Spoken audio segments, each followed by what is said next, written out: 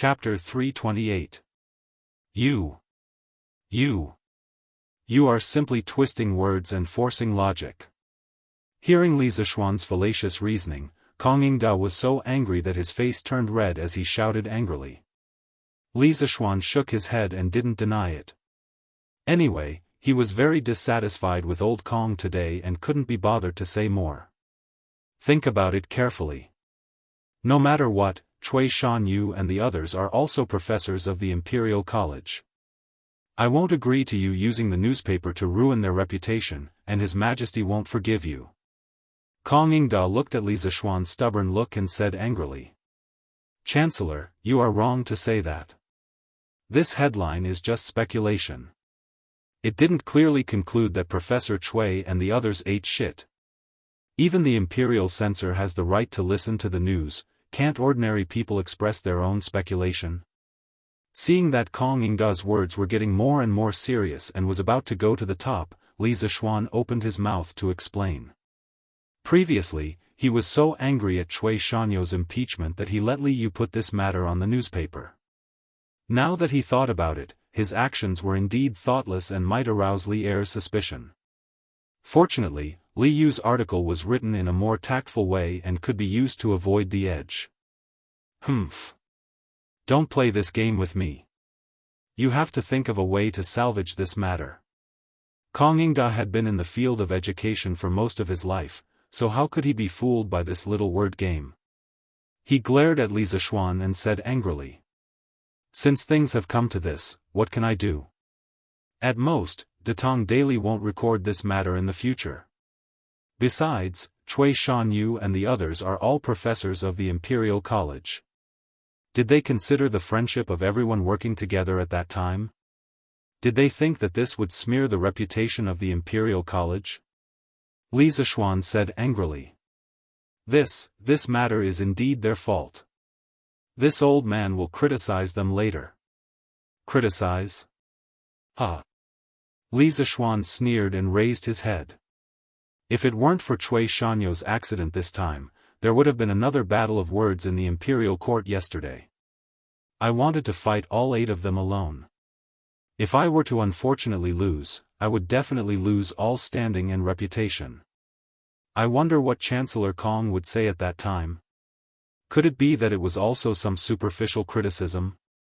Since you can't be impartial, what's the point of saying more? Kong Yingda was rendered speechless. Chancellor Kong, when I first came to the Imperial College to teach, I only wanted to spread my master's new mathematics. I only wanted to leave a spark of my master's wisdom in the mortal world. I don't want to fight for fame and fortune with anyone. If Cui Shanyu and the others want the position of Minister of Works in the Imperial College, they can take it. Right now, I only want to teach the 44 students in my school of mathematics.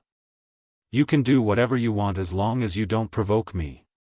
After Li Zishuan finished speaking, he flicked his sleeves and left, leaving behind a sentence in the air. Regardless of the wind and waves, it is better than taking a leisurely stroll. I smile as I watch the clouds move. Kong Yingda wanted to reach out his hand to stop him but was stunned by the last sentence. After a moment, he came back to his senses. Li Zishuan had already walked far away.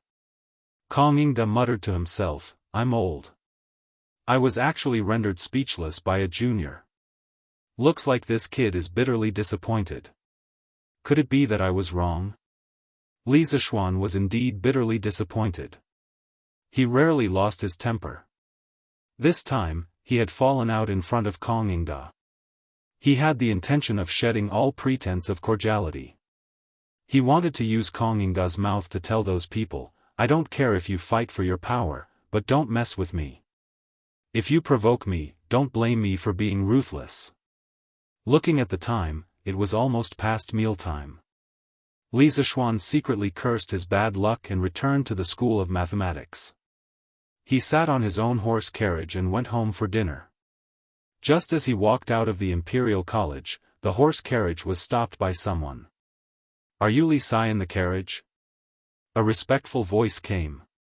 Li Zishuan was sure that he had never heard this voice before. He couldn't help but lift the curtain curiously. He looked at the middle-aged man in dark red and asked, "It's me. What can I do for you?" "No, no, no, Li Sai, please don't make me feel unworthy. I am the steward of the Commandery Prince's manor. The Commandery Prince's consort sent me to invite Li Sai to the Prince's manor for a banquet. She said that she had something important to discuss. She hoped that Li Sai would do her the honor and come to the Prince's manor for a chat." The middle-aged man's attitude was extremely humble. He was not as arrogant and despotic as those villainous servants of wealthy families that often appeared in novels. Li Zishuan's heart skipped a beat, and he understood the gist of it.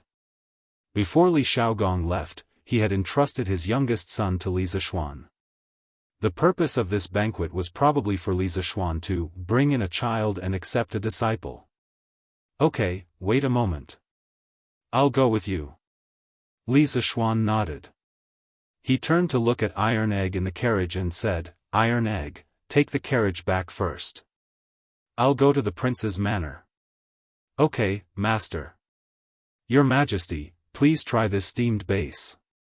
This is something this concubine recently learned how to cook." Imperial Harem, Concubine Yang's bedroom. A beautiful woman dressed in light yellow clothes gracefully picked up food for Li Er. The woman's black hair was like lacquer, her skin was like jade, and her beautiful eyes were full of hope. Every frown and smile of hers revealed an indescribable charm, and every movement of hers made people feel a noble aura that came from her bones. This woman was Concubine Yang, a true descendant of the heavens.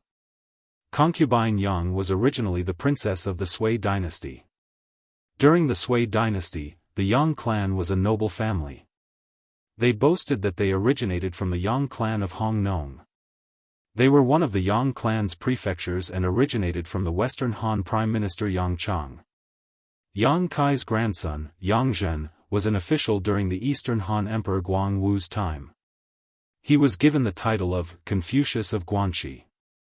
The establishment of the Sui dynasty made the Yang clan even more prominent. Other than the Sui dynasty's imperial family, the Duke of Yu, Yang Su, was also a famous figure in the Yang clan. Concubine Yang's grandfather was the founding emperor of the Sui dynasty, Yang Jian. In 581 AD, on the second month of the Jiazi, Emperor Jing of Zhou announced that Yang Jian was abdicated. Yang Jian accepted the mandate of heaven and entered the palace in his regular clothes. The emperor was located in the Lingguang Hall and named the country Great Sui. He changed the name of the country to Founding Emperor and announced a general amnesty. "Huh, my dear concubine, you have good culinary skills. Those imperial chefs of mine can't even compare to you." As the saying goes, a feast for the eyes, the food made by a beauty was naturally better than those made by men. As the emperor, Li Er knew how to enjoy himself. "Your Majesty is too kind. How can I compare to the imperial chefs?" Hearing Li Er's praise, concubine Yang pursed her lips and smiled. As a princess of the previous dynasty, her position in the palace had always been very sensitive. She knew that she couldn't compete with Empress Zhongsun, so she didn't compete. She just stayed in her own place every day, assisting her husband and teaching her children. No, it should be teaching her children. If Li Er came to her place, she would naturally welcome him. If he didn't, she wouldn't force him either. She was the truest portrayal of concubine Yang. Chapter 329. "Oh, my dear, where is Ko Er?" Li Er was eating the steamed base made by Yang Fei. He looked around and suddenly asked. As the eldest son of Yang Fei, Li Ku was born noble and inherited the blood of two dynasties. In terms of the nobility of blood, no one in the entire Tang Empire could compare to him. He could be said to be the noblest prince in the Tang Empire. On the other hand, Li Ku was good at both civil and martial arts. His decisiveness was very similar to Li Er's, so Li Er was especially fond of him. After not seeing Li Ku for half a day, Li Er started to talk about him. "Your Majesty, Ku Er is probably practicing martial arts with General Dugu in Baya right now." Speaking of her son, Yang Fei's face showed a touch of kindness. That was the unique gentleness of a mother. Baya was the north of the imperial city. After Li Yuan became the emperor, he selected 30,000 imperial guards from the Taiyuan uprising army to be stationed in the north of the imperial city. They were responsible for the defense of the imperial palace. They were called the Yuansong Imperial Guards, also known as Baya. As expected of my son. You are really eager to learn. Li Er nodded in appreciation.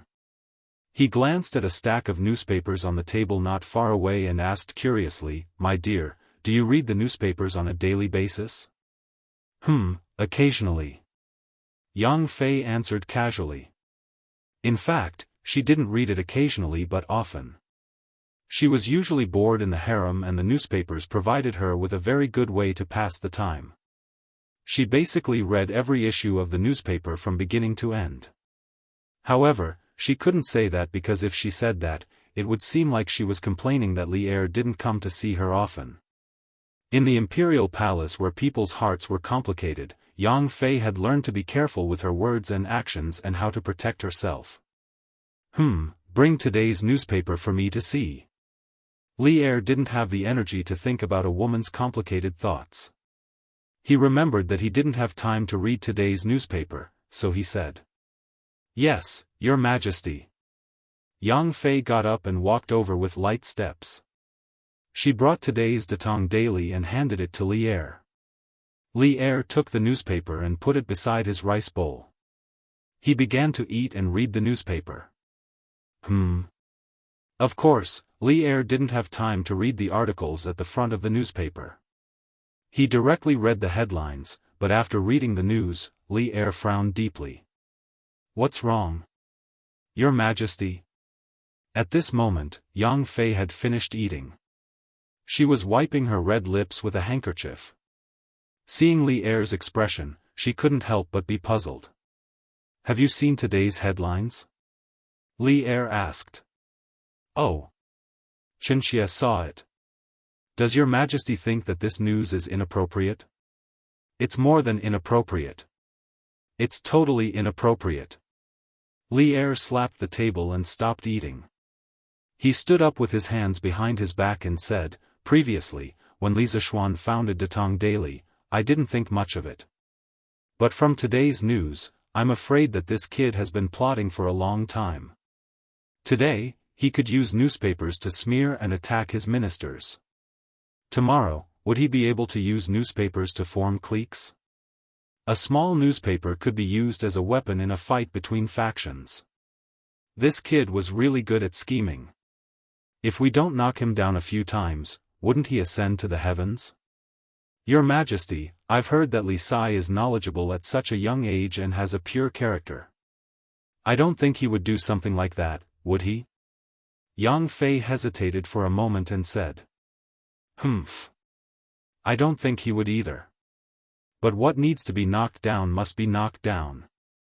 Otherwise, this kid will inevitably go astray one day with a sharp weapon in his hands."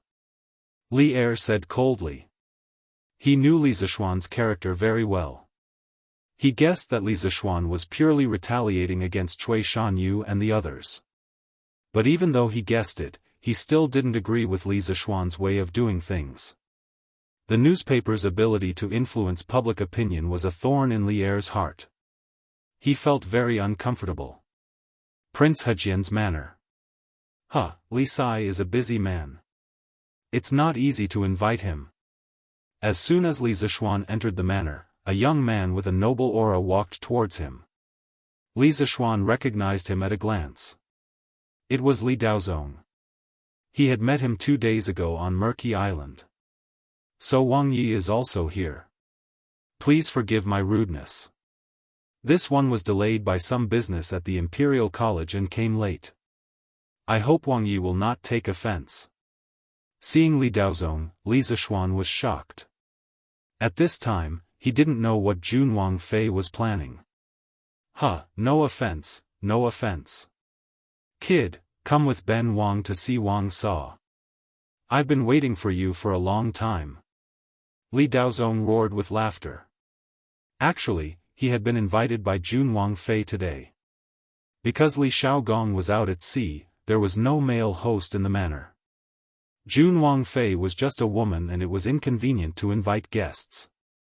Therefore, Li Daozong was invited. He could also be the witness for Li Huairan's apprenticeship. It was killing two birds with one stone. Wang Yi is right. Please go ahead. Let's go. Li Zishuan followed Li Daozong to the main hall of Hejian Jun Wangfu. As expected, Jun Wangfei was waiting inside. Beside her were two youths in their teens. Compared to her coquettish attire when Li Zishuan had seen her last time, she was dressed much more solemnly this time. Her eyebrows showed signs of tiredness. She looked to be about 26 or 27 years old. She did not wear any makeup and her skin was white and tender. However, the mature charm in her bones could not be concealed. I wonder where Li Shaogong, that old pervert, found such a wife. TSK. In history, Li Shaogong died young. Is it related to this? Li Zishuan's mind was filled with all sorts of random thoughts. Li Sai has come. Please, sit. Seeing Li Zishuan come in, Jun Wangfei hurriedly stood and greeted him with a smile. Jun Wangfei is too polite. This one has come late. Wangfei, please forgive me. Li Zishuan jumped out of his chaotic thoughts and raised his hands in a bow. No matter. Chongyi, Huairan, come over and greet Sir Li. Jun Wangfei chuckled and then beckoned to the two youths beside her. This one, Li Chongyi, greets Sir. This one, Li Huairan, greets Sir. Regardless of whether these two were usually mischievous, under the threat of Jun Wangfei's gaze, they showed the appearance of obedient children and went forward to bow to Li Zishuan. Shitzi, there is no need to be so courteous. Please rise. Li Zishuan felt very good inside. Usually, he was the one who called himself a boy in front of others. Now, it was others' turn to call themselves a boy in front of him. While Li Chongyi might be about the same age as him, and Li Huairan was only 2 or 3 years younger than him, the etiquette of a teacher could not be ignored. Thank you, sir. The two youths stood and said. This Fei speculates that Li Sai has not had time to eat. He is probably starving. This Fei will order the dishes to be served now. We can talk about other matters after the meal. How about it? Jun Wangfei said with a smile. This boy is definitely hungry. Auntie Wang, just have the dishes be served. Li Daozong said with a smile. I will follow Wang Fei and Wang Ye's arrangements. Li Zishuan raised his hands and said with a smile. He was indeed a little hungry, but why did his words sound a little strange? Chapter 330. It was fortunate that my prince had Li Sai's help this time. When I found out that His Majesty was sending my prince out to sea, this consort was unable to eat or sleep in peace. Now that I have the compass and that detailed map, this consort feels a bit better. Li Sai is young, but not only is his family wealthy, he also holds a high position. This consort can't give you anything, so I can only offer you a toast to express my gratitude. Hejian Jun Wangfu. Halfway through the banquet, Jun Wangfei poured herself a cup and suddenly stood to raise her cup to Li Zishuan. At this moment, the seductive charm on her body disappeared without a trace. Instead, it was replaced by a heroic spirit that was bursting forth. You cannot. Jun Wangfei's words are too much for this one. Jun Wangyi and I feel like old friends at first sight. This one is a junior and should do what I do. Strong wine is harmful to the body. This one has received Jun Wangfei's goodwill. This one should not drink this wine. Li Zishuan was shocked when he saw this because he had clearly seen that the wine in the cup was the strongest immortal drunken wine. This Jun Wangfei was really sincere. Mother, Sir Li is right. This wine is too strong. Let this child drink it for you.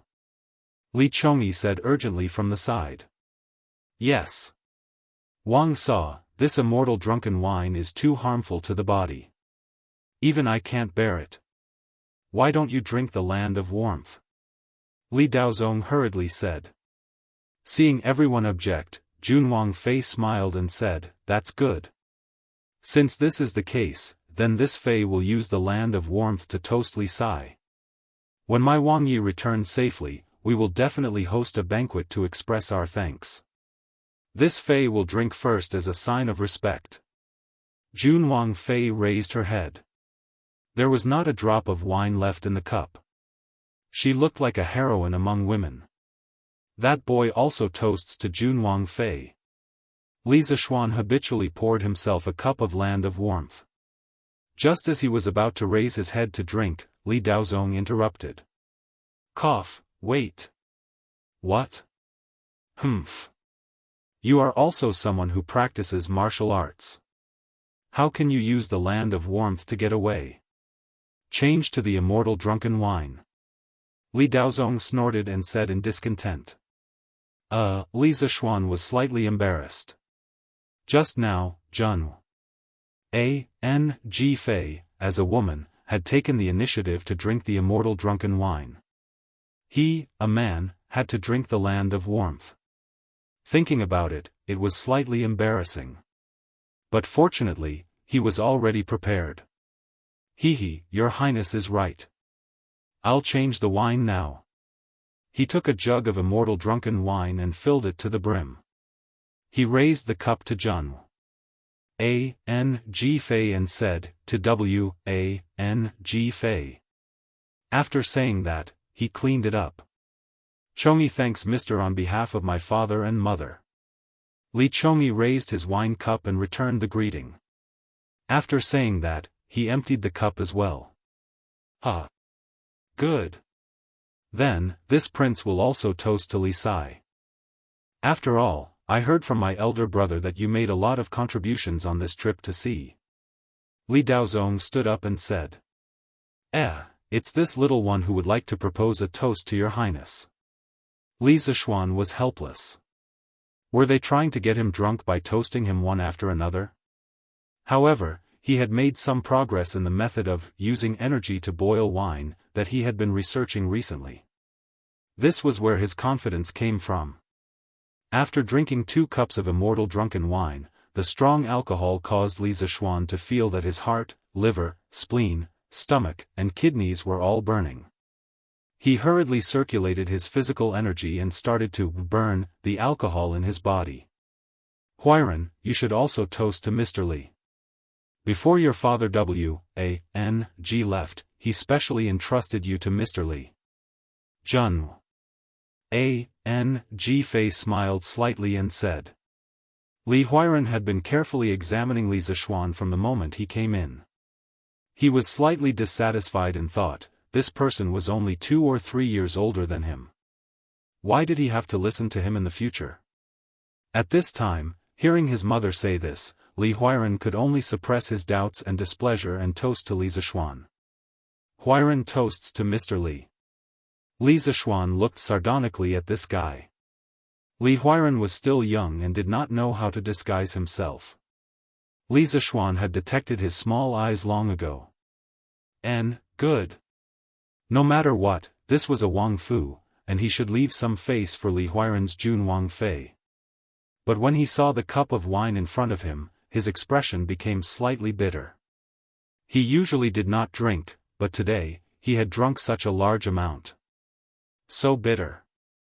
Today, I invited Li Sai to come in accordance with my Wang's wishes to entrust Huiran to Mr. Li. Come, take out the 6 rites. Jianghu Fei saw that the time was right and stated the main goal of today's banquet. As expected, it was similar to what Li Zishuan had guessed when he came. She had come to take in a child and take in a disciple. Yes, Wang Fei. A servant girl at the side bowed in acknowledgement and then went to the inner room to take out the 6 rites that had been prepared beforehand. The so-called 6 rites of cultivation included, celery, which symbolized diligence and diligence, lotus seeds, which symbolized painstaking education, red beans, which symbolized good luck, jujube, which symbolized high school early, longan, which symbolized perfection, and skinny strips of meat, which symbolized a disciple's sincerity.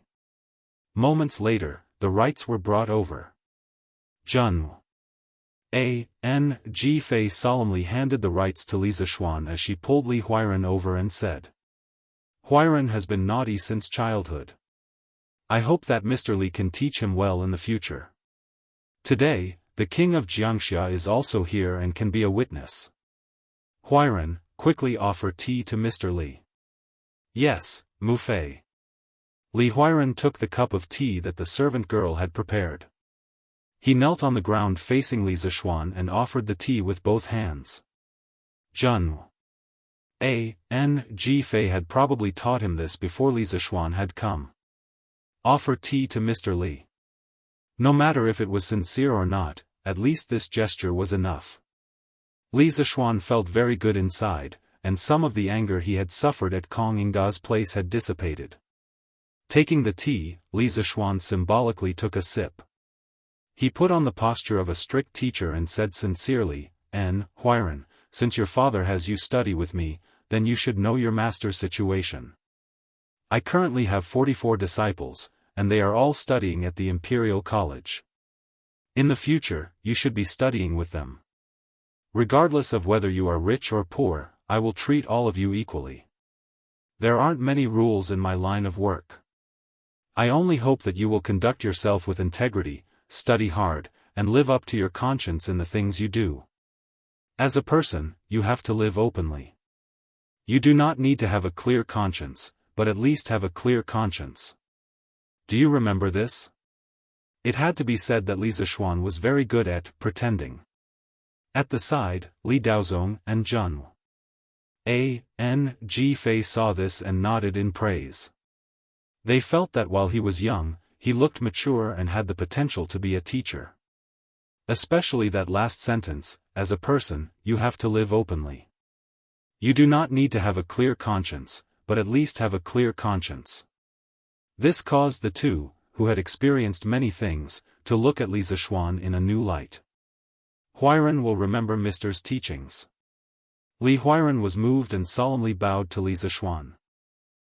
Quickly stand up." Li Zishuan channeled his qi into his palm and lifted Li Huiran up. From an outsider's point of view, he had not touched Li Huiran at all. They would probably think that Li Huiran had gotten up on his own. Only Li Huiran, who was present at the scene, knew what was going on. He was so shocked by Li Zishuan's move that his eyes widened and he was momentarily speechless. Good. Today, Huiran has found a good teacher. It is time for a toast. Come, boy, have a good drink with Ben Wang. Li Daozong slapped the table and roared with laughter. Li Zishuan was speechless. He said to have a good drink, but if they really drank, it would definitely be more than 1 cup. I dare not to obey. This boy toasts Wang Yi and Jianghu. N.G. Fei. Li Zishuan wasn't afraid at all. Li Daozong's martial arts realm was far inferior to Li Xiaogong's. In fact, Li Xiaogong was even slightly inferior to Li Zishuan. Therefore, if Li Zishuan were to cheat, it would be hard to say who would win in the end. Chapter 331. Strange Interest Pavilion Workshop. Pang Sigi, this is the military order that General Yuqi gave you. Brother Chicken had just finished his lunch and was holding his big belly as he enjoyed the cool breeze under the willow tree in the workshop's courtyard. He was now half an employee of the Li Group, and the workshop covered his food and accommodation. Back then, in order to make the workshop's employees work seriously, Li Zishuan specially sent the workshop's kitchen staff to the drunken Immortal restaurant for training for a period of time. In addition, Li Zishuan was willing to allocate money to the kitchen staff. Therefore, the food in the workshop was even better than some restaurants in Chang'an City. Just as Brother Chicken was about to fall asleep, a soldier suddenly rushed over with a warrant in his hand, bowed, and reported. Brother Chicken's spirit was aroused. He opened his half-closed eyes and jumped up.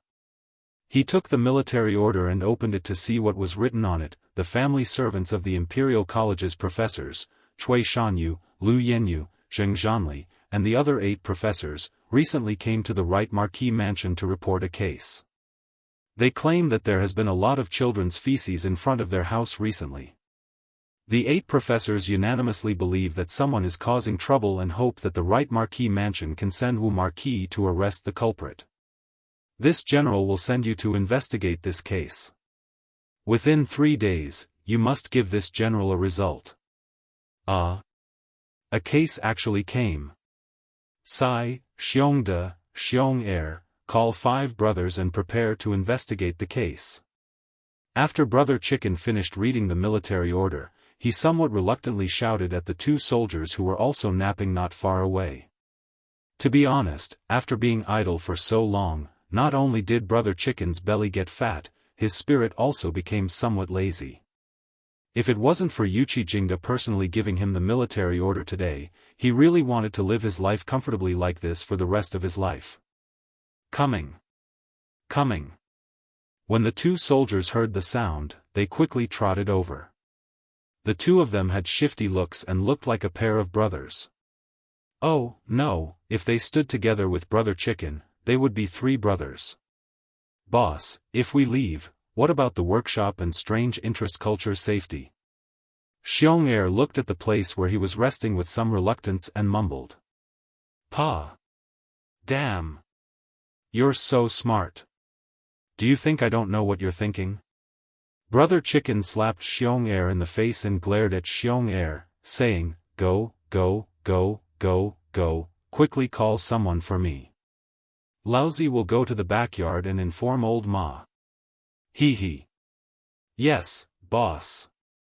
Xiong rubbed his head. He wasn't angry and laughed. Godfather Ma. Brother Chicken eagerly went to the editorial department of Datong Daily in the backyard, found Ma Zhou, and greeted him with a smile. Is something the matter with Pang Sigi?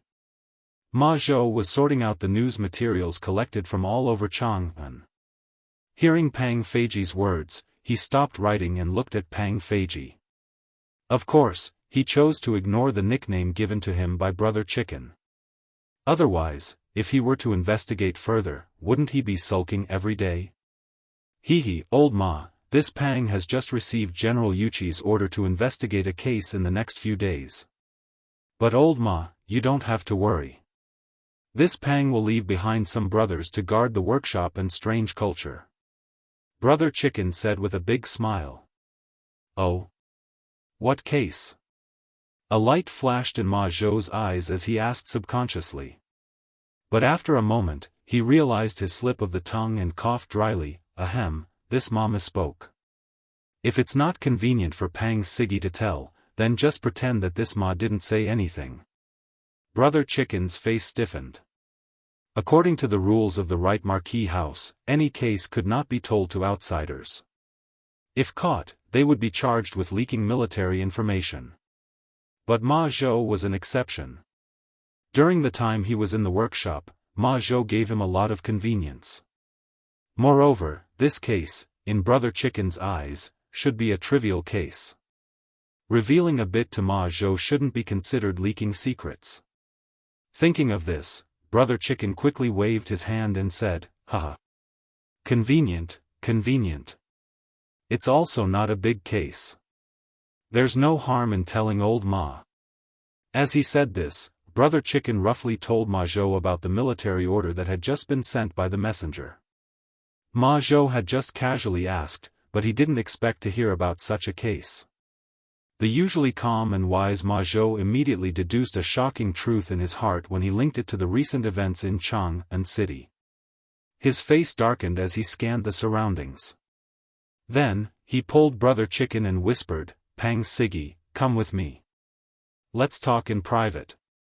Oh, Brother Chicken was stunned and puzzled. After a moment, he saw that Ma Zhou had already walked far away. He quickly followed him. Datong Daily Editorial Department, Back Office Study. Ma Zhou and Pang Feiji sat down one after another. Old Ma, you. why did you ask me to come over? Seeing that Ma Zhou walked over with a mysterious look and even locked the doors and windows after entering the room, Brother Chicken couldn't help but feel his chrysanthemum tightened. Ah, no, his heart tightened. He secretly thought to himself that he had never heard of Ma Zhou having homosexual fetishes. What did this mean? What if? What if he had followed him? Or, after a fierce mental struggle, Brother Chicken finally mustered up the courage to ask. Ma Zhou didn't know how to read minds and didn't know Brother Chicken's dirty thoughts. If he knew, he would definitely spit blood on Brother Chicken's face. Even if I wanted to find Uncle Rabbit, I wouldn't find someone like you. Pang Siggy, have you heard about the recent eating shit incident of the Imperial College's 8 professors? Ma Zhou looked up and asked softly. I've heard about it. This incident has spread like wildfire in the city. I didn't think that these professors would act sanctimonious on the surface, but in fact, cough cough.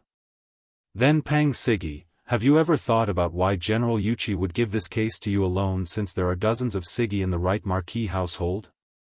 Ma Zhou didn't care about Brother Chicken's nonsense. He directly interrupted and asked in a serious voice.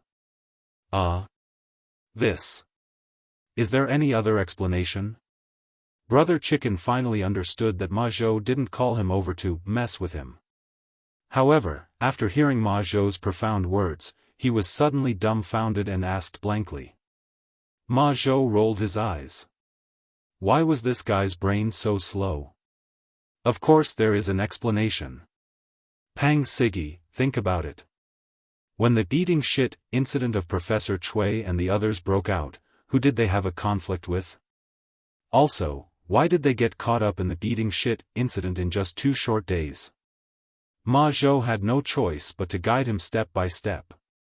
After being together for so long, Brother Chicken already knew that Ma Zhou was like a think tank in the Li group. Now that Ma Zhou said this, he definitely wasn't shooting at random. He frowned and pondered seriously for a moment. Then, he suddenly said, I understand now.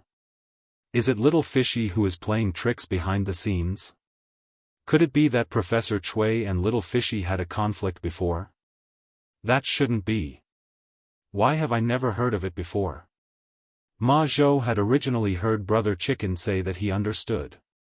In his heart, he was still thinking that this guy wasn't completely stupid. In the end, when he heard his last sentence, Ma Zhou was so angry that he almost vomited blood. He really wanted to smash Brother Chicken's head to see if it was filled with a lump of iron. Chapter 332. Ahem, what I want to say is that the matter with Chui Shanyu and the others should be related to Lord Zhu. In the study, Ma Zhou resisted the urge to slap Pang Feiji to death and directly made things clear. Otherwise, with this guy's IQ, he would not be able to guess correctly even if the sky turned dark. That. How could Lord Zhu go to someone else's door and shit? And shit, so much? Brother Chicken seemed to have discovered something incredible and was stupefied as he muttered. Get lost. What kind of status does Lord Zhu have? Why would he personally do such a thing?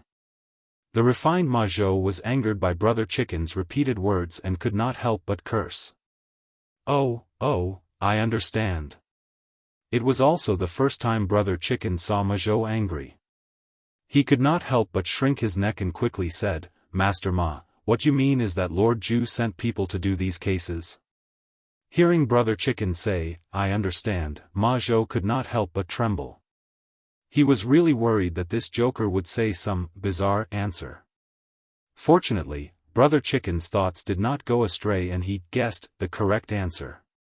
Yes, although this is only my guess, it should not be far from the truth. Chui Shanyu and the others jointly impeached Lord Zhu. Lord Zhu is young and impetuous after all. He was not willing to be wronged for no reason, so he sent people to punish Chui Shanyu and the others. As for today's headline on Datong Daily, I did not agree to publish it, but Lord Zhu insisted on doing it, so I could only risk my life to accompany him. Therefore, all the signs indicate that Cui Shanyu and the others' reputation today is very likely to be caused by Lord Zhu. Moreover, I think that General Yuchi may have also guessed this point, so he sent you to take charge of this case.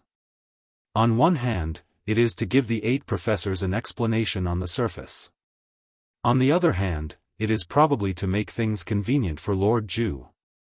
Ma Zhou's eyes shone with a wise and far-sighted divine light. He no longer tried to guide Chicken Bro in order and directly told him all his guesses. The main reason was that Ma Zhou had completely lost patience with Chicken Bro's IQ. Oh, so it's like this. Then why didn't General Yuchi tell me directly? Nonsense. How could he say such things out loud? Wouldn't that give people something to hold against us? Oh, I understand. Thank you for your guidance, old Ma. Hearing Ma Zhou say this, only then did Brother Chicken completely understand the ins and outs of this matter, as well as Yuchi Jingda's deep intentions. He couldn't help but rejoice that he had come to the rear yamen to find Ma Zhou. Otherwise, if he had stupidly gone to investigate, it would have been fine if he hadn't found anything, but if he had found the truth, not only would he have offended Li Zishuan, even more seriously, he would have angered Yuchi Jingda. As a subordinate, it was taboo for him to not be able to grasp his superior's thoughts. You're welcome. Pang Sigi, go and investigate the case. Ma Zhou waved his hand. He didn't want to see Brother Chicken anymore. Yes. Then old Ma, I'll take my leave first. Brother Chicken stood up excitedly and cupped his hands to bid farewell. Your Highness. Junwang Fei, please wait. This one can go home on his own. In front of the Hejian Junwang Manor. Junwang Fei, Li Chongyi, and Li Huiran sent Li Zishuan to the door. If one looked carefully, one would find that Li Zishuan was missing from the crowd, and Li Zishuan's face was actually slightly red. The reason was quite interesting. During the banquet, Li Zishuan had secretly used his vital energy to burn the alcohol. Not long after, Li Daozong had discovered it. Although Li Daozong's state was not as high as Li Zishuan's, he had reached the middle stage of transforming qi. Therefore, he also started to use a similar method to force the alcohol and competed with Li Zishuan in drinking. After a while, the two of them fought until the sky turned dark. Junwang Fei and Li Chongyi's eyes were opened. Not only had they heard of the reputation of immortal drunken wine, but they had also drunk it personally. Moreover, when Li Shaogong drank immortal drunken wine in the past, he wasn't this fierce. After a great battle, Li Zishuan used his slight advantage in power to win slightly. Even if he could use his vital energy to burn the alcohol, he could not endure drinking like this. As for Li Daozong, of course, he could not handle the alcohol and fell asleep. Why don't we have Huiran go with Li Sai? It's a good opportunity for him to learn from Li Sai. Junwang Fei looked at her youngest son and said to Li Zishuan. Oh, that works. Junwang Fei, please wait. This one bids farewell. Being blown by the wind outside, Li Zishuan's mind cleared slightly. He raised his hands in a bow and bid farewell. Huiran, go with Li Sai. In the future, my son will study with Li Sai. Do not be naughty anymore. Junwang Fei patted Li Huiran's head and said gently.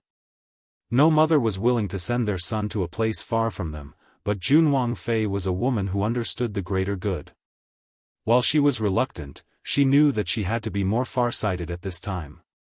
This child knows the severity of the matter. Mother, please do not worry. Li Huiran felt a bit of sadness, like a young eagle leaving its nest, but more than that, he looked forward to life outside. He had lived in the Junwang Fu in these years. While he would occasionally go out to play with some wastrels, he still lived behind his parents' backs. All right. My son, go quickly. Sitting in the grand carriage that the Junwang Fu had prepared for him, Li Zishuan and Li Huiran chatted for a while before sitting down to meditate.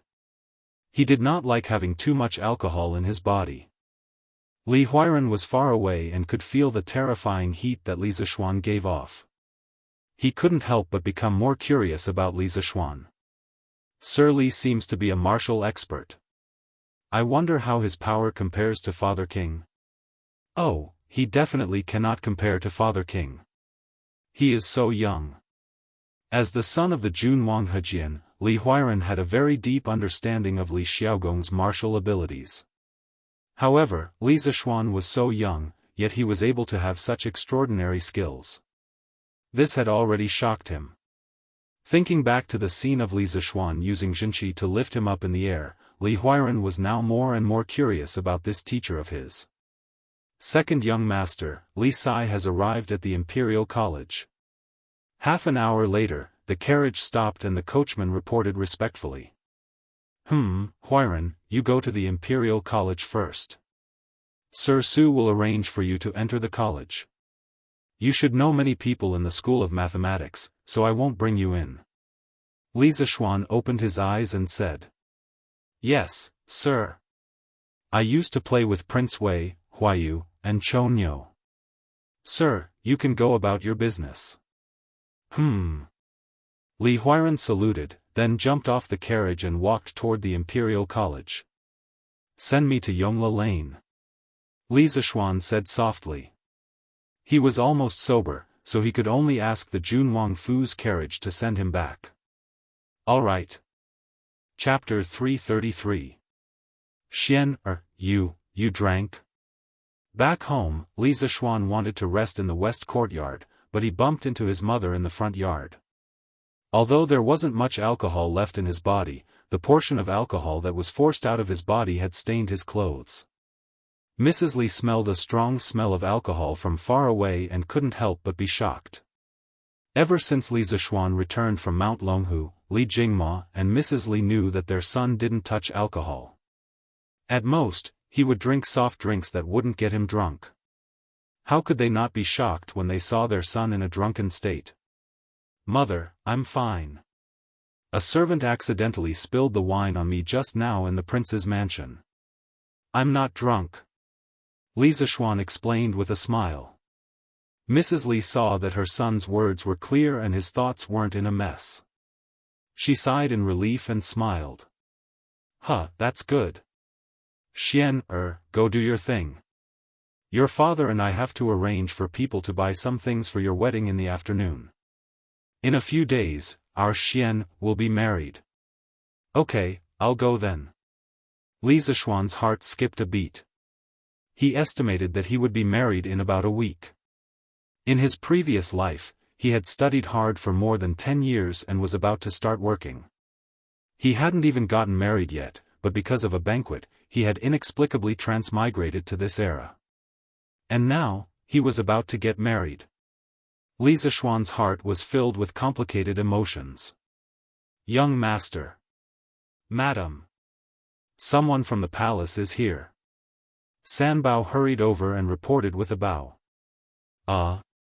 Quickly invite the angel in. Mrs. Li exclaimed. Go entertain the angel first. I'll call your father. Mother, there's no need. His Majesty should have sent someone to call me. I'll go alone. You and father can go do your things. Li Zishuan knew what was going on. He shook his head and said. Then, His Majesty won't cause trouble for you, right? Mother, he won't. I'll be fine. Go quickly. I'll have to go to the palace later. Li Zishuan smiled and replied. Then I'll go first. Lord Ju, His Majesty has decreed for you to enter the palace immediately for an audience. Not long after, a servant carrying a horsetail whisk walked in and said to Li Zishuan, Sir, you've been waiting for a long time. Yes, little eunuch, please wait for a moment. I'll go with you. Li Zishuan was not surprised. After he argued with Kong Yingda in the morning, he thought that Li Er would ask him questions. Now it seemed that it was true. He had the eunuch wait in the main hall for a while he went to the west courtyard to change his clothes. Then, the two of them went to the imperial palace. Your Majesty, Li Xiannan is here. Sweet Du Palace. Li Er was reading a book. Hearing this, he spat out a word expressionlessly, announce. Summon Li Xiannan for an audience. Greetings, Your Majesty. When Li Zishuan heard the eunuch calling for him, he walked in with small steps and bowed to Li Er. This was not the first time he came to Sweet Du Palace. As the saying goes, unfamiliar the first time, familiar the second time. Silence. The palace fell into silence. Li Er did not say anything. Li Zishuan did not have anything to say. Li Zishuan knew that old Li was angry with him today. He was probably putting pressure on him on purpose. However, Li Zishuan didn't feel guilty. Although he had gone a little overboard with the newspaper incident, he had still skirted the boundaries and didn't cross the red line. As for secretly hiring a child to poop in front of Cui Shanyu and the others, he had done it very discreetly and definitely wouldn't leave any evidence behind. Therefore, Li Er had no reason to do anything to him because of this. At most, he would just quit the Imperial College. Anyway, when he stayed in the Imperial College, other than teaching students, he had never thought of fighting for power. In this life, it was fine as long as he was happy. After being reborn and having been an official for so long, Li Zishuan was very clear in his heart. Cough, do you know why I called you here today? Li Er saw that Li Zishuan was not scared by him even though he had purposely suppressed his aura. He could not help but feel angry. He secretly thought that this brat was no longer as timid as when he first entered the bureaucracy. Now, he had become a wily old fox. The two of them could not keep silent like this. As the emperor, Li Er still had a lot of things to do. Therefore, he took the initiative to speak. Your Majesty's wisdom is as vast as the sea. This humble subject does not dare to speculate, Li Zishuan gave a jack-of-all-trades flattery.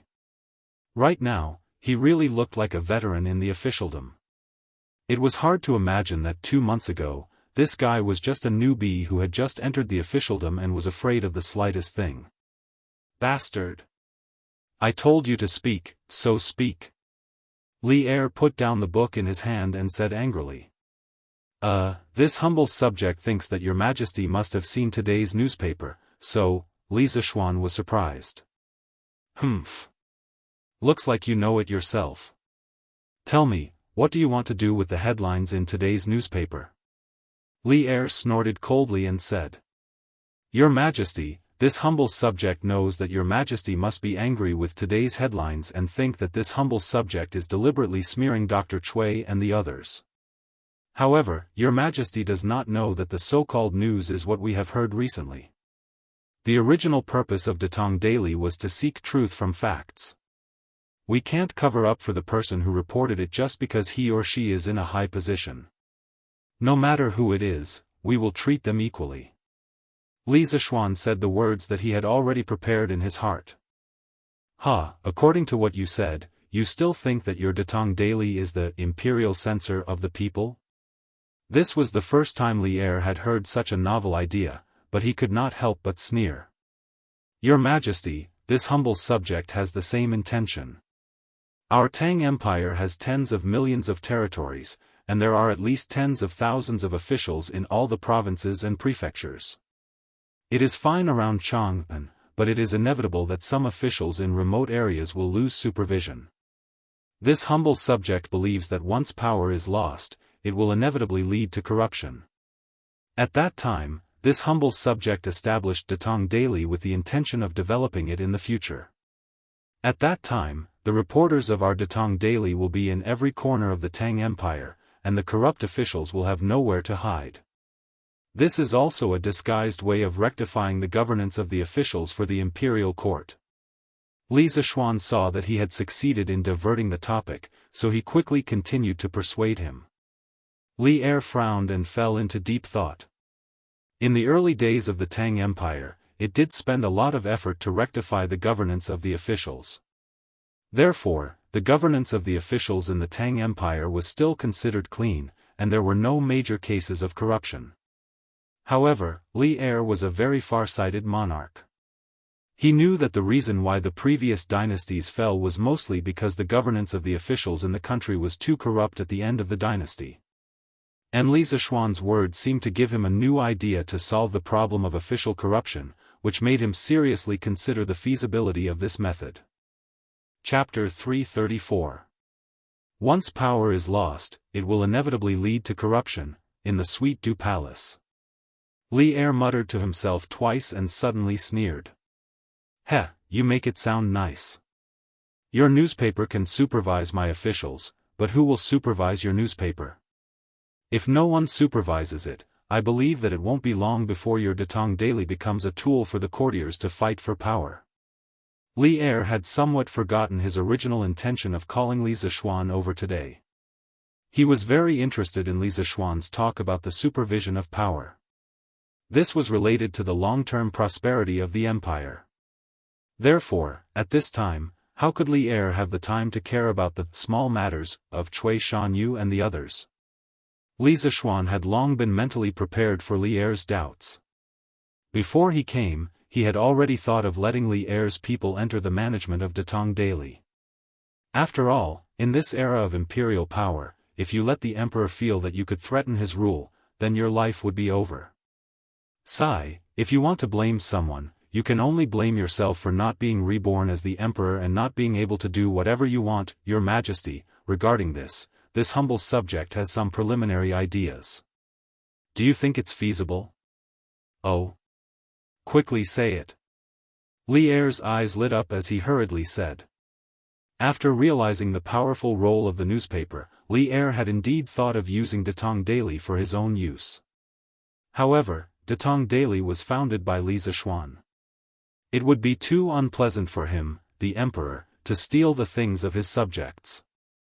Therefore, he wanted to hear what Li Zishuan had to say. Your Majesty is right.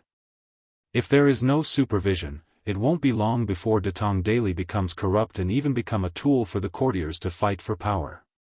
Therefore, this humble subject wants to ask Your Majesty to send an absolutely impartial third party to supervise the editorial department of Datong Daily. This supervision department can review the daily content of the newspaper, but they can only review it and cannot interfere with the daily operations of Datong Daily.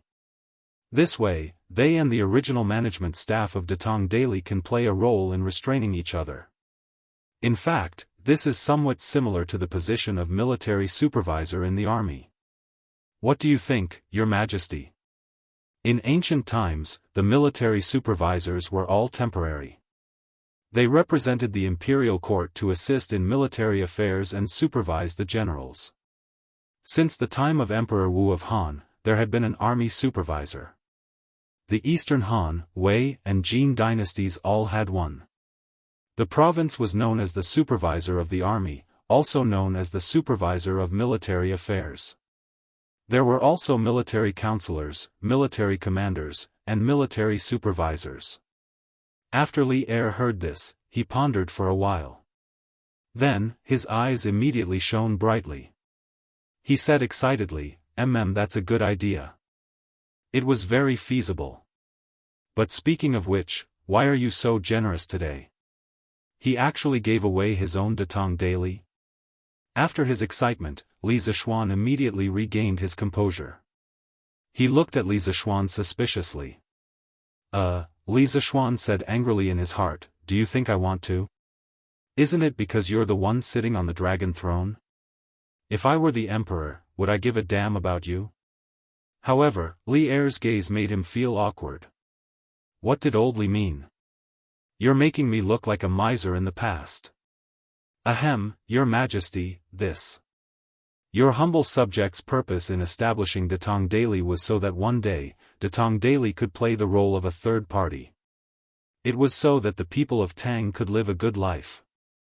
From the beginning, I never thought of taking Datong Daily as my own. Datong Daily should be the newspaper of all the people of Tang. Besides, I only invited Your Majesty to send people to supervise the content of Datong Daily. Your Majesty's people and the editorial staff of Datong Daily are only in a mutually restrictive relationship. They are not subordinate to each other. Speaking up to this point, Li Zishuan's expression suddenly turned solemn. He looked straight at Li Er and said word by word, "Your humble subject dares to say something disrespectful. The future of Datong Daily only belongs to the people of Tang. Even if your majesty sends people to supervise it, the nature of Datong Daily will never change. If one day, Datong Daily becomes a tool for the imperial court to fool the people, I will destroy it with my own hands. A ruler is a boat, a person is water. Water can carry a boat, but it can also capsize it. I believe that with your majesty's great foresight and wisdom, you will definitely be able to understand my intentions." Li Zishuan's unbridled gaze and provocative words were extremely disrespectful no matter how one looked at it. If it was another emperor, there was a 99% chance that he would beat Kacha. Of course, if it was another emperor, Li Zishuan would definitely not say this. He still cherished his little life very much. The reason why he dared to say this to Li Er was because of the influence of history books. In history books, Li Er was definitely one of the best emperors who could accept the advice of his subjects. Old Li had been scolded so badly by Wei Zheng, but Li Er did not kill Wei Zheng. Li Er would occasionally scold Wei Zheng, and it would be fine. Li Er's brows were tightly knitted, and his sharp gaze shot towards Li Zishuan's face. Of course, he was angry in his heart. Any superior who heard their subordinate speak to them in such a manner would definitely be angry. However, Li Er, who had been tempered by Wei Zheng, was still able to control his emotions very well. When he heard Li Zishuan's last sentence, Li Er's face suddenly froze. He carefully savored these words in his heart several times, and could not help but mutter, "Water can carry a boat, but it can also capsize it." "Good. You have guts." Li Er slapped the table and stood up. His expression constantly changed from anger to excitement, and then from excitement to inexplicable complexity. He stood with his hands behind his back, and looked at Li Zishuan. "I didn't expect this. I didn't expect this. You are usually so calculative, greedy for life, and timid, but now you can actually speak such great principles for the country, for the people, and for the common people. Not bad, not bad." Zhen's heart is comforted. The illusion of "water can carry a boat, but it can also capsize it," was first seen in the Warring States period's Wang Zhi Pian, written by the philosopher Sun Zi. Commoners are in charge, and then the noblemen are in charge. There is a saying, "The monarch is the boat, the commoners are the water can carry the boat, and the water can capsize it." In the third year of Zhengguan, Wei Zheng also quoted a similar point in Zhengguan Important Political Figures. Your subject also heard an ancient saying, "The monarch is the boat, the people," to avoid the taboo of the Tang dynasty's Li Shimen, people, are the water. Water can carry a boat, but it can also capsize it. Therefore, at this time, Li Zishuan's words made Li Er look at him in a new light. Li Er's words sounded like he was praising him, but Li Zishuan was so angry that he almost vomited blood. When did this young master become calculative, greedy for life, afraid of death, and overcautious? Cough cough, Your Majesty, in fact, I have always been so noble and upright. You have misunderstood me. Li Zishuan vomited blood and said. Chapter 335. Happy birthday to Leader Ghost Rider. Inside the Hall of Nectar. Li Er looked at the lazy and shameless kid in front of him. His expression was a bit absent-minded. He thought to himself, this kid is living more happily every day than I, the Emperor. Daring, careful, optimistic, and knowing when to advance and retreat. He is a good seedling. Scram. I still don't know what kind of character you have. Li Er scolded with a smile and sat back on the throne. He leaned against the back of the chair and stared at Li Zishuan. He asked, then, who do you think can take on the responsibility of supervising Datong daily? This question was not easy to answer. Earlier, Li Zishuan had said that the supervision department sent by the court was to form a mutually restrictive relationship with Datong Daily's management staff. If he told Li Er who should come over at this time, wouldn't he be suspected of embezzlement? I think that your majesty should send someone with good character, fair and upright, and who can accept new things and new ideas like newspapers to supervise. The purpose of supervision is definitely not to make trouble for people out of thin air, and it is definitely not to hinder the development of Datong daily. So, the person in charge of supervision must first agree with the newspaper as a new form of carrying culture. Otherwise, Datong daily will definitely die in endless internal strife. As for who is more suitable to be in charge of this matter, your majesty must already have a candidate in mind. I do not dare to speak rashly. Li Zishuan pushed the question back. He was not stupid enough to jump into the hole that Li Er had dug for him. You stinking brat, you are getting more and more slippery. Li Er couldn't help but laugh and scold him. Then, he thought seriously and said, you were right. The purpose of supervision is not to hinder the development of Datong daily. I never planned on letting Datong daily perish. How about this, let Qingxian take on the responsibility of supervision. What do you think? What could it be? It was too damn good. Hearing this, Li Zishuan was delighted. To be able to get this result was already beyond his expectations. With his relationship with Li Qingxian, letting him be the army supervisor of Datong daily, TSK, wouldn't that be, this is a matter of great importance. Your Majesty can make the final decision. I have no objections. Li Zishuan said shamelessly. Even though he was a prostitute, he still wanted to pretend to be innocent. The corner of Li Er's mouth twitched. Damn it, you've already made so many requests just now, and now you still have the face to say that it's all up to me, with no objections. Can you be a little more shameless? Then it's settled. Li Er made the final decision and slapped the table. He had made this decision after careful consideration. On the one hand, Li Zishuan had taken the initiative to ask the imperial court to send someone to monitor Datong daily. This greatly exceeded Li Er's expectations. Although he had no intention of interfering with the internal affairs of Datong daily, since Li Zishuan had brought it up, Li Er would definitely not reject this opportunity. The newspaper's powerful ability to control public opinion moved him very much. With the newspaper, Li Er felt that he would have a greater chance of success in weakening the aristocratic families. As the saying goes, return a favor for a peach. Since Li Zishuan was so tactful, Li Er naturally had to make things easier for him. On the other hand, what Li Zishuan had said just now was very reasonable. If he sent a conservative and corrupt scholar to monitor Datong daily, then Datong daily would probably be finished in no time. Li Er definitely did not want to see this result.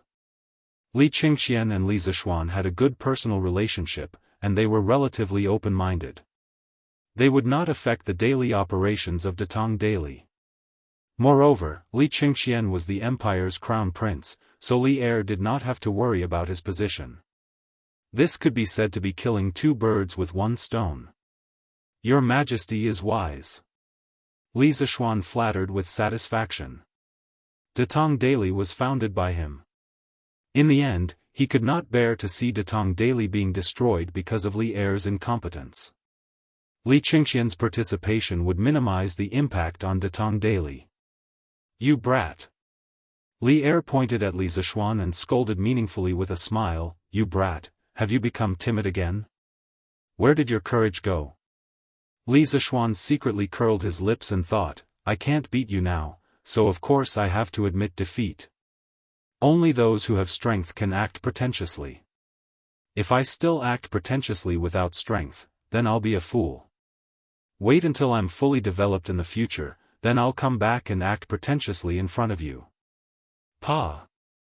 Li Er slapped the dragon table and said in a bad mood, don't think that I don't know what you're thinking. I'm not Han Gaozu. I'm not afraid of my officials' achievements overshadowing my lord. In terms of contributions, who in the Tang Empire has more contributions than me? Li Er was a little talkative today. Perhaps he really treated Li Zishuan as a junior. His expression was a little complicated as he reminisced. When I was 19, I followed my father to rebel against the Sui dynasty from Jianghu. I commanded the 3 right armies and directly attacked Chang'an. After that, I led an army of 100,000 to attack the eastern capital Luoyang and defeated the Sui general Duanda. The next year, I defeated Shuiju, defeated Song Jingang, Lu Wuzhou, destroyed Wang Shichong of Hunan and Dou Jianda of Hebei. I heavily injured Lu Haida and Su Yuanlang of Shandong. Within a year, I destroyed the rest of the powers in the Tang Empire. In terms of military contributions, who can compare to me?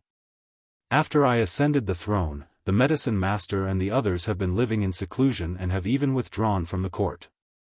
I know that they are worried that I'll be like Han Gaozu and turn against them once the world is settled. They are worried that they will be like Han Xian, Peng Yu, and Ingbu, and end up being killed because of their contributions. Laughable. Extremely laughable. You all look down on me too much. The entire world is mine. Why would I care about your little contributions? Right now, I have only conquered the land of Tang, but my goal is to conquer all the countries of Zhou and Zhou. For Qingqian, for my descendants, I will establish a foundation for eternity. At a time like this, how could I be as short-sighted as the boorish Lu Bang and get rid of the donkey after it has outlived its usefulness? All of you will follow me to establish a foundation for eternity. I will ensure that your descendants will have eternal peace.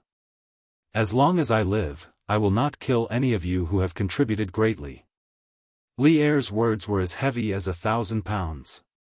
This was a promise, a powerful oath. From these words, Li Zishuan could hear the glint of a blade and the shadow of a sword. He could hear the decisiveness to kill. He could hear the wild and unrestrained years of Li Er's early years. He could hear Li Er's great breadth of mind and boldness. At this moment, he could not help but admit that Li Er was truly a wise and magnanimous emperor. Looking at the long river of China's history, Li Er was one of the few emperors who treated his subjects well. No wonder so many valiant generals and ministers were willing to die for Li Er. Old Li's charisma was truly great. At this moment, Li Zishuan really wanted to say, "Boss, you are so generous. Your Majesty is wise. I am sincerely convinced." Li Zishuan sincerely praised. Being born in such an era was perhaps a great misfortune for those restless youths who were unwilling to be left out. This was because if they wanted to jump, they had to rebel. If they wanted to rebel, they had to surpass Li Er, this mountain that was too high to climb. Oh, no, it should be Mount Everest. But being born in such an era, for a youth like Li Zishuan who loved stability, it was a great fortune. The emperor was wise, the ministers were virtuous, and the country was strong. There was no need to worry about the survival of the country or the invasion of other races. There was also no need to worry about angering the emperor over a small matter. He only needed to leisurely do what he wanted to do and at the same time push the wheels of the era forward. Chapter 336. We know that you sometimes like to deliberately hide your abilities, and you still have many skills that you haven't used. Hearing Li Zishuan's sincere praise, Li Er didn't show any joy on his face. He looked at Li Zishuan for a long time, and Li Zishuan thought that there were flowers on his face. Finally, Li Er opened his mouth and continued, "Therefore, we want to tell you today, don't be afraid of the slightest thing, and don't be afraid of making too many contributions and arousing our suspicions. Kid, don't worry and do it boldly. Whatever abilities you have, use them all. As long as you can make contributions, we will dare to reward you. With we here, no one can steal your contributions, and there is no such thing as a high merit shocking the emperor. We can tolerate millions of people in Tang, so why can't we tolerate you? Our goal is to surpass the Qin Emperor and Emperor Wu of Han, and achieve unparalleled hegemony. We hope that our subjects can each do their best, and not all of them only care about their own interests and be afraid of the slightest thing. Kid, do you understand?" Li Er once again showed Li Zishuan his broad-mindedness and ambition. After hearing this, Li Zishuan couldn't help but admire Li Er's foresight. He was indeed a little afraid of the slightest thing, and he deliberately hid his abilities. He was afraid that the fruits of his hard work would be taken away by others, so he didn't seriously promote the road of commercialization of the telegraph machine. Although there were technical difficulties, those were all excuses. In the end, he didn't have the motivation to solve them. Your Majesty is wise. This subject believes that under your Majesty's governance, Tang will become more prosperous and prosperous, far surpassing any previous dynasty. Li Zishuan solemnly cupped his hands and said. Ha! Li Er shook his head, dissatisfied. He said, "We have said so much, what do you think?" Li Zishuan knew that he couldn't fool around anymore. He suddenly remembered that Li Er had called him over today to criticize him for his malicious revenge against Cui Shanyu and the others. But now, the topic had been infinitely diverted. Li Zishuan couldn't help but observe a moment of silence for Cui Shanyu and the others. Your humble subject admires your Majesty's great ambition. Many of the things that I have done were not for the Emperor's rewards. For example, the curved plough. At that time, I only did it to help my family. At the beginning, I did not think of using it to benefit the people, much less to obtain rewards through it. However, the Emperor was fair in his rewards and punishments. In a few short months, I went from a commoner to a fifth-level official in the Imperial College. I even received a hereditary title. In just a few months, I have walked the path that many people have walked for their entire lives. This subject thought that the higher the rank of an official and the higher the rank of nobility, the happier this subject would be. But that's not the case. Ever since I was promoted to the Imperial College, I have been working hard every day for the student studies. Even so, I was still jointly impeached by Professor Cui and the others. The 3 crimes that the 8 professors accused me of are still vivid in my mind. The conversation I had with Chancellor Kong this morning also made me feel extremely disappointed. I have followed my master in the mountains for 8 years. Apart from martial arts, I have only learned 30% of my master's knowledge. Even so, it is enough for me to benefit for the rest of my life. When I first joined the Imperial College, I only wanted to spread one of the pieces of knowledge that I had learned from my master, the new type of mathematics. I didn't expect to be impeached so soon after I was promoted to the Imperial College's official position. Therefore, I only want to leave behind a spark of my master's wisdom in the world. I don't want to participate in the fight for fame and profit and intrigue. I don't want the position of the Imperial College's official. Hearing this, Li Zishuan remembered that he had called Li Zishuan over today to fight for justice for Cui Shanyu and the others. He didn't expect that the topic would be so far away. Apart from embarrassment, he was more angry in his heart. Did he say so much to Li Zishuan just now for nothing? Bastard! Just a few impeachments and you want to resign and go home? Look at how useless you are. If Priest Spirit Void was still alive, he would definitely be ashamed of you. How could he accomplish great things if he was timid and cowardly when he had the ability to do so? We have said so much to you just now. Didn't you listen at all? Besides, we haven't reached a conclusion on the 3 crimes that Cui Shanyu impeached you for. What are you so anxious for? Do you think we have wronged you? Li Zishuan slapped the dragon table and berated angrily. Your Majesty misunderstands. The reason why I resigned from the Imperial College's official position is that I want to focus on cultivating a group of engineering talents in the future and pass down all the knowledge that I have learned from my master. Being in a high position will only cause me to be immersed in the vortex of power and intrigue with others, unable to extricate myself. I have wasted my good years for nothing. Li Zishuan calmly cupped his hands and replied. Although his heart had turned cold toward Kong Ingda, he had never given up on spreading modern science to the children of the Great Tang and creating interesting modern products. His dream was to be able to enjoy the convenience that modern technology brought to his life in the Great Tang. It would be best if he could stay at home and chat online or play games. Of course, this was rather far away and could only be dreamed about. What is engineering? Li Zishuan sternly asked.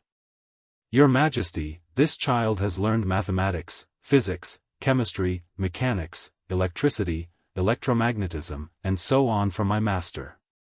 This subject calls all of this knowledge engineering. This lowly subject wishes to leave the Imperial College for another important reason. Other than mathematics, the Imperial College does not have any corresponding subjects. Moreover, in the eyes of some of the great Confucians, these subjects will definitely be classified as miscellaneous studies. This subject will not judge which is superior between miscellaneous studies and Confucianism, and this subject does not wish to instigate a war between the schools. 3 years from now, the outcome will naturally become clear. Thus, this subject wishes to distance himself from this whirlpool and focus on his studies. I wish to carry forward my master's engineering and comfort his soul in heaven. Li Zishuan solemnly replied. Li Zishuan's expression relaxed. He nodded and asked. What is the use of this engineering you speak of? Li Zishuan thought for a moment before replying. Your Majesty, engineering is actually the study of engineering. As the saying goes, to do a good job, a worker must first sharpen his tools. Engineering is a whetstone. With it, we will be able to do things more efficiently. Just like the curved plow that this subject built, with it, the farmers can plow the land more quickly and with less effort. This subject believes that in less than 3 years, this subject will be able to train this group of engineering talents and bring about a world-shaking transformation to our great Tang. At that time, there will be even faster transportation than carriages. We might be able to travel from Chang until Luoyang and back in a single day. There will be even faster ways to send messages, and sending messages across 1,000 li will no longer be a dream. There would be even sharper weapons and tougher armors. And so on and so forth. Chapter 337. Faster means of transportation, faster means of communication, sharper weapons, tougher armor. Li Er was captivated by Li Zishuan's description of the future of engineering. He couldn't help but mutter to himself. A moment later, he regained his senses and asked excitedly, telepathy from 1,000 miles away? Are you talking about the telegraph machine that you made previously? Li Er, who had experienced hundreds of battles, was most interested in the telegraph machine that Li Zishuan invented. He understood the importance of the telegraph machine in war. In his plan, he had to send troops to the Turkic Khaganate within 3 years.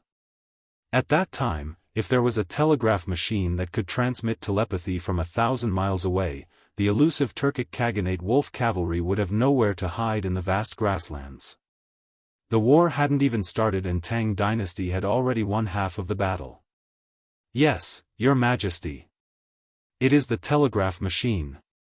Li Zishuan had already made up his mind to nurture a group of talents to improve the telegraph machine into a more advanced telephone machine. At the same time, he would also develop a derivative product, the radio. Of course, before this, he had to lead the talents that he was nurturing to improve Tang dynasty's electronics industry. Yes, that's right. Li Zishuan wanted to bring Tang dynasty into the era of electricity. As for the steam engine, he didn't need it now. He would talk about it when he needed it. Brat, didn't you say that there were still some technical problems that needed to be overcome before the telegraph machine could be used? Li Er said unhappily. He felt that he had been tricked by this daring little bastard in front of him. Cough, replying to Your Majesty, this subject did say that. However, this subject also explained that the reason why the telegraph machine couldn't be used was because Tang dynasty didn't have enough talents in this field. The technical foundation in this field is too weak. That's why this subject wants to nurture a group of talents to strengthen Tang dynasty's technical foundation in this field. At that time, this group of talents wouldn't just bring the telegraph machine to Tang dynasty. They would also bring many things that Your Majesty couldn't even imagine. Li Zishuan saw Li Er's expression and knew what old Li was thinking. He quickly explained. Oh. Then how do you plan to nurture these talents? Tell me about it. Upon hearing this, Li Zishuan was moved. He looked at Li Zishuan and asked, Your Majesty, I intend to build an academy and establish a school for the people. I intend to establish my heart for the heavens and earth, establish my life for the people, inherit the supreme arts of the past saints, and establish peace for all ages. This subject wants the seeds of engineering to set the entire Great Tang ablaze. Li Zishuan straightened his back and said heroically, Establishing a heart for the heavens and earth, establishing a life for the people, inheriting the lost arts for the past saints, establishing peace for all ages. Hee, you brat, you really talk big.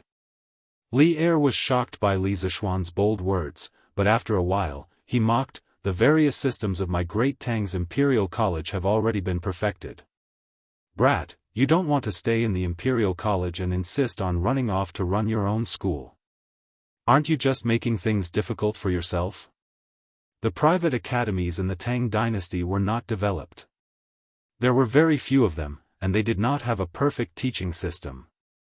They were not like the famous private academies in the Song dynasty. Your Majesty, this subject wants to build a new type of academy. The perfect system of the Imperial College will only be shackles and fetters to this subject. It will not be of any help. As for what I said about establishing a heart for the heavens and earth, establishing a life for the people, inheriting the lost arts for the past saints, and establishing peace for all ages, I am definitely not bragging. 3 years later, this subject's academy will become the best academy in the Great Tang dynasty. This subject's students will become the most outstanding talents in the Great Tang dynasty. Li Zishuan said seriously. Li Er's eyes flashed. He pondered and said, Then where do you intend to build the academy? Do you need me to allocate money and manpower? Thinking of all the big treasures Li Zishuan had done in the past, Li Er felt that this time, Li Zishuan might really succeed. He was moved and wanted to help Li Zishuan. Of course, it could also be understood that he wanted a share of the profits. Most importantly, the sooner the academy was built, the sooner the telegraph could be used for military purposes. This was what Li Er cared about the most. Your Majesty, this subject intends to build the academy in my fief, Plum Village. As for the funds for the academy, this subject's family has some assets and should be able to handle it. I will not ask for it from your Majesty. After all, the national treasury does not have much money, and the other ministers will not agree to use the national treasury's money for this subject's school. As for the teachers of the academy, this subject will look for a group of candidates. I hope that your Majesty can make it convenient for you. Li Zishuan understood what Li Er meant. However, this time, he did not intend to give up power. At most, he would let Li Er be the honorary principal. He was determined to be the principal of this academy. As for why he wanted to build the academy in Plum Village, it was because Plum Village was his fief. The second reason was because Plum Village was surrounded by mountains and rivers. The environment was very beautiful, like a paradise. The last time he went to Plum Village, the scenery there had left a deep impression on him. Overall, Plum Village was the most suitable place to build the academy. From Cui Shanyo's impeachment incident, Li Zishuan understood a principle. Without strength, there was no right to speak. It was easy to become a sacrifice in a struggle. Although he had a noble title and an official position, once it involved power struggles, others would still bully him. In the end, it was because he did not have strength. Why would others not dare to bully him? Why would they not dare to bully Yuqi Jingda? Li Zishuan did not want to bully others. However, he wanted to become strong, so strong that others would not dare to bully him. However, he was not good at political struggles and was not good at fighting on the battlefield. Therefore, to him, he could only build a top-notch academy and use his knowledge to cultivate a group of talents. By then, his students would hold important positions in various departments of Tang dynasty. As their principal, who would dare to provoke him? Since the rules of the game in this world did not change, then he would change this world. Li Zishuan thought to himself pretentiously. When do you plan to start the academy? Have you thought of the name of the academy? Li Er was silent. Li Zishuan's questions were indeed very realistic. Tang dynasty was very poor now. This subject intends to start building the academy in 10 days. By then, it should be in time for the field holiday of the Imperial College. At that time, this subject will resign from my position to Your Majesty. Your Majesty will choose another person to take over the Imperial College. As for the name of the academy, it will be Yanhuang College. The so-called field holiday was also commonly known as the busy farm holiday. At this time, the wheat was about to ripen and the students had to go home to harvest the wheat. Therefore, it was called the field holiday. The field holiday was roughly equivalent to the modern summer vacation. The holiday was about a month long. If the students were far away from home and the travel time was longer, they could apply to the academy for an extension of the holiday. However, this month's holiday was a net holiday and did not include the time spent on the journey. Li Zishuan wanted to make use of this free time to build the academy.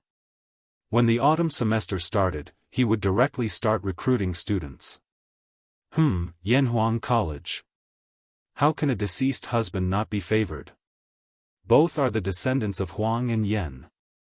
Good. When the time comes, I will write a question for the plaque of the academy. However, why do we have to wait until 10 days later? Li Er was indeed an erudite sovereign king. He immediately thought of the origin of Yan Huang. He muttered to himself in a low voice and asked.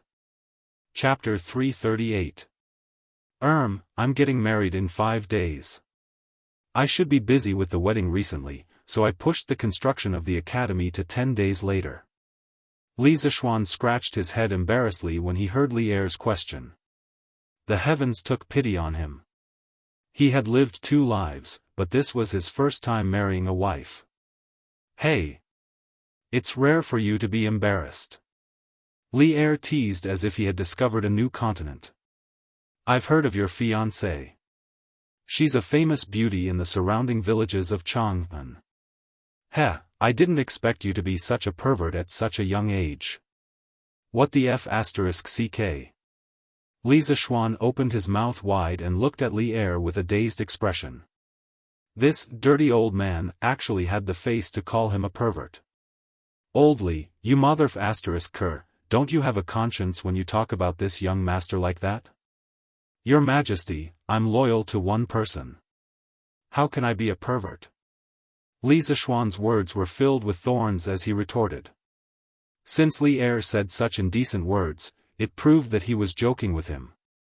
It shouldn't be too much for him to joke back, right? Bastard! How dare you make insinuations? What did he mean by loyal to one person? Wasn't Li Zishuan mocking Li Er for being a playboy? How could Li Er not understand the meaning behind it? Cough cough. I'm just speaking the truth. I didn't make any insinuations. Li Zishuan said innocently. Get lost. There's nothing for you to do here. Li Er waved his hand helplessly. He didn't want to see Li Zishuan anymore. Your Majesty, I still have one more thing. Li Zishuan secretly despised old Li's low quality. What, get lost? Was this something an emperor would say to his subject? What else? Cough cough, that I've just told your Majesty that I'm getting married in 5 days. If I may be so bold, I would like to invite your Majesty to attend the wedding. Li Zishuan said boldly and shamelessly. In the entire Great Tang, only Li Zishuan would dare to invite Li Er to a banquet at the Ganlu Palace. This guy wanted Li Er to chip in the money. When Li Er heard this, he looked at Li Zishuan in surprise. He was speechless for a long time. It was probably his first time meeting such a silly and shameless official like Li Zishuan. He had no experience dealing with him at all. I understand. You can leave now. Li Er waved his hand and chased him away. Li Zishuan was speechless. What did you mean by that? Since they didn't say that they would go, why didn't they say that they wouldn't go? TSK, all these officials like to speak in such a profound manner. Alright, since you didn't explicitly refuse, I'll take it as you've agreed. Li Zishuan automatically filled in the blanks. I'll take my leave. Li Zishuan cupped his hands and excused himself. Wait. Li Zishuan was just about to walk to the door when he heard Li Er call out. This guy slammed on the brakes, turned around, and walked back. He looked at old Li bitterly and thought to himself, these officials like to speak in such a profound manner. They also like to speak in such a way that it's like squeezing toothpaste out of their mouths. Your Majesty, do you have any other orders? Li Er said in a low voice, I want to tell you that your Yanhuang College should hurry up and start preparing. This matter is of great importance, so don't slack off. This time, Cui Shanyu and the others' impeachment against you is purely false. I won't believe them. I also know that you're someone who won't act until you see a rabbit. A while ago, I had you research the telegraph machine, but you didn't have any results. Now that you're suddenly so enthusiastic, isn't it because you have motivation? But don't worry, I won't mistreat you. When you resign from your position at the Imperial College, I'll promote you to be the Crown Prince's steward and give you the title of Golden Purple Guanglu Daifu. How's that? Damn, that's awesome, my brother. This is a 7-level promotion in a row. He was directly promoted from the 5th rank Imperial College's steward to the 3rd rank Crown Prince's steward, which was 1 level higher than Kong Yingda's 3rd rank Imperial College Chancellor. Thank you, Your Majesty. Li Zishuan thanked him happily in his heart. Old Li had finally done something good. Go. Li Er waved his hand without raising his head. After leaving the palace, Li Zishuan really wanted to sing at the top of his lungs. This time, he chatted with Li Er for more than 2 hours. It was the longest he had ever stayed in an audience with the emperor. The key point was that he told Li Er about the big event that he had been brewing for a long time and approved it. In the future, he would be the principal. How could Li Zishuan not be happy? In the future, he wouldn't have to scheme against Cui Shanyu and those old bastards in the Imperial College anymore. TSK, while it's still early, I should quickly go back and chat with my wife. Thinking of this, he couldn't help but quicken his pace. On the other side. In order to investigate the case, Chicken Bro brought 2 little brothers to Cui Shanyu's house for a field inspection. Needless to say, this guy was really good at acting. Seeing him squatting on the ground, he kept gesturing at some poop. But at this moment, he was really cursing in his heart. It was too smelly. If not for Madame Cui watching at the side, he would definitely have quit long ago. Pang Sigi, how is it? Have you found out who the culprit is?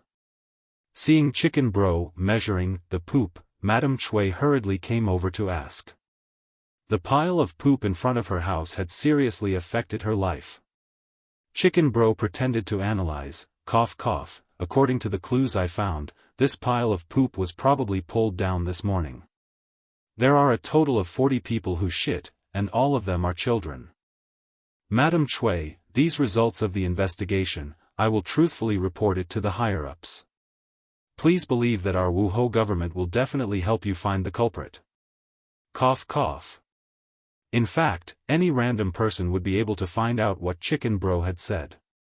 This guy was deliberately pretending to be garlic. He knew in his heart who was behind this, but he definitely couldn't say it out loud. Therefore, he could only pretend to be very hard-working and loafing. Great, thank you Pang Sigi. After my husband recovers from his illness, he will definitely thank Pang Sigi. Madame Cui came over and thanked Chicken Bro. Chicken Bro's face did not show any expression, but his heart was curling his lips. Recover from his illness? He was afraid that Cui Shanyu's illness would not be cured. Anyway, he felt that Cui Shanyu was definitely not Li Zishuan's opponent. You're welcome. This is my duty. Then Madame Cui, we'll take our leave first. The other victims of the doctors still need this official to understand the situation. Chicken Bro cupped his hands. He could not stay here any longer. It was too smelly. But Madame Cui did not think so. In her opinion, Chicken Bro was dedicated. After looking at this house, he immediately went to inspect the next one. He was too dedicated. Then Pang Siggy has worked hard. Take care. Chicken Bro pretended to but in his heart, he almost burst out laughing. Chapter 339. Father, how much money can our family take out right now?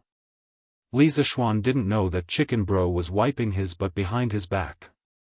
Oh, no, it should be wiping the buttocks of those kids he hired.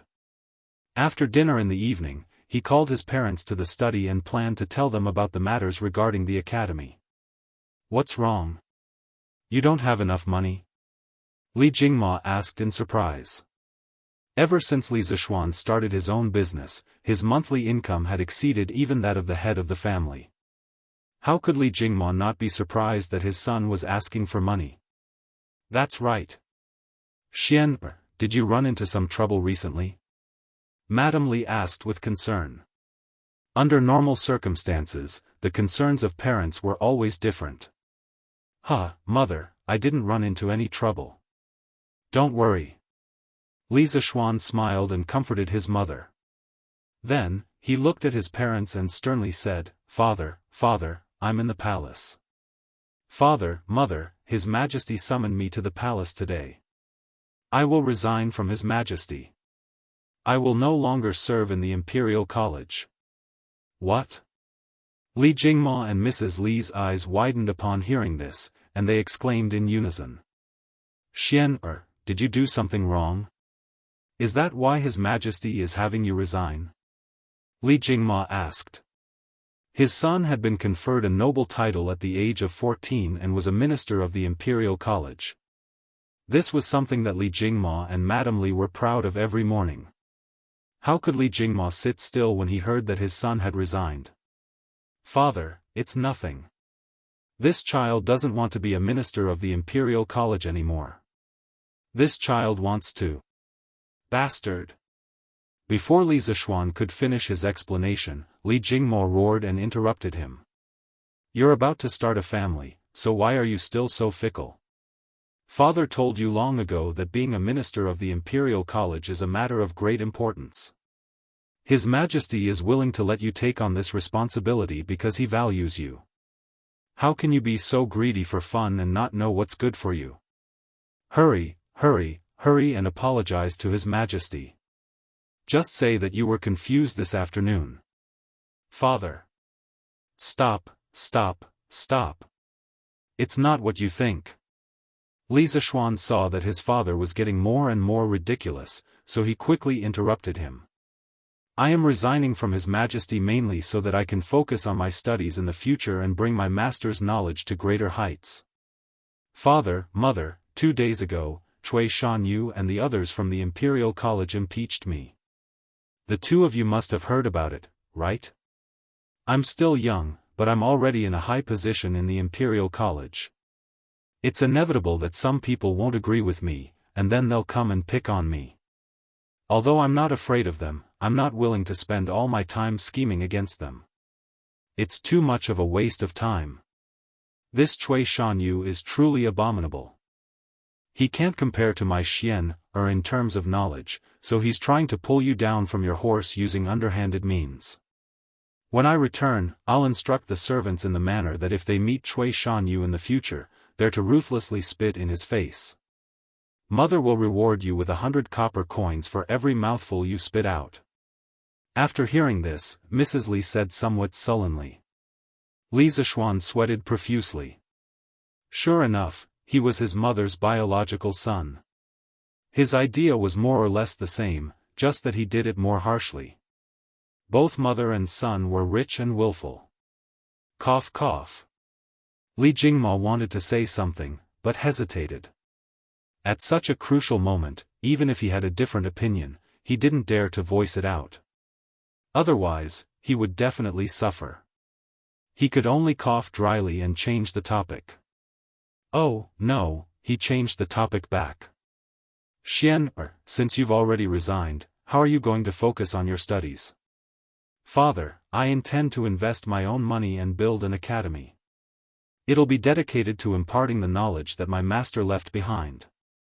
It'll also be a way to comfort my master's soul in heaven. His Majesty has already agreed. Li Zishuan replied.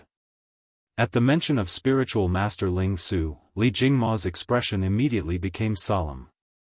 The reason why their family could still be reunited was entirely due to spiritual master Ling Su's help back then.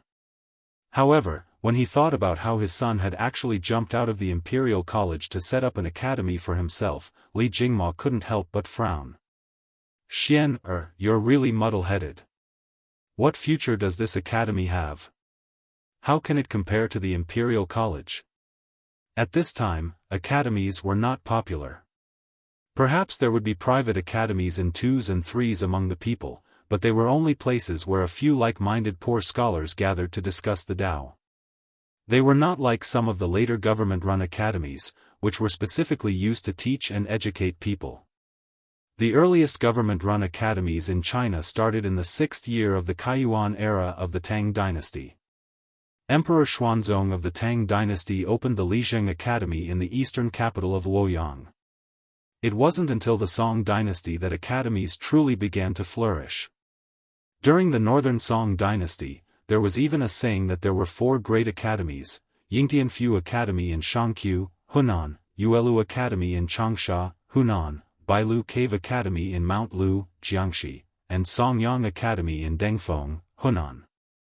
However, in the early years of Zhengguan, how could people have any grand impression of academies? Therefore, when Li Jingma heard that his son wanted to set up an academy for himself, he frowned. He couldn't be blamed for being old-fashioned. It was really a choice between the Imperial College and a common academy. Any normal person would choose the Imperial College. Li Zishuan's move was like a Tsinghua University professor who wanted to jump ship to a private academy to teach. It was hard for anyone to understand. Yes. How could a common academy be so easy to set up? When the time comes, we probably won't even be able to take in a single student. If you want your mother's opinion, it's fine if you resign from your position at the Imperial College. In the future, you should just stay at home and enjoy your life. Our family is rich and has a noble title. Why bother setting up an academy? Since ancient times, a loving mother would lead to a prodigal son. This saying wasn't for nothing. If Li Zishuan hadn't lived 2 lives, perhaps he really would have become a prodigal son under his mother's doting. Father, mother, you can't say that. Li Zishuan had expected his parents to object, but he hadn't expected them to have such a strong opinion of academies. He explained, the current academies of my great Tang can't compare to the Imperial College, but this doesn't mean that the academy I set up will be inferior to the Imperial College in the future. I decided to set up an academy mainly for 3 reasons. First, I don't want to waste time fighting with those rotten scholars. Second, the subjects set up in the current Imperial College can't allow me to impart all the knowledge that my master taught me. Third, in the eyes of those great scholars, my knowledge is all miscellaneous. If I were to teach them at the Imperial College, I would definitely be met with a storm of impeachment in the future. The 2 of you may think that the common academies of my great Tang are a mess now, but an academy set up by me will definitely be different. Today, in the palace, even His Majesty was very interested in my academy. If I wasn't unwilling, His Majesty would definitely have a hand in it. So, father, mother, do you still think that my academy has no future? In order to convince his parents as soon as possible, Li Zishuan had to use the tiger's skin and pull the banner of Li Er to appear more convincing. Are you serious? Even His Majesty thinks highly of your academy? Madame Li asked in shock. Of course. When have I ever lied to you? Bastard. His Majesty wants to get involved, and you dare to disagree? I think you're getting more and more arrogant. Li Zishuan accidentally bragged too much. Li Jingmo was so angry that his beard was blowing and his eyes were glaring. Chapter 340. Old Master, Xian, has grown up and has his own ideas. As his elders, we should support him. Mrs. Li was the first to change her attitude. She was now on Li Zishuan's side. In the end, she still loved her son dearly. Since that's the case, Xian, have you calculated how much it would cost to build an academy?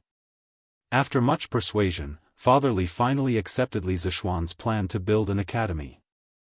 At this moment, Li Jingmo finally remembered that Li Zishuan was about to borrow money when he first entered the room, so he asked. Father, I estimate that it would cost about 200,000 strings of cash to build the entire academy. However, I won't be able to finish it in the early stages. I plan to invest 100,000 strings of cash to build a place for the students to study, live, read, and play in. On the way back from the palace, Li Zishuan had already roughly estimated the amount of money needed to build the ideal academy in his mind. Therefore, he said, let's go. Pfft. Fortunately, Li Jingmo was sitting down. Otherwise, he would have knelt down when he heard this number. How much? 200,000 strings of cash. Xian, are you building an academy or a palace? Li Jingmo jumped in fright, his voice rising an octave as he exclaimed. In his opinion, the academies outside were just a courtyard and a few rooms. At most, it would cost a few hundred strings of cash to build one. How could it cost 200,000 strings of cash? In this era where prices were extremely low, even the emperor wouldn't need 200,000 strings of cash to build a palace. What he didn't know was that Li Zishuan planned to build an academy on the scale of a modern university. If that was the case, 200,000 strings of cash wouldn't be much. Perhaps some people would think that 200,000 strings of cash wouldn't be enough to build an academy on such a large scale. After all, the cost of a modern university was in the tens of billions. However, one had to consider the price of goods at the beginning of the Tang dynasty. According to the price of goods, one string of cash at this time was equivalent to 4,000 to 5,000 yuan in the modern era. 200,000 strings of cash was equivalent to more than 80 billion yuan. Father, I'm not going to build an academy on a small scale. I plan to build an academy on par with the Imperial College. In the future, this academy will nurture hundreds, thousands, or even tens of thousands of outstanding talents for the Tang dynasty. Li Zishuan explained softly. When Li Jingmo heard this grand plan, he was so shocked that he could not close his mouth. This big academy? Li Zishuan chuckled and continued. Father, although I've already been conferred a title, our family is still nothing compared to those real rich and powerful families. I don't have much ambition, and I've never thought of bullying anyone I want. I just want to become stronger so that others won't dare to bully our family. And if this academy is completed, it will complement your child's new philosophy and the knowledge that Master has imparted to your child. In the future, this academy will become our clan's most solid backing and foundation. Our Li clan will have a place in Chang'an, perhaps even in the entire Great Tang. All of Chang'an, even the Great Tang, will have a place for our Li clan. Li Zishuan's last sentence caused Li Jingmo's breathing to quicken as it echoed in his mind. A moment later, Li Jingmo stood up and patted Li Zishuan's shoulder as he sighed with emotion. Xian, you've really grown up. You don't need your father and mother to worry about you anymore. Father can now rest assured and leave the family to you. Father will retire at home in the future. Li Zishuan hurriedly said, Father, you're still in the prime of your life. How can you say such things? Besides, didn't we agree that you'll hand over the family business to me in 2 years? Li Jingmo waved his hand, not buying it. Father has made up my mind. Xian, you don't need to persuade me anymore. In terms of foresight, courage, and management ability, Father can't compare to you now. Only you can bring our family to a higher position.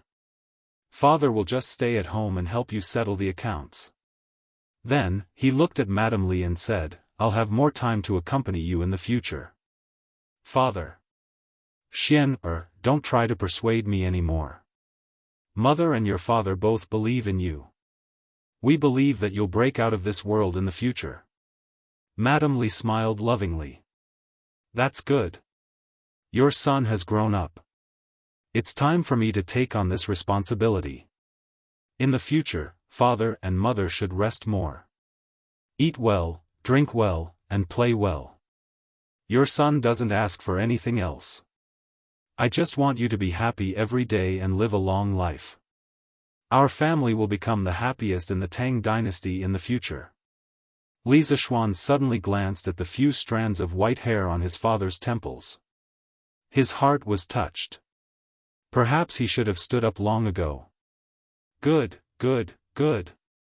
Mother and your father are still waiting to hold a grandson. You and Yushi have to hurry. When Mrs. Li heard this, she said with a smile. Li Zishuan was sweating profusely. Mother, we haven't even gotten married yet, hee. Soon. Madame Li couldn't restrain the smile on her face when she thought of her son getting married in a few days. Ahem, our family spent a large sum of money to buy chicken seedlings for the farmers. Later on, you set up the winery, the Strange Taste Pavilion, and the Strange Taste Culture. These are all very profitable. Now, the family can take out about 120,000 strings of cash. It's enough for you. Li Jingma's face was flushed red, as if he had become a few years younger. He briefly explained the family's current financial situation to Li Zishuan. Thank you, father. Li Zishuan breathed a sigh of relief. Fortunately, there was enough money for the first phase. Otherwise, he would have to think of other ways to raise money. That's right. After talking for so long, I still don't know the name of the college you're going to build. Madame Li interrupted. Mother, the name of the college will be Yanhuang College. His Majesty has already agreed to personally inscribe a plaque for me. Really? His Majesty will personally inscribe a plaque? That's great. When the time comes, you have to send someone to guard the plaque. Don't let anyone steal it. Madame Li was pleasantly surprised. Li Zishuan didn't know whether to laugh or cry. Mother, you're thinking too much. Who would dare to steal a plaque inscribed by His Majesty himself? You still have to take care of it. Oh, that's right. Why is the college called Yanhuang College? What does Yanhuang mean? Madame Li was puzzled. Descendants of Yanhuang first came from the Guoyu, Zhou Xia, the emperor was blessed by the heavens. He was bestowed with the surname, Si, and the name, Wuxia Xianxia. His surname was lost, and he died without power. He had no descendants and was buried in the name of Li. How could a deceased husband not be favored? They were all descendants of Huang and Yen. However, terms such as descendants of Yanhuang and descendants of the Yellow Emperor were rarely used in ancient times. The reason probably had to do with the fact that the ancient China people had a weaker sense of nationality. They revered the two emperors of Yen and Huang more because of their culture than their bloodline. The term descendants of Yanhuang had a smaller scope of reference. Ancient China was a dynastic country, not a nation-state in the modern sense. At the end of the Qing dynasty, the concept of descendants of Yanhuang spread more widely along with the construction of China's nationalism. The early revolutionaries who rebelled against the Manchus at the end of the Qing dynasty used the slogan, descendants of Yanhuang, descendants of the Yellow Emperor, to gain the support of the Han people. The radical revolutionaries believed that descendants of Yanhuang, only Han people. The moderate reformists believed that all of China are descendants of the Yellow Emperor. Therefore, it was understandable that Madame Li didn't know about the concept of descendants of Yanhuang. Chapter 341. Without a master, the descendants will be annihilated. How can a dead husband not be loved? Both are descendants of Huang and Yan. Xianxia used these two words as the name of the academy. Are you trying to say that we are all descendants of Yan and Huang? Li Jingmo thought for a moment and figured out where the descendants of Yan and Huang came from. Although he was just a merchant, ever since he had some success in business and settled down, he began to read up on history and classics in his free time. Thus, he was more knowledgeable than Li Zixuan when it came to the 4 books and 5 classics.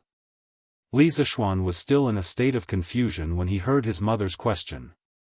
When he gave the name of the academy, he thought that everyone would know that it was descendants of Yan and Huang. However, looking at his mother's state, it was clearly not like that. When he heard his father mention a literary phrase, Li Zixuan heaved a sigh of relief. He was really lucky. Fortunately, he didn't know which book recorded something similar. Otherwise, wouldn't he have to work hard to cover up his lie? Yes, that's what it means. Father, you are really knowledgeable. The Yan and Huang emperors are the ancestors of the Han people. I think that people of the Central Plains can all be called descendants of Yan and Huang. In the future, the enrollment requirements for my academy are that no matter rich or poor, as long as you are a descendant of Yan and Huang, you can enroll. Once you enroll, you must remember that you are a descendant of Yan and Huang and never forget your roots. Li Zixuan obviously didn't read the Mandarin, but since his father took the initiative to explain it for him, there was no reason for him not to agree. Then let's leave it at that for now. Xianxia, your mother and I will go back to rest first. Li Jingmo was very pleased to be praised for being knowledgeable by his son, who seemed to be very high up in the Imperial College. He laughed and pulled his wife's hand, preparing to go back to sleep. Ah. Oh right, father, don't go yet. I forgot to tell you and my mother something. Li Zixuan hurriedly stretched out his hand and said. What is it? Li Jingmo asked casually. He had just passed on the responsibility of being the head of the family to his son and was now without an official position. He was even more relaxed than Li Zixuan. Today, His Majesty also told me that when I resign in 10 days, His Majesty will promote me to be the Crown Prince again and confer me the title of Jinziguang Lu Daifu. Li Zixuan said. What? Crown Prince Jianghu? Dr. Jin Ziguanglu? Li Jingmo was no longer calm. He originally thought that after Li Zixuan resigned from the Imperial College, he would only have the title of Baron in name. He never expected that there would be the even higher-ranking titles of Crown Prince Jianghu and Jinziguang Lu Daifu. He and his wife were just lamenting over Li Zixuan's resignation. Is what you said true? Mrs. Li looked at Li Zixuan excitedly and asked. Li Zixuan nodded. Of course it's true. Mother. His Majesty is the Emperor of the 9 and 5.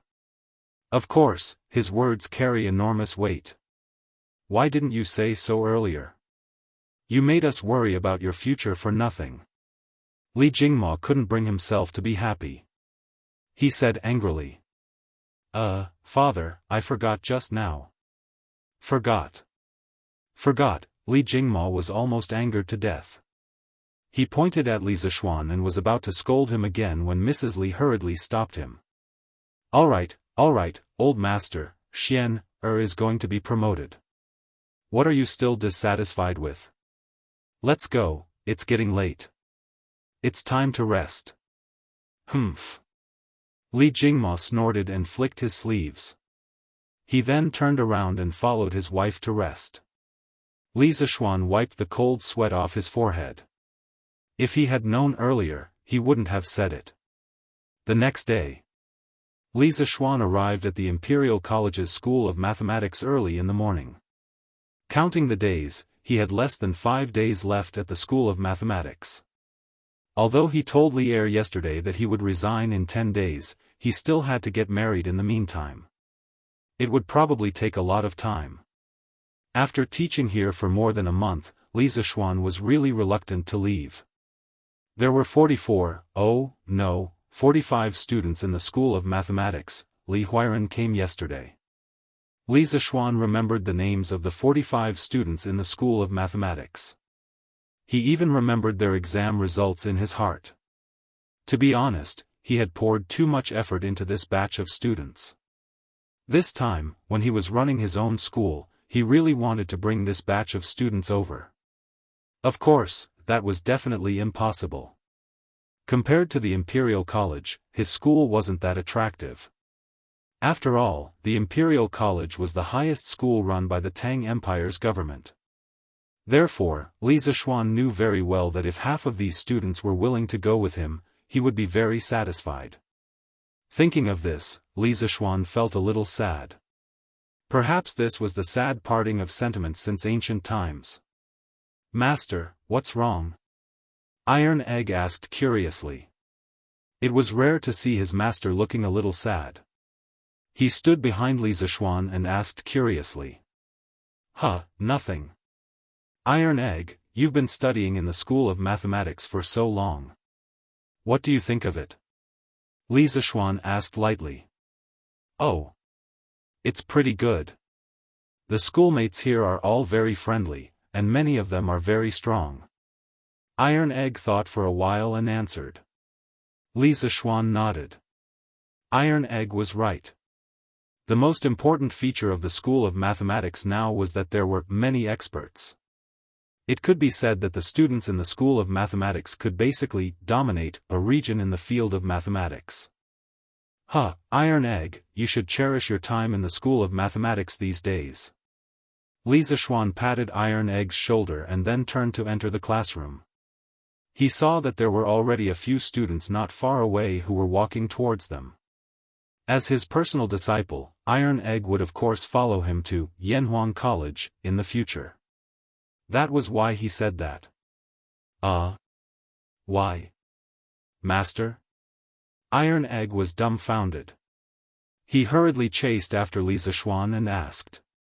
Hey, Chumo, I brought 2 persimmons today. This is the Qingzhou lotus persimmon. It's very sweet. Do you want one? During the break in the morning, Wang Meng ran to Cheng Chumo's seat with 2 big yellow persimmons in his hands and said with a sneaky smile. This guy's voice was relatively loud. The rest of the students in the classroom immediately looked over. When Cheng Chumo heard this, he immediately thought of the prank that Wang Meng played on him in the classroom yesterday. His face turned red, white, purple, and black. He endured it and finally couldn't take it anymore.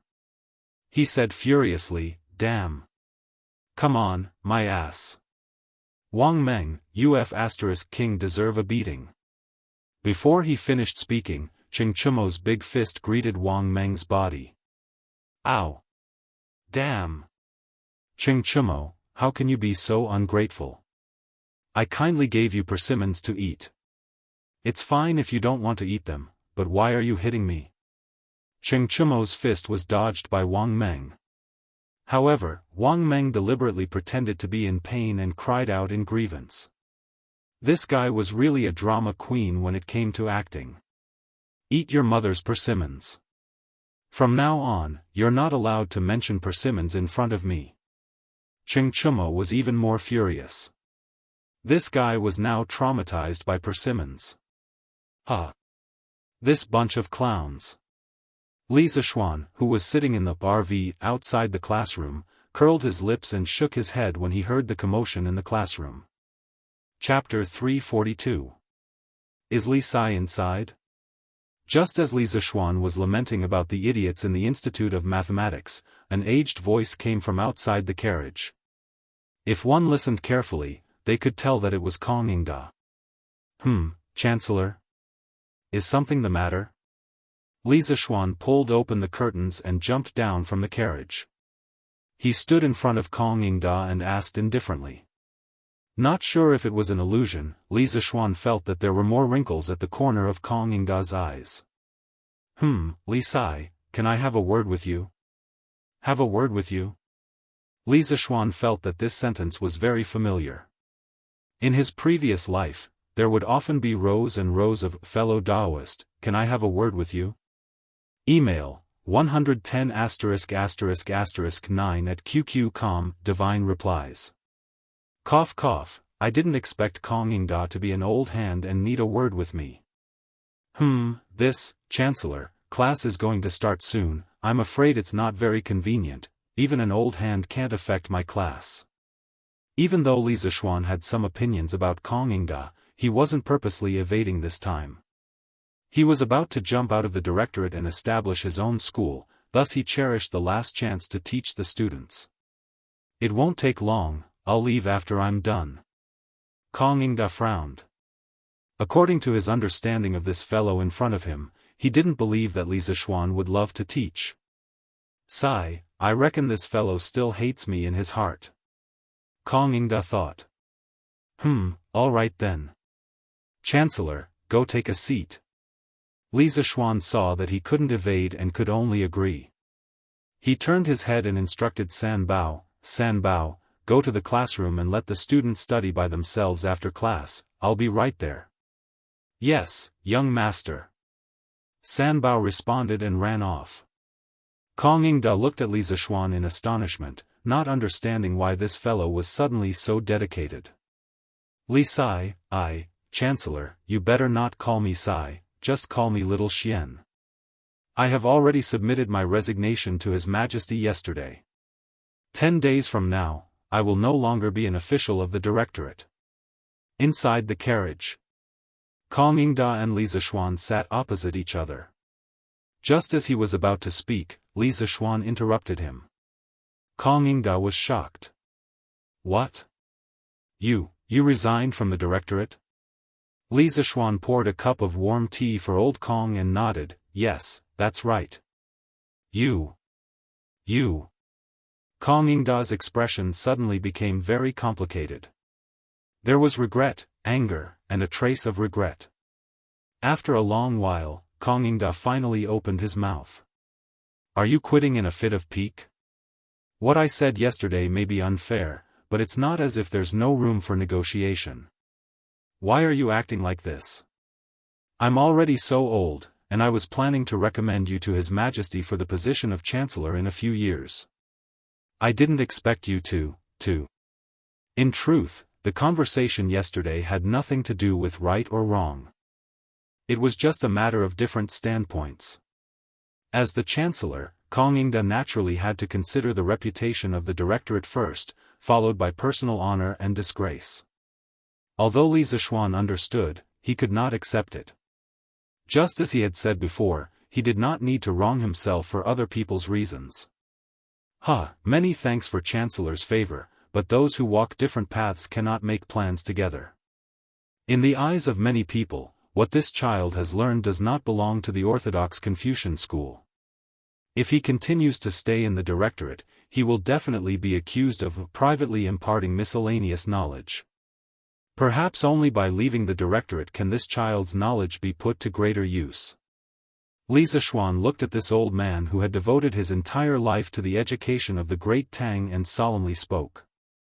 Kong Yingda deeply frowned at these words and unhappily said, although mathematics does not belong to the Confucian school, ever since Lu Hui and Zhu Chongzhi of the Wei, Jin, and northern and southern dynasties created the circular cutting art and obtained the ratio of pi, mathematics has become a system of its own.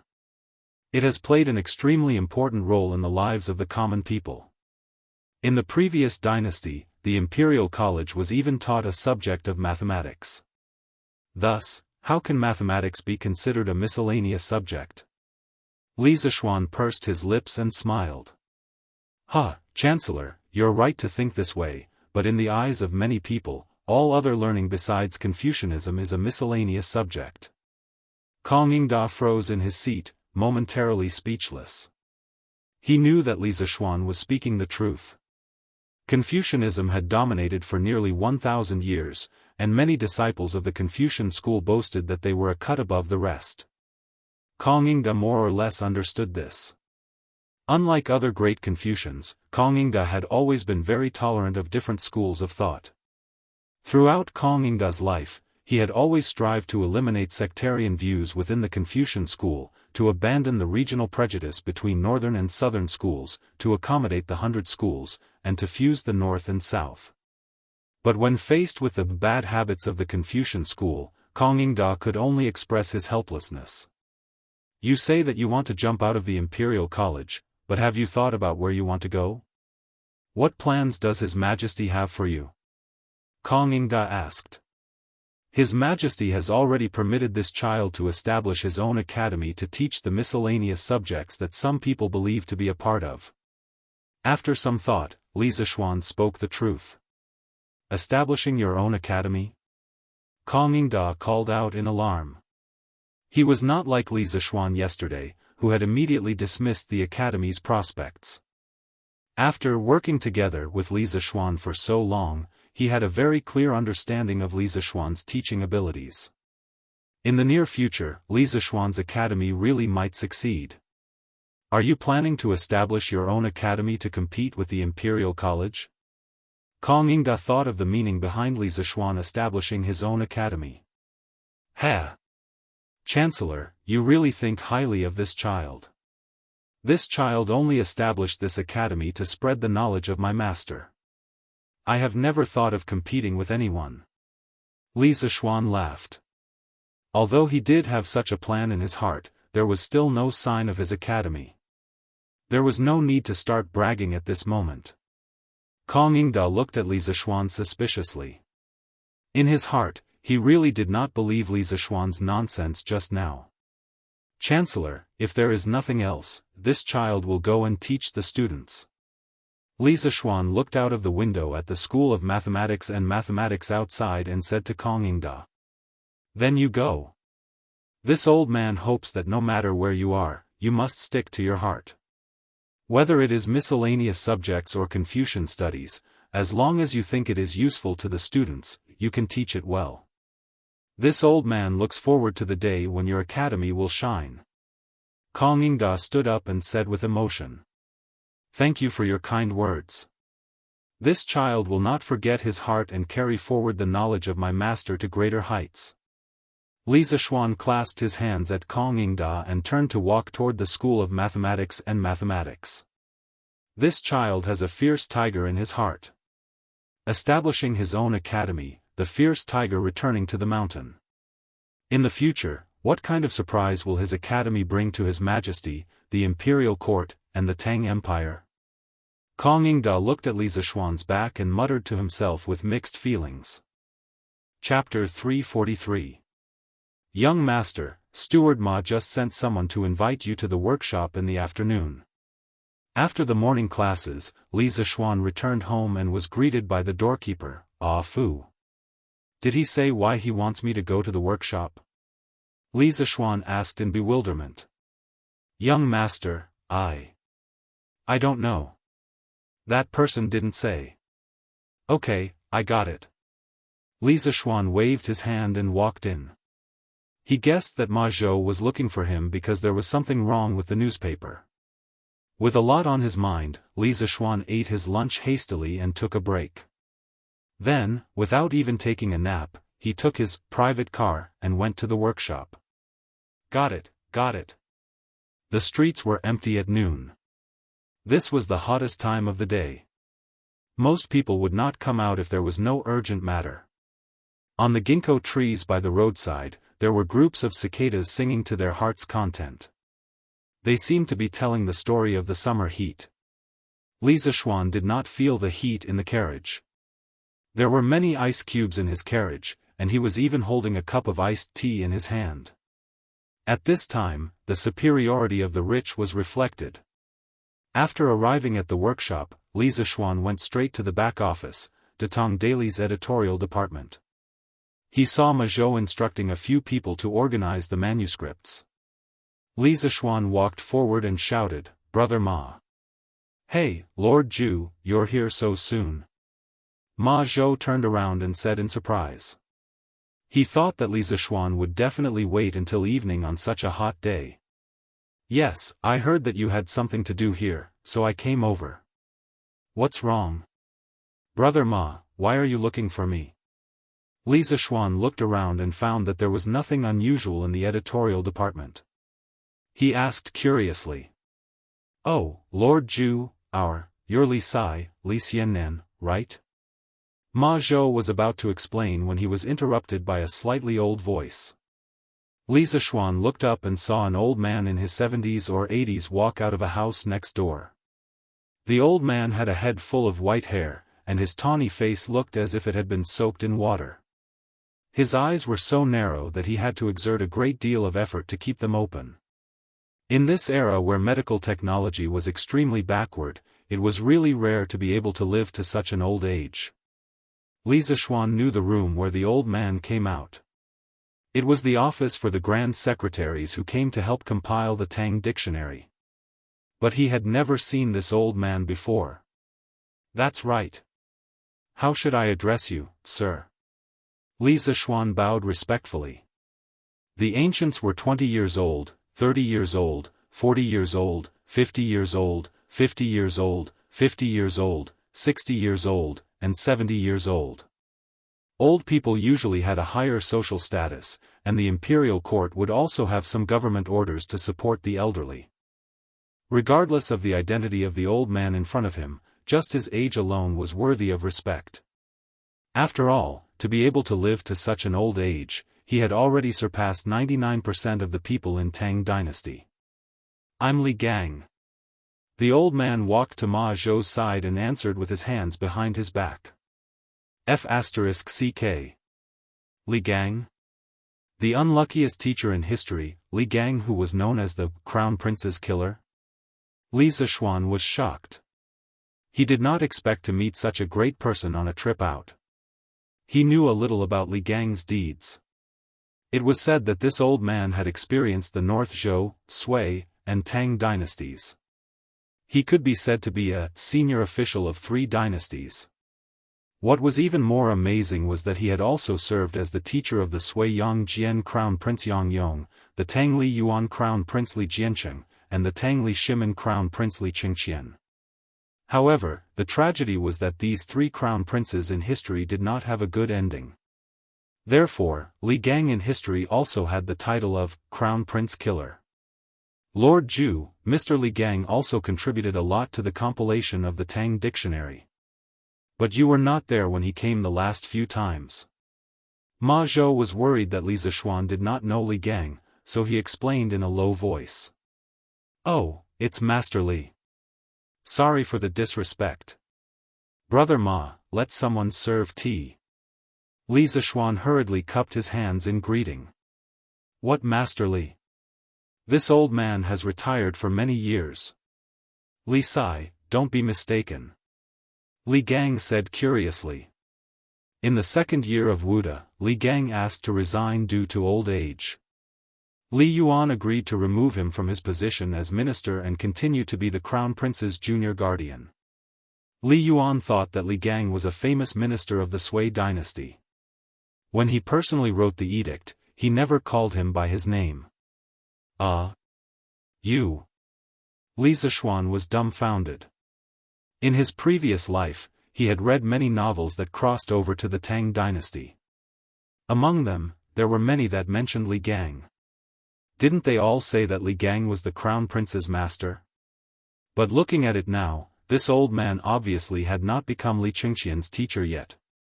In reality, after Li Gang retired, it was not until the 4th year of Zhengguan that Li Er invited him out of the mountain to be the Crown Prince's master and teach the Crown Prince Li Qingqian. But regrettably, in the 5th year of Zhengguan, Li Gang died of old age at the age of 85. Li Er posthumously bestowed upon him the title of Minister of Ceremonies. Cough cough, this young one speaks insolently. Please don't blame him, don't blame him. Please come in, please come in. Since things had already come to this, Li Zishuan could not explain anything. He could not say that he had been the Crown Prince's master before and would be the Crown Prince's master for the rest of his life, right? If he dared to say that, Li Gang would definitely kill him. After all, Li Gang's previous student was the hidden Crown Prince, Li Jiancheng. In the current Tang dynasty, who would dare to mention Li Jiancheng's name? Hence, he could only laugh it off and let this matter pass for now. TSK, this was the result of thinking that he was clever. It just so happens that this old man has something to say to you. Li Gang did not suspect anything.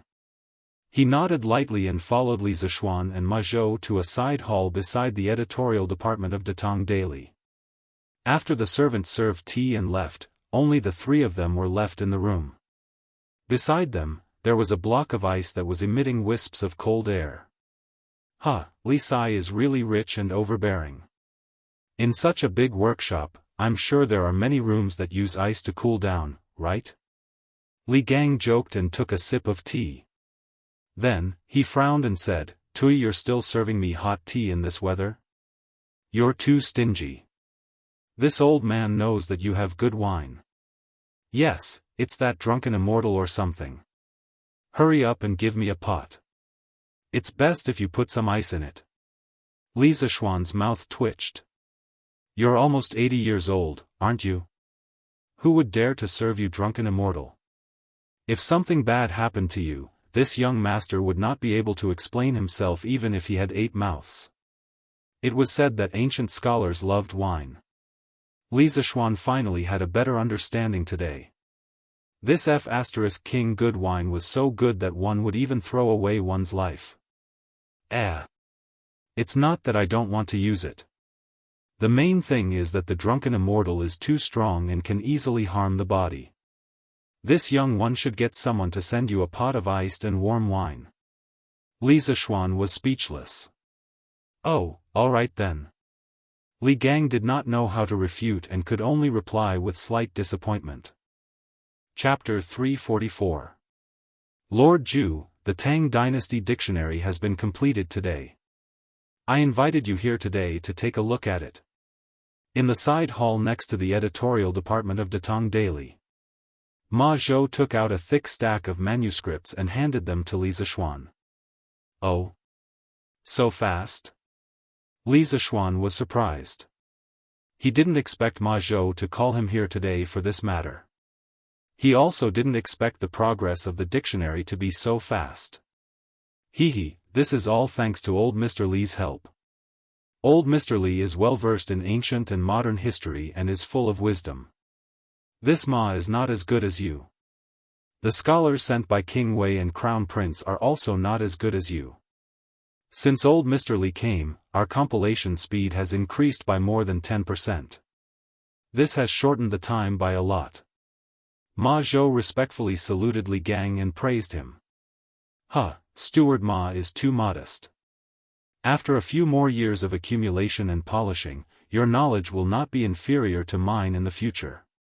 Li Gang nodded to Ma Zhou with a smile, then looked at Li Zishuan and said, I really didn't expect that such a small workshop would have such an amazing talent like Steward Ma. Li Sai is really capable. Gold would shine no matter where it was. Ma Zhou's talent and learning could be discovered even in the workshop. In the past month, not only did he use his talent and learning to conquer the scholars sent by Li Qingqian and Li Tai, even Li Gang, a veteran Confucian scholar who had joined in the middle, began to praise him. As the one who discovered Ma Zhou, a fine steed, Li Zishuan's face was full of light at this moment. He smiled and said, it's my honor to be able to invite Brother Ma and the workshop. Of course, I'm also very grateful that Mr. Li is here to help. I'll have someone prepare a generous gift later as thanks. This is what you should do. When the time comes, remember to send this old man a few jars of good wine. And this gentle home is not bad.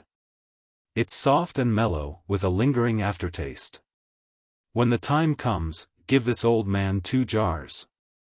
Li Gang obviously knew that Li Zishuan was rich and overbearing. Hearing this, he chuckled and did not refuse.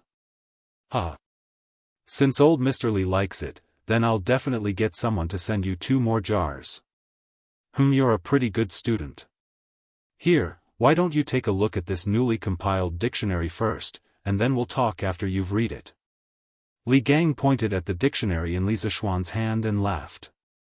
Yes, that's exactly what I was thinking. Li Zishuan had been itching for a long time. Now that he heard Li Gang's words, he didn't stand on ceremony and started to read the dictionary of Tang Dynasty. This dictionary of Tang Dynasty was obviously a newly completed manuscript. The fragrance of ink could be smelled from afar, and it didn't even have a cover. Li Zishuan didn't care about this and started to read the content directly. The paper used for the dictionary was new paper produced by the workshop. The size of the paper was based on the current book size. For Li Zishuan, who had used the modern Xinhua dictionary, this kind of paper was a bit big. However, for people of the Tang dynasty, it was just right. He had discussed this issue with Ma Zhou before, and Li Zishuan finally decided to adapt to the times. The first few pages, as expected, were part of the table of contents. First, it was arranged according to the order of the phonetic alphabet, and the page number of each pronunciation was marked one by one. Then, there were a few pages of table of contents to search for words through the radicals. Looking at the dictionary of Tang dynasty in front of him, Li Zishuan couldn't help but miss the shabby Xinhua dictionary that he used when he was in elementary school in his previous life.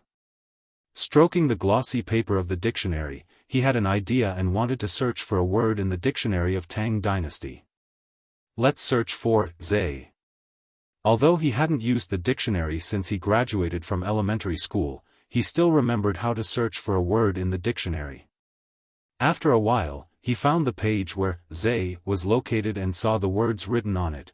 Zai is pronounced as Zai, which refers to the place where water gathers. It also means grace and benevolence. The detailed explanation is as follows: 1. Deep lakes and swamps, or lakes and swamps with aquatic plants. There is water below, and it is called Zai. Shuming 2. Grace, favor.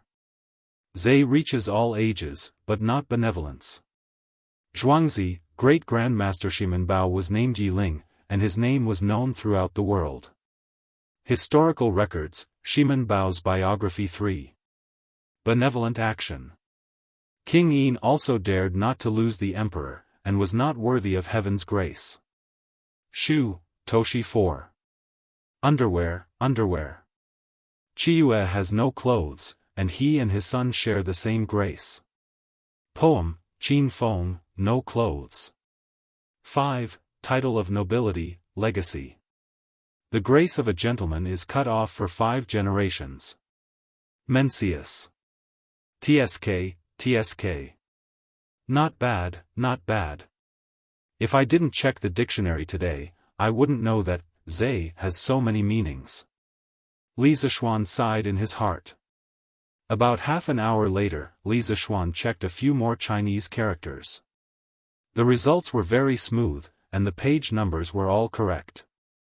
He closed the dictionary and said with a smile, not bad at all. Brother Ma, you can go to the printing department later to start the printing. We will print 1,000 copies of the first batch. 1,000 copies? Ma Zhou's hands trembled and he exclaimed, Lord Zhu, isn't 1,000 copies a bit too much? Not at all. Not at all. Before Li Zishuan could say anything, Li Gang spoke first. His face was flushed, and he stroked his beard and laughed excitedly. Such a wonderful work should be prepared for every family. Then, in less than 3 years, there will be thousands of literate people in Tang dynasty. That kind of glorious era, even in the era of Emperor Qin and Han Wu, did not appear. Sir, you are right. Our Tang Dynasty Dictionary will become a necessary reference book for children and even young people in the imperial examinations. What is a mere 1,000 copies? In the future, our Tang Dynasty Dictionary will sell hundreds of thousands, or even millions of copies. Brother Ma, don't worry about it and let people print it. Li Zishuan said.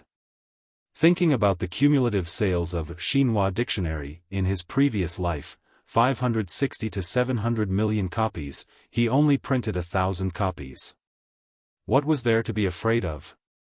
Hearing their words, Ma Zhou couldn't help but think about how the Tang Dynasty Dictionary would become a sacred book that was comparable to the 4 books and 5 classics among all the scholars.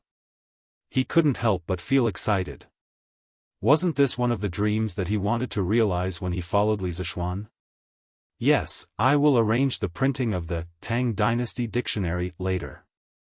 At the same time, I will advertise it in tomorrow's newspaper. Ma Zhou nodded. Well, that's a good idea.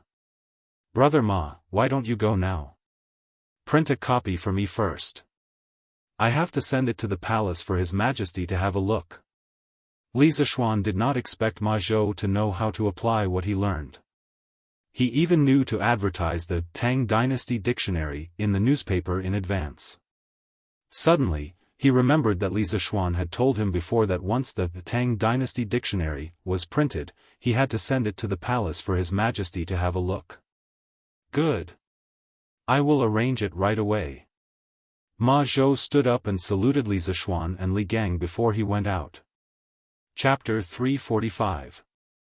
Li Sai, if you don't mind, why don't I write a preface for the Tang Dynasty Dictionary and publish it in the newspaper for publicity?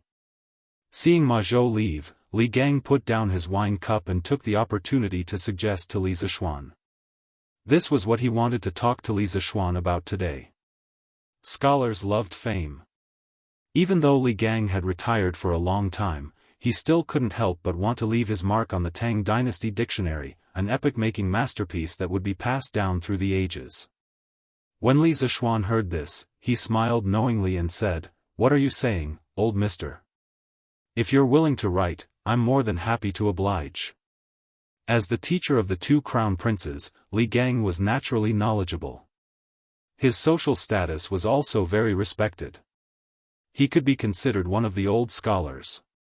Even Li Er had to be respectful to him. If such a big shot wanted to take the initiative to publicize the Tang Dynasty Dictionary, only a fool would refuse. "Ha! You brat!" Li Gang laughed heartily. He pointed at Li Zishuan and said, "I heard that you learned martial arts in Longhu Mountain for 8 years. But since you came back, Chang'an has been particularly lively this year.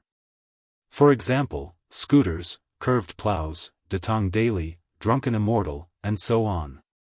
There are all kinds of things to eat, drink, play, use, and see. It can be said that there are all kinds of things. Although I am idle at home, I can feel the changes outside. I have heard your story many times. Today I see you, but I didn't expect you to be so young. The younger generation will surpass us in time." Li Zishuan cupped his hands and said modestly, "You flatter me." Li Gang said with a faint smile, "Ha! I am not praising you. I want to ask, what did your master, spiritual master Lingxiu, teach you? You brat, how did you get so many strange things?" Li Zishuan was speechless. It turned out that the old man said so much to make fun of him. "Oh, by the way, I heard from a good friend that you were jointly impeached by 8 doctors of the Imperial College. How is it now?" Li Gang saw Li Zishuan's dejected expression and knew when to stop. He stopped joking and said seriously, "Well, there is nothing on His Majesty's side, but Chancellor Kong reprimanded me." Li Zishuan thought and said, "Oh? Why is that? Tell me about it." Li Gang showed an interested expression and asked. Once a person got older, they would generally be more open-minded about personal gains and losses. But instead, they would become more gossipy.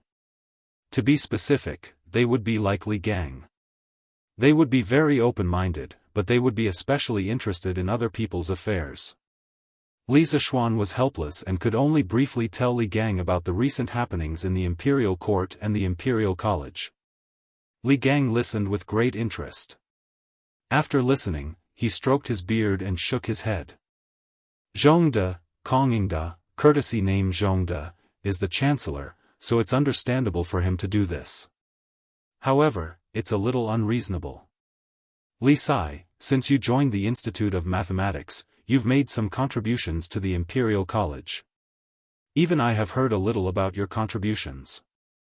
Zhongda's behavior is somewhat disappointing. Next time when I drink with him, I will help you talk to him." Li Zishuan was stunned. He did not expect Li Gang to be so open-minded. It was indeed rare for him to look at this problem from a completely fair point of view. "Thank you for your kind intentions. But there is no need for this. This little one has already resigned from His Majesty yesterday. In the future, I will no longer hold the position of Minister of Mathematics. To tell the truth, if Kong Ingda had been like Li Gang at the start, even if the Imperial College had a backstabbing villain like Cui Shanyu, Li Zishuan would still be willing to stay and lead the Imperial College to a new life.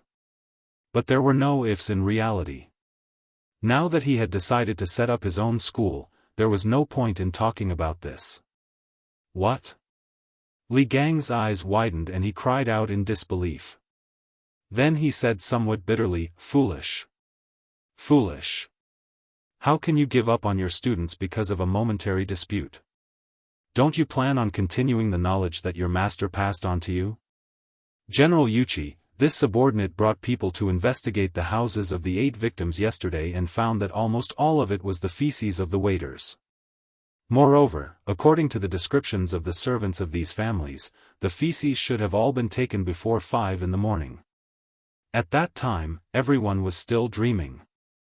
East of the Imperial Palace, right Marquis Wei Manor. Chicken Bro bowed and handed over a page of the dossier. Then did you bring people to ambush and capture people in those places in advance this morning? Yuchi Jingda sat at the head of the table and didn't take the file. He just glanced at it casually and then asked in a rough voice.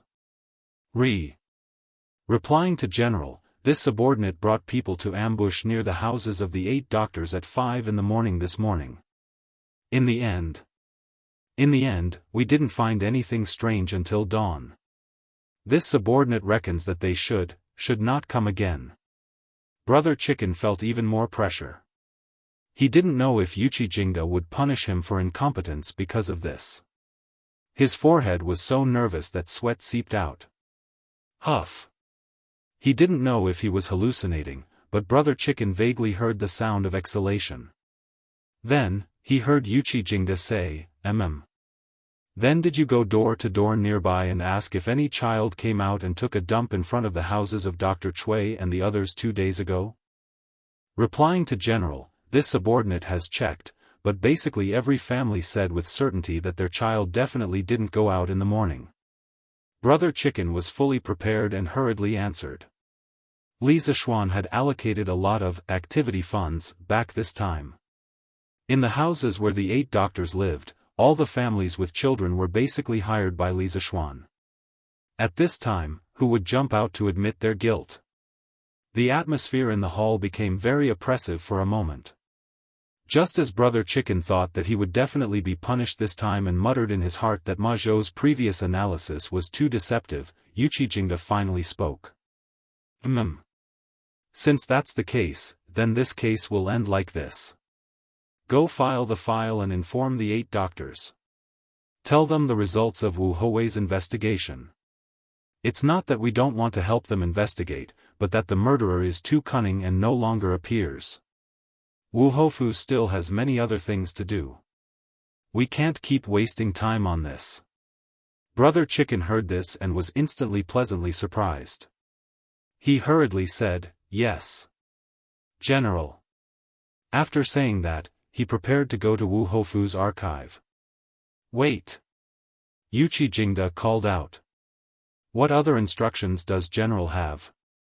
This time, you did very well. Alright, you can go now. Yuchi Jingda glanced at Brother Ji, speaking meaningfully and tacitly. Yes, sir. Brother Chicken was so excited that he almost jumped up and hurriedly retreated. Looks like Steward Ma's analysis is pretty good. General Yuchi sent me to investigate the case. As expected, it was just a formality. Steward Ma is amazing. This time, I must treat him to a big meal and repay him well. Brother Chicken silently praised in his heart. Chapter 346. That's how it is. Perhaps in the eyes of others, this kid's decision may be extremely stupid, but there are some things that will never succeed if you don't try. This kid's family is rich, and he could have lived a comfortable life without worrying about food or clothing. However, if a man doesn't show his ambition, he's just a waste of his body. This kid believes that a life of trial and error is more glorious and meaningful than a life of idleness. Therefore, whether it's for myself or to carry forward my master's lifelong learning, this kid must build this academy, and it must be the best academy in the Tang Empire. In the side hall of the editorial department. If a man doesn't show his ambition, he's just a waste of his body. Li Gang was still immersed in Li Zishuan's plan to establish his own school and establish an academy. When he heard the last sentence, he couldn't help but be stunned in his seat.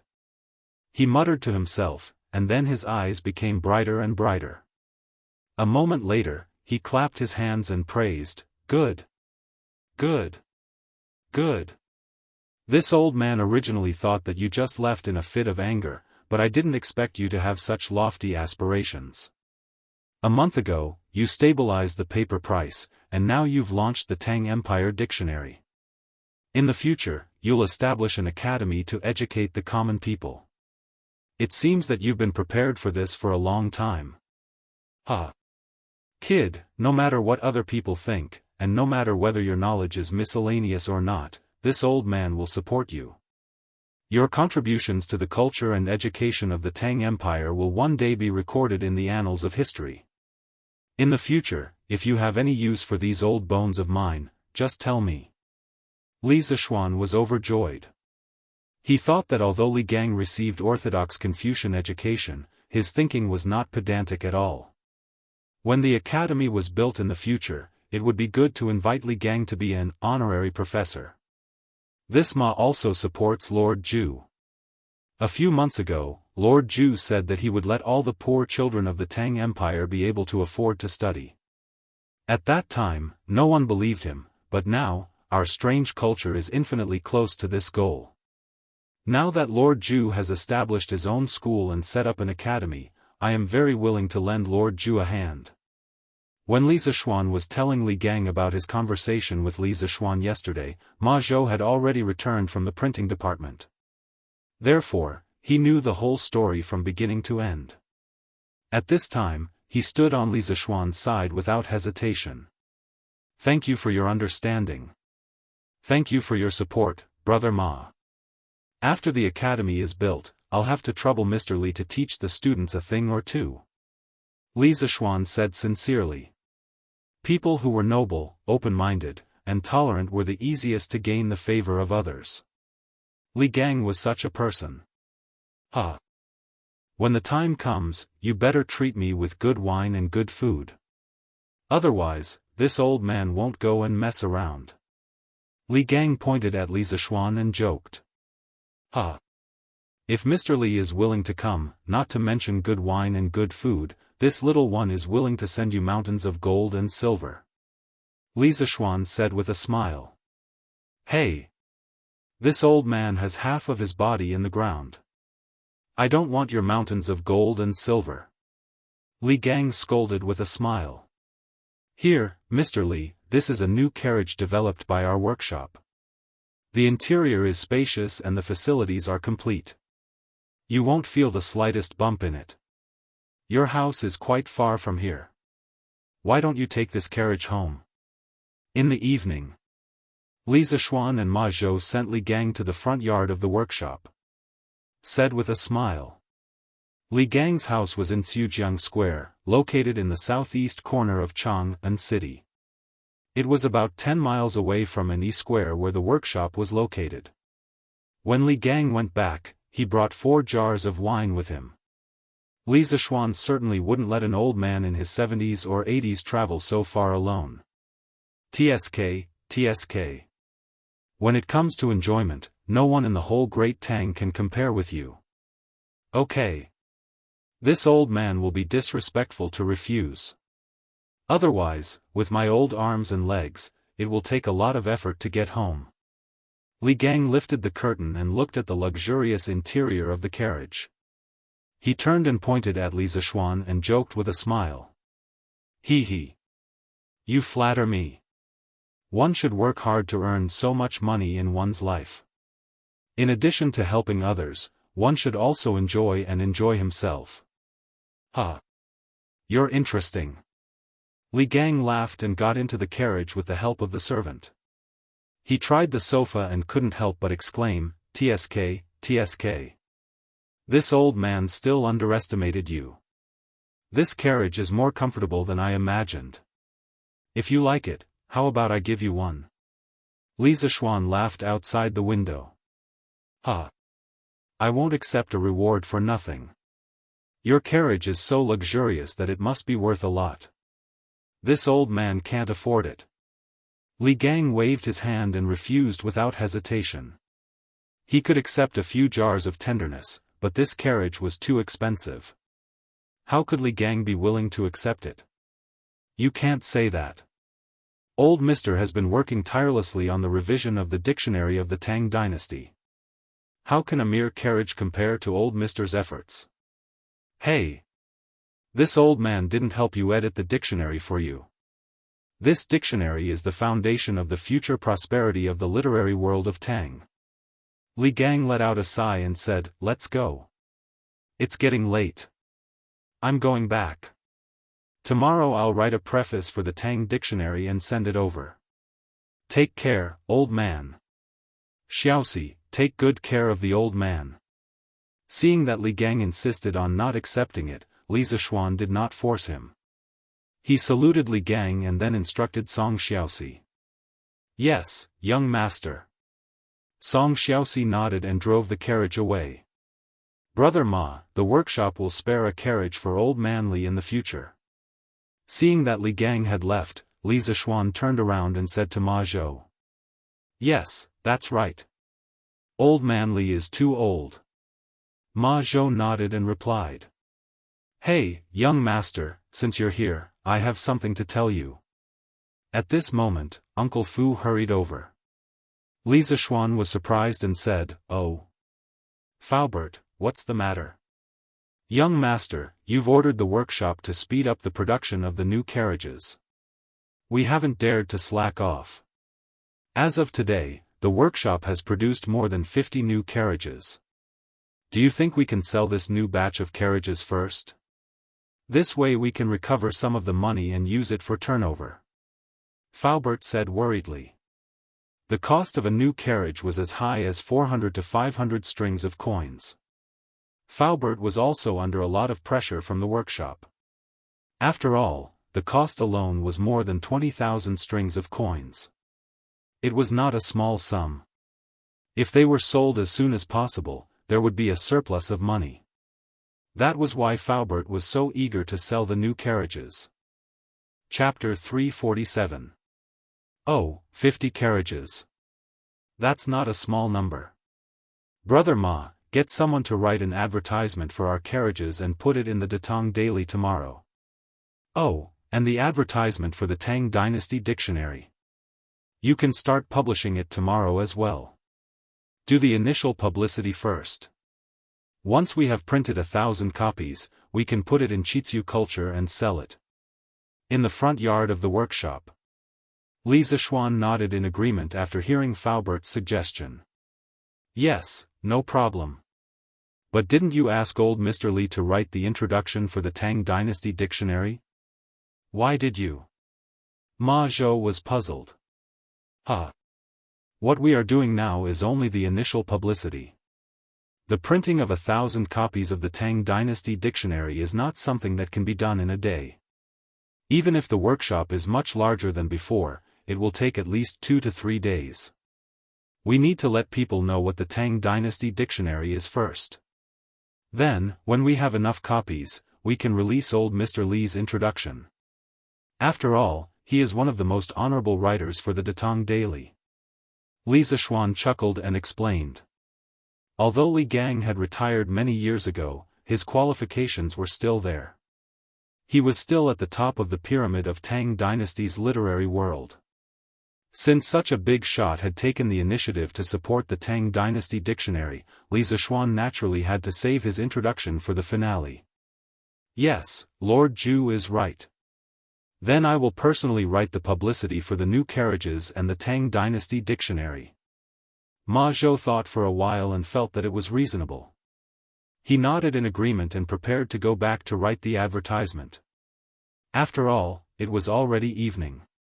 Time was tight and the task was important. Yes, thank you for your hard work, Brother Ma. Li Zishuan patted Ma Zhou's shoulder and watched him leave. Then, he said to Faubert beside him, "Faubert, send 10 carriages to Chitsu Pavilion tomorrow and hand them over to Manager Sunday. With the publicity of our newspaper and the quality of the carriages, it won't be a problem to sell them." "Yes, young master." Faubert heaved a sigh of relief and cupped his hands. "Your Majesty," Li Sai requests an audience. Within the Sweet Dew Hall. With great difficulty, he finally finished dealing with today's memorials. Li Er stretched his body tiredly and moved his wrists. Suddenly, an eunuch came in and reported with a bow. "Oh. This brat actually took the initiative to look for me?" Li Er felt that the sun must have risen from the west today. He had met Li Zishuan so many times. Which time was it not because something had happened that he asked someone to call Li Zishuan over? From the beginning to the end, Li Zishuan had never taken the initiative to enter the palace to look for him. "Summon him in." Li Zishuan put down the red brush in his hand and leaned against the dragon throne. He closed his eyes and rested, calmly waiting for Li Zishuan to come in. A moment later, Li Zishuan walked in with a thick book in his arms. After greeting each other, Li Zishuan looked at the book in Li Zishuan's hands and curiously asked, "What is it? What book are you holding in your arms? Are you here today to present a book to me?" "Your Majesty is wise. I am here today to present a book to you." Li Zishuan smiled. "Oh? What book? Quickly present it to me. A book that you have personally come to deliver must be extraordinary." Li Er was energized and said excitedly. Zhao Song, who was beside Li Er, hurriedly went to take the book and presented it to Li Er with both hands. Li Er took the dictionary with one hand. It was slightly heavy in his hand.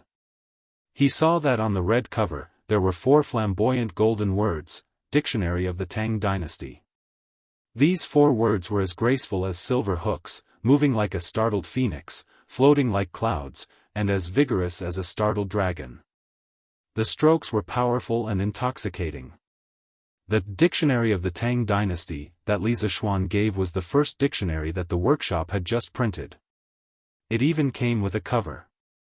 As for the 4 words on the cover, it was written by Li Gang himself. Naturally, it looked very cool. "Oh. It's actually the Dictionary of the Tang Dynasty? It's done so quickly?"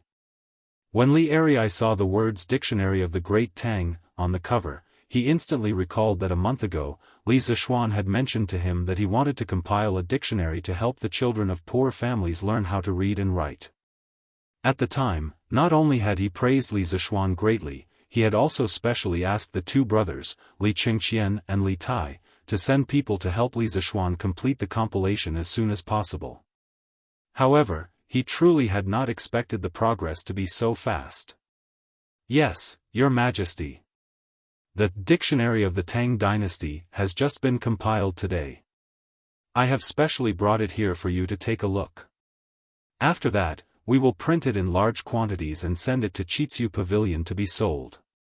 By then, countless people will learn how to read." Li Zishuan cupped his hands and said, "Ah. Good. Good. Good." Li Er was so happy that he shouted 3 times. He laughed and said, "You have done well this time. You have done well. I am very pleased. Your Majesty is too kind, too kind. He he." Li Zishuan was so happy that he could not find north and laughed. "Who wrote the words, Dictionary of the Tang Dynasty? Looking at this handwriting, why do I feel that it is very familiar?" Only then did Li Er ask about the 4 words that were full of pretentious style on the cover. "Your Majesty, the person who wrote these 4 words is old Mr. Li Gang. Old Mr. Li is a person of virtue and prestige, so I invited him to come out and nominate him for the cover of the Dictionary of the Tang Dynasty." Li Zishuan talked nonsense as if he was running around and visiting famous scholars for the publication of the Dictionary of the Tang Dynasty. Li Gang.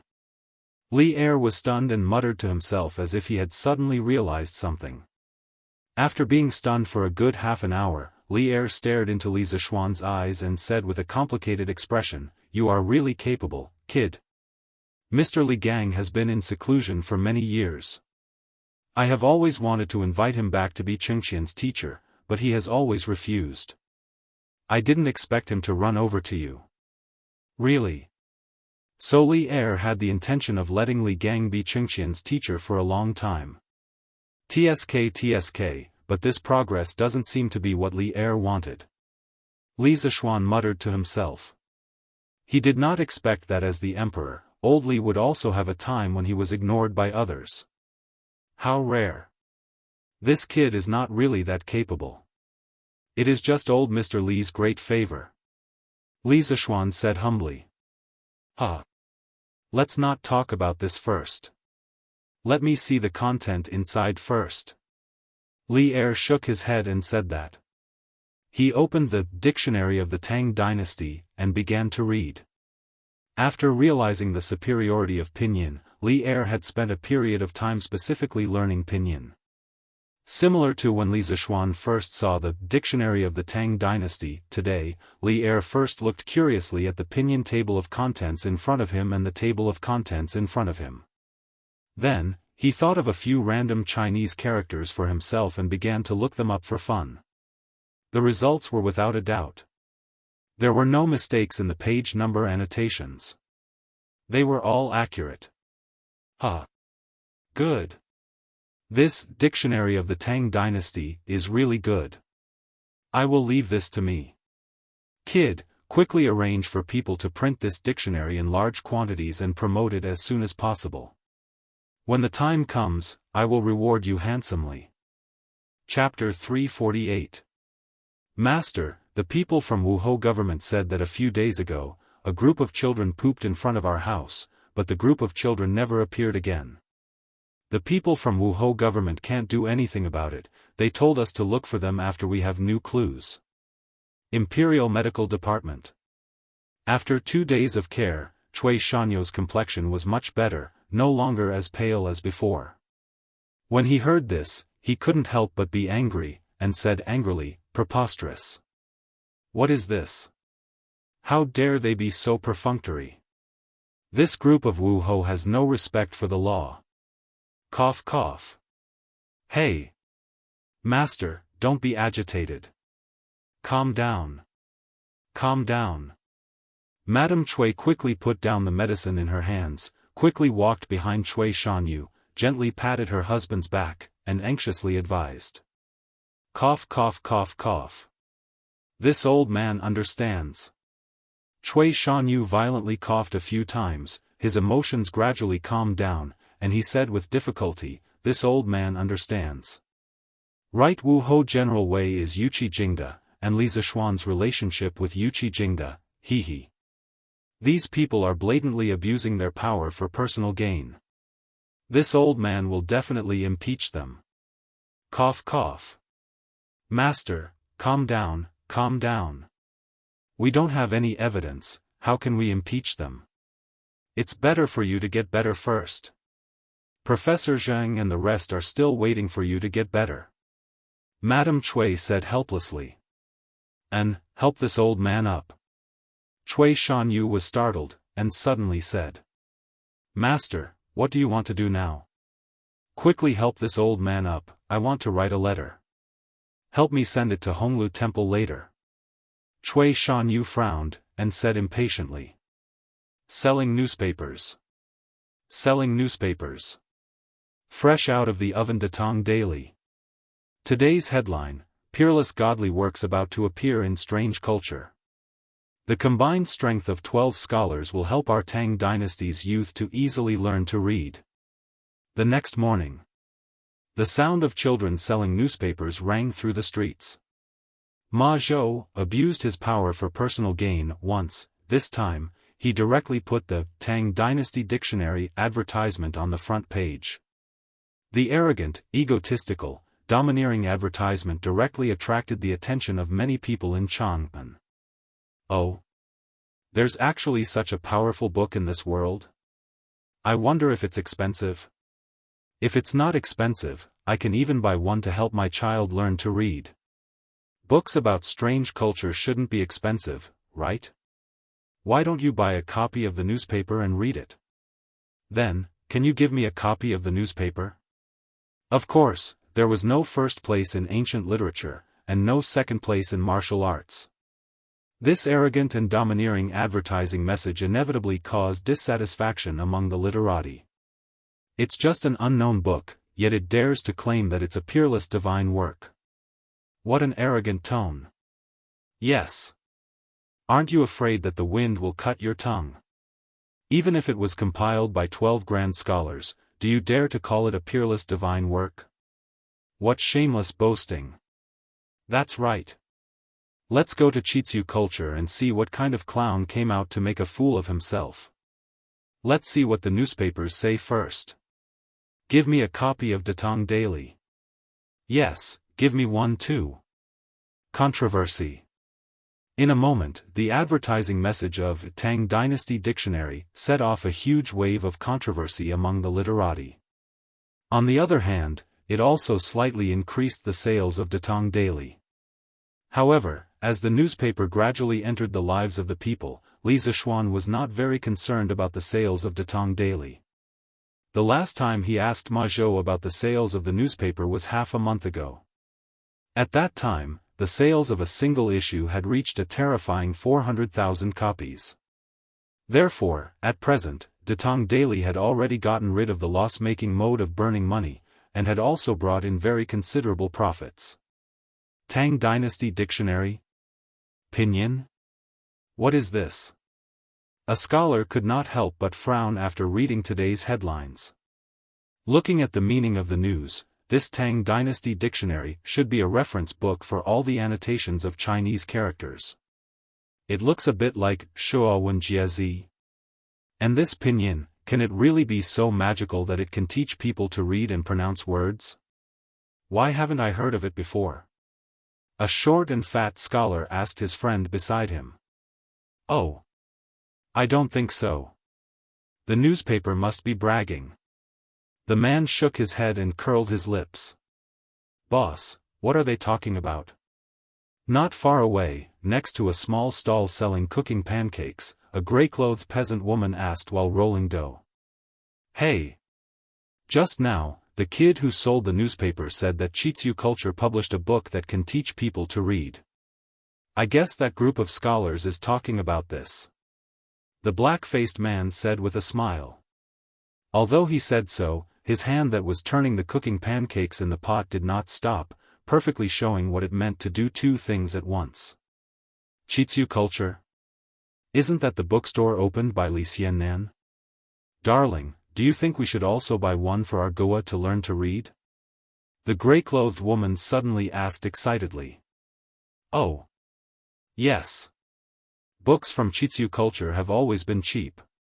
This book can teach people to read, then buy it. Goa's mother, don't be busy here. I will do it alone. Go to Chitsu culture and see if they sell it. There will definitely be a lot of people fighting for it. If you can get it, buy one for our Goa. It's much cheaper than hiring a teacher. The black-faced man wiped the sweat on his forehead with his sleeve and waved his hand. Boss, can you do it alone? The gray-clothed woman was quite tempted, but she still hesitated. Nonsense. Of course I can.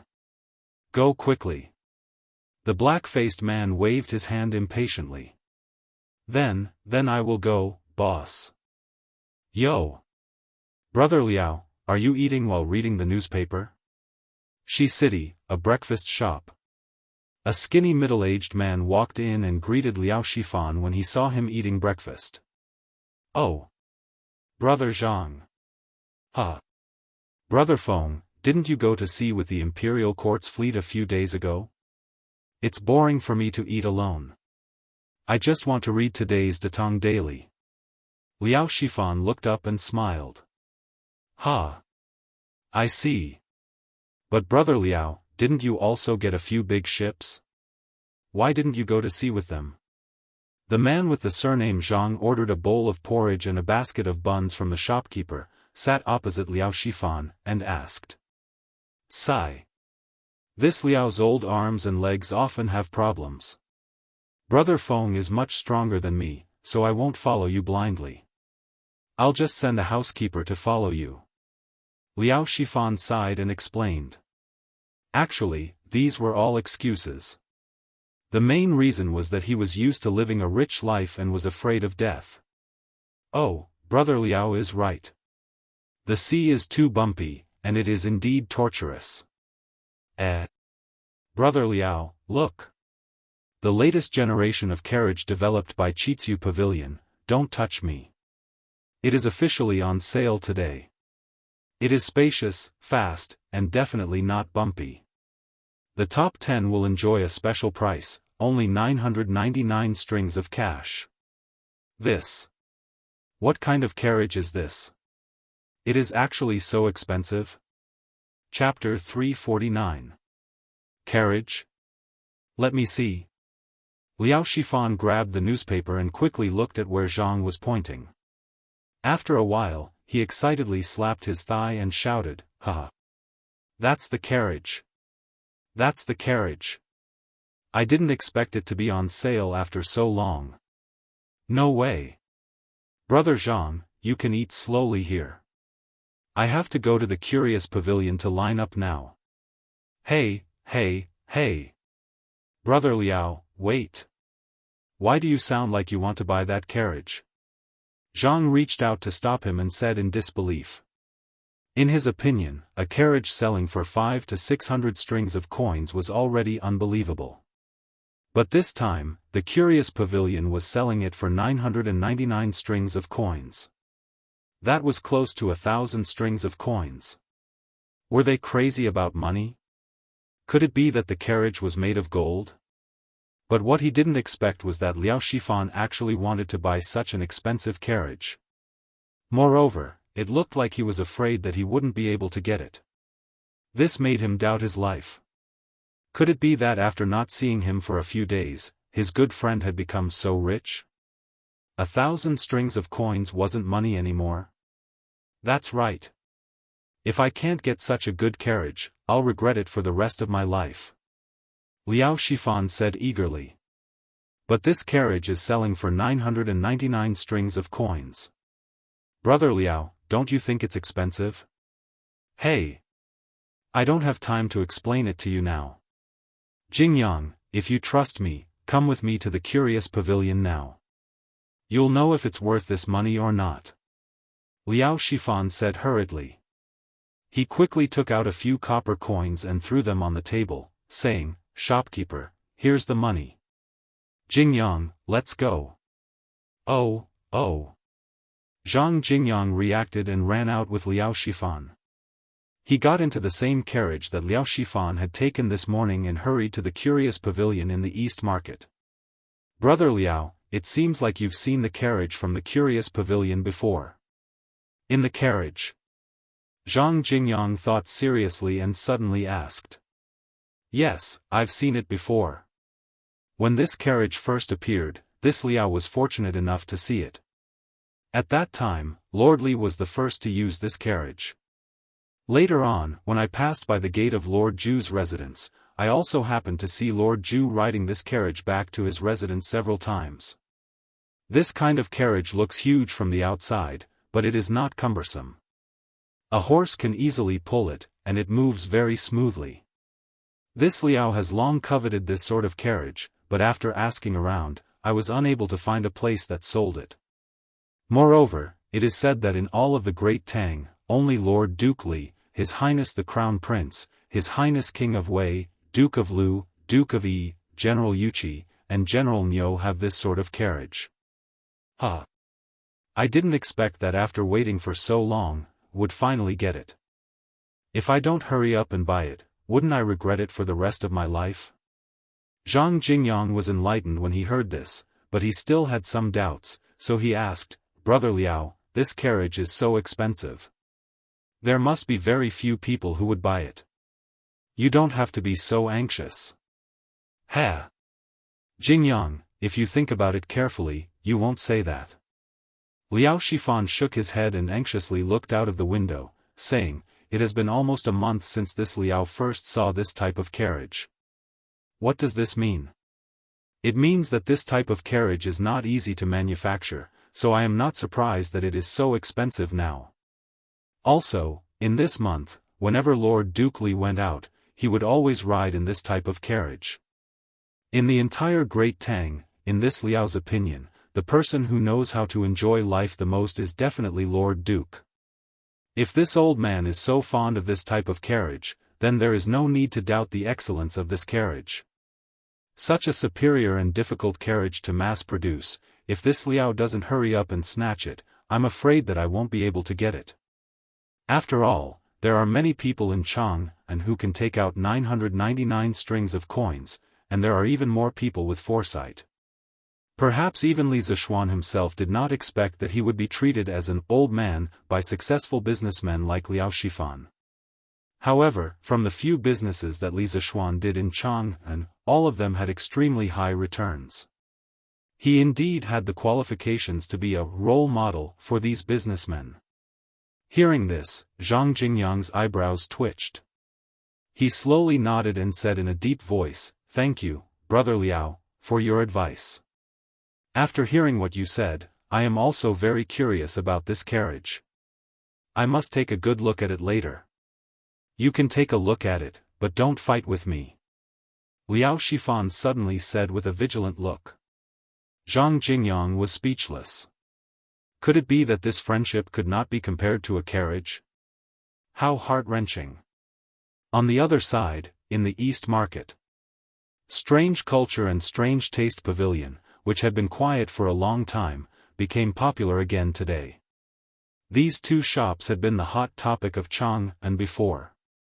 This time, after Datong Daily's publicity, it was as if a cigarette butt had been thrown into a barrel of explosives. The effect of gathering popularity immediately exploded. Even before opening time, there was already a long line in front of the two stores. There were fewer people in front of the Odd Taste Pavilion. After all, carriages were still considered a luxury item for the people of Great Tang. On the other hand, there was a sea of people in front of the Odd Taste Pavilion, and there were several long lines. The people in the queue gathered in twos and threes, pointing at the advertisements in the newspapers and discussing with each other. For a moment, it was very lively. Fortunately, we are not too late, and we have membership cards, so we can line up at the members' channel. This way, there will definitely be a carriage for me later." In front of Strange Taste Pavilion, Liao Shifan and Zhang Jingyang were at the front of the queue and said happily. There were only two people in front of him, so logically speaking, they would definitely be able to buy the first batch of carriages. Fortunately, there were no traffic lights or traffic jams in this era. Otherwise, the two of them would have been dead by now. Although there were not as many people buying carriages as there were people buying Tang Dictionary, at a glance, there were at least 70 to 80 people lining up to buy carriages in front of Strange Taste Pavilion. Chang'an had never lacked rich people, and even more so, people with foresight. "Brother Liao, if I didn't see wrongly, you took out an orange membership card just now." Zhang Jingyang's face was full of shock. "Yes. If we didn't have a membership card, we would still be lining up on the other side." Liao Shifan did not feel that something was wrong at all, and he answered casually. But a card costs 100 strings of coins, isn't that a bit expensive?" "It's not expensive at all. For us, it's totally worth it. Think about it, an orange membership card only costs 100 strings of coins, but with this card, not only can we save time in the members' channel, we can also get a 30% discount on all the goods in Strange Taste Pavilion. Just this time, we can save nearly 300 strings of coins by buying a carriage. Do you think this membership card is worth it? Is it expensive?" Liao Shifan slowly analyzed. Chapter 350. It's open. It's open. The door is open. Let's go in and have a look at the Tang Dynasty Dictionary. How dare it call itself a masterpiece? The door of Chitsu culture was the first to open. Sun Huayuan, dressed in a purple-red gown, walked out happily and saluted the crowd. My friends, you must be here today to have a look at the Tang Dynasty dictionary out of curiosity. I won't beat around the bush. You can go in and have a look at the new Tang Dynasty dictionary in your order. Today's Tang Dynasty dictionary is only for viewing, but not for sale. 2 days later, Chitsu Culture will sell 1,000 copies of the Tang Dynasty dictionary. If you need it, remember to come and buy it. What? It's not for sale today? Why not? Yes. Why did you bring us here if you don't want to sell it? Some people in the crowd who had come early to buy the Tang Dynasty dictionary couldn't help complaining to Sun Huayuan. Most of them had heard about the magic of pinyin from the supervisors of the Imperial College, so they didn't have much doubt about the function of the Tang Dynasty dictionary. Today, they just wanted to buy the dictionary. Everyone, please calm down and listen to this old man's explanation. Sun Huayuan was prepared for this. He saluted the crowd and said loudly, "The Tang Dynasty dictionary uses the pinyin newly invented by my lord. It combines the painstaking efforts of the Crown Prince and the 12 scholars under the King of Wei."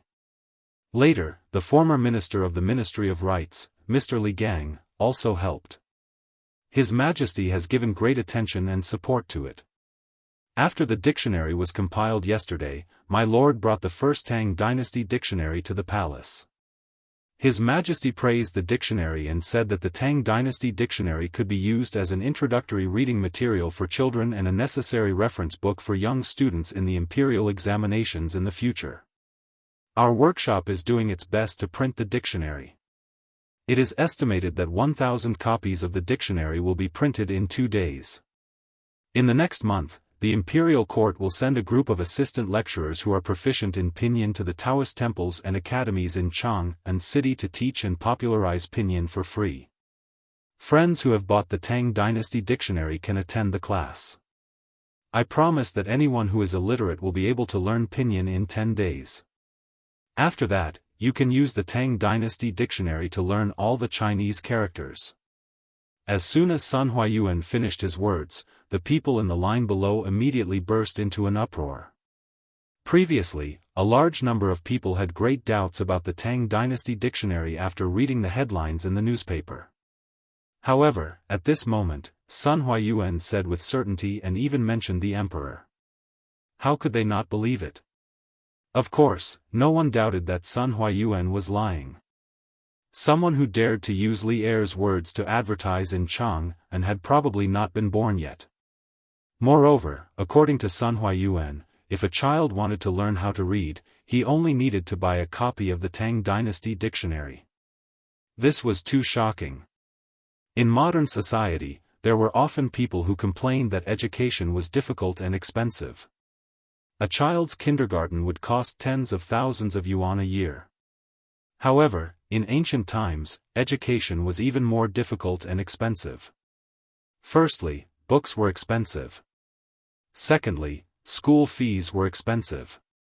This led to the extremely low literacy rate in ancient times. Now that there was such a cheap way to learn how to read, many people were shocked. His Majesty actually knows about the Tang Dynasty dictionary? His Majesty personally designated the Tang Dynasty dictionary as a necessary reference book for the imperial examinations? According to shopkeeper's son, my child only needs to attend 10 days of pinyin lessons and he can use the Tang Dynasty dictionary to learn all the Chinese characters.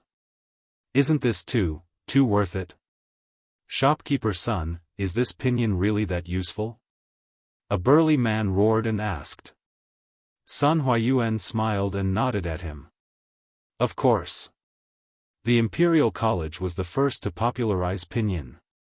Now, almost all the students in the Imperial College have learned pinyin. Whether it's useful or not, you may not believe me, but you can go and ask the students in the Imperial College. I know this. The child next door to my house is in the Imperial College's Four Gates School. I heard from that child that pinyin is very easy to learn. He learned it in 5 days. After learning it, he can directly use Pinyin to learn all the Chinese characters. A middle-aged man with a full beard spoke enthusiastically. Meng Laosi, you idiot, are you trying to trick people again? Bullsh *t. When have I, Meng Laosi, ever lied to anyone? If you don't believe me, then so be it. If you don't buy it, then I'll buy it. Ahem. Alright, now let's enter the store in order to take a look at our new Tang Dynasty Dictionary. In order to celebrate the completion of the Tang Dynasty Dictionary, all the books in Chitsu store will be 10% off today. Of course, this discount does not stack with the membership card discount. Everyone, please. Sun Huayuan looked at Chitsu store on the other side and anxiously interrupted the noise of the crowd. Good. Good. Good. Today's trip was not in vain. Huh. Yes, yes, yes. The crowd burst into cheers. Sun Huayuan smiled and shook his head. He called a servant over and instructed him to look after the store carefully. Then, he walked quickly to Chitsu store. There were many big bosses waiting for him to open the store. Hey, shopkeeper's son is finally here. Yeah. We've been waiting for so long. When Sun Huayuan came over, the rich businessmen in front of the line could not help but complain. They were all queuing up to buy things, but Chitsu store opened first. This inevitably made them unhappy. Huh. Old Master Wu, Old Master Liao, please forgive me. I really can't split myself up. Most of the people in front of him were old acquaintances. Sun Huayuan bowed apologetically and greeted them. Open the door quickly.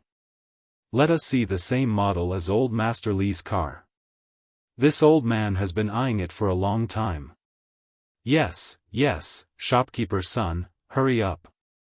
Those who were well informed all knew that the carriages being sold today were similar to the new type of carriage that Li Zishuan had been riding. Previously, when Li Zishuan went out in the new type of carriage, they had more or less seen it before. Just from its appearance, it was very mighty and domineering. And the people who came to line up were all people who didn't lack money. Now that they went out, they paid attention to the issue of ostentation, so these people all wanted to buy one to go back and show off, cough cough, to show off. Alright, this old man will not talk nonsense. Later, you can experience it for yourselves. Now, please look to your right. This is our workshop's newest model of carriage. Zhang sighed, go and lift the curtain. Shopkeeper's son laughed heartily as he waved his hand. He was very confident in the new model of carriage, don't touch me. He felt that there was no need for any unnecessary introduction. These people would know once they tried it. Yes, shopkeeper's son. The servant next to Sun Huayuan answered and quickly ran to lift the curtain. Chapter 351. Tisk. This carriage. So domineering. TSK TSK. Beautiful. Look at how sharp it is. Curious Pavilion's products are as good as ever. Zhang Side reached out and pulled, and the black curtain covering a large object on the empty ground to the east of Curious Pavilion was slowly lifted. The new carriage developed by the workshop, Don't Touch Me, was officially unveiled to the public for the first time. The large and majestic appearance, coupled with the body of the carriage that had been polished countless times, shocked the crowd. It perfectly showed the crowd what it meant by, Curious Pavilion's products must be the best. Although some of them had seen this carriage when they met Li Zishuan when he went out, it was obvious that their feelings were different now. In the past, they could only admire it from afar and envy it from the bottom of their hearts. But now, they could see it up close and fantasize that they could own such a carriage in a short while. Hee hee. Everyone, this is our Curious Pavilion's newest product, Don't Touch Me. Compared to a normal carriage, we have increased the length, width, and height of the carriage. The interior space has more than doubled, and you won't feel uncomfortable sitting inside. It is very suitable for long-distance travel. Also, Don't Touch Me has used our workshop's newest technology. Not only does it ensure a large space, but it also ensures the flexibility of the carriage. Everyone, don't be fooled by the size of this carriage. It only needs 1 horse to pull it easily, and its speed is more than 30% faster than a normal carriage. Sun Huayuan pointed at Don't Touch Me and laughed. Hey, shopkeeper son, what do those 3 crooked symbols in the middle of the carriage mean? Liao Shifan pointed at the oval sign at the top of the carriage and asked. Yes. What are those words? Why are they so ugly? When Liao Shifan said that, someone immediately noticed the sign and agreed. Cough cough. That is pinyin, and it means don't touch me. Everyone should have heard of pinyin, right? My Lord Zhu invented this symbol to teach people how to read. If you are interested, you can go to Curious Pavilion to take a look at our newly completed Tang Dynasty Dictionary. Sun Huayuan coughed and explained. At the same time, he cleverly advertised the Tang Dynasty Dictionary among the rich. Oh. I see. But why is the name of this carriage so strange? Liao Shifan nodded thoughtfully and then asked with a frown. Ugh.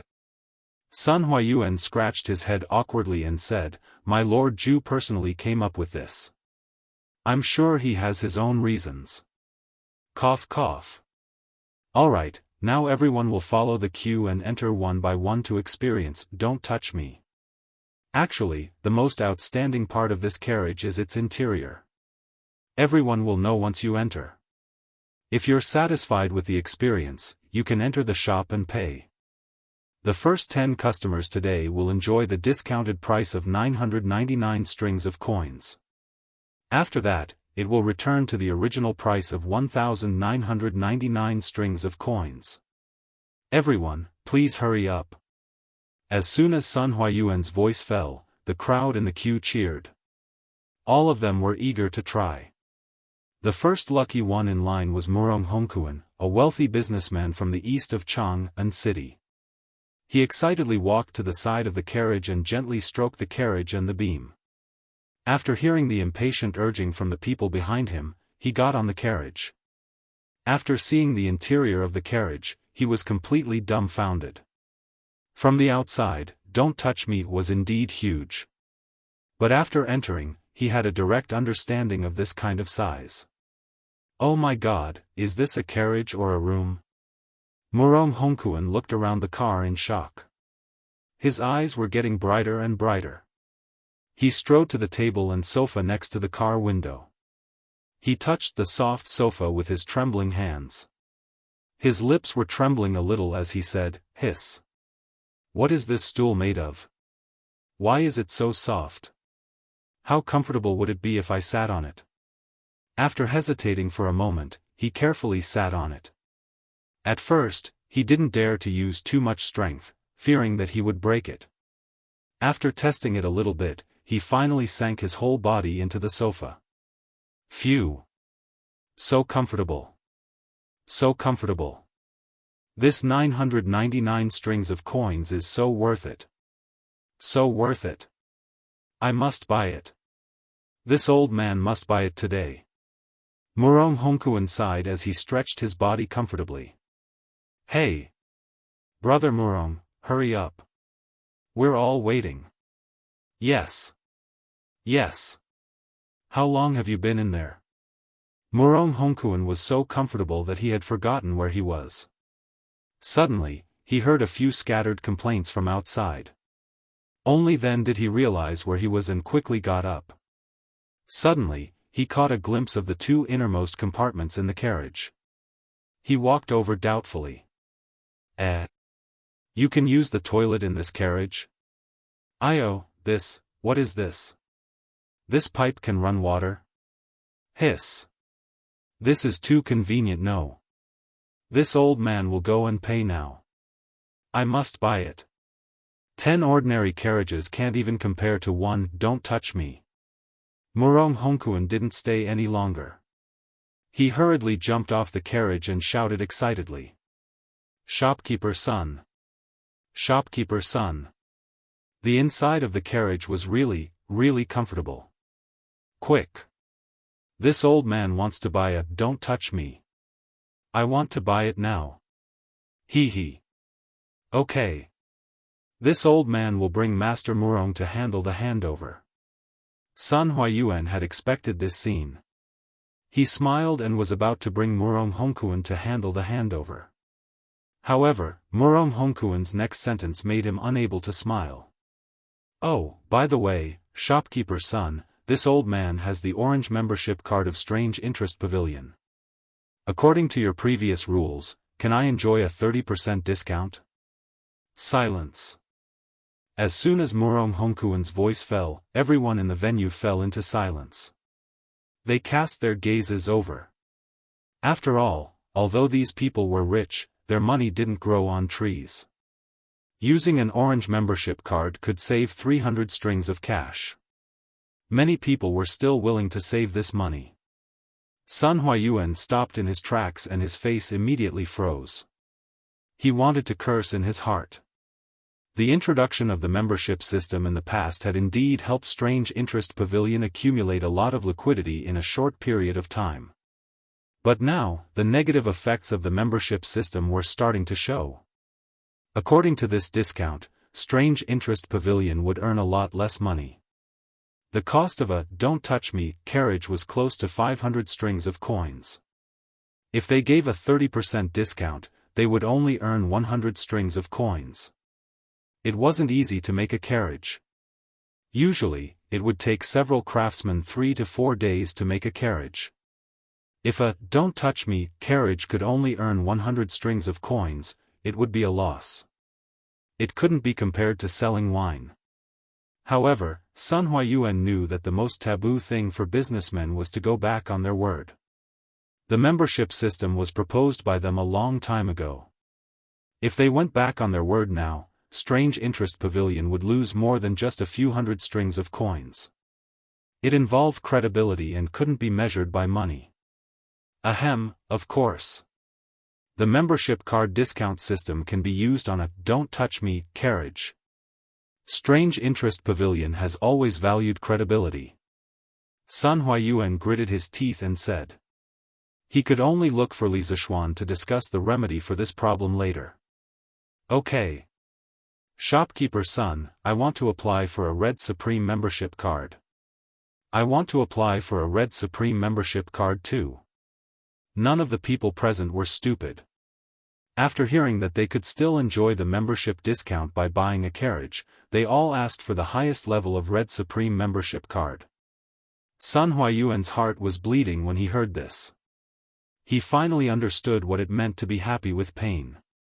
It wasn't a good thing to have too many members. Chapter 352. Side, what's going on outside? How many carriages have we sold? How many people want to apply for a card?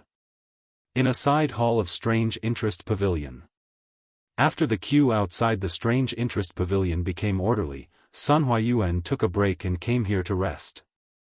The main reason was that he didn't want to see the scene of a group of people fighting to get a Red Supreme membership card. A Red Supreme membership card had a 40% discount. According to the discount price of 999 strings of coins, each carriage earned less than 100 strings of coins. This made Sun Huayuan very sad. Luckily, only the first 10 carriages were priced at 990 strings of coins. The rest of the carriages returned to 1,199 strings of coins. Boss, when I came here, I had already sold 20 "Don't Touch Me" carriages. The carriages sent by the workshop yesterday are almost sold out. There are 40 people who want to apply for a Red Supreme membership card. Mr. Wu is registering them now. Zhang Side bowed and said. The Mr. Wu he mentioned was the accountant of Strange Interest Pavilion. F***CK. This bunch of people. Even someone as refined as Sun Huayuan could not help but curse. His heart ached as he said, previously, there were only 5 Red Supreme members in our Strange Interest Pavilion. After today's incident, I'm afraid there are now 50 or 60 Supreme members. Zhang Side was sweating profusely. He did not know where to put his eyes and ears. He could only look down and count the ants. Of course, there were no ants in the house. No. You go and tell the workshop not to send any more carriages here. The 25 carriages they sent yesterday are enough. Sun Huayuan suddenly stood up and patted Zhang Side's shoulder. Huh?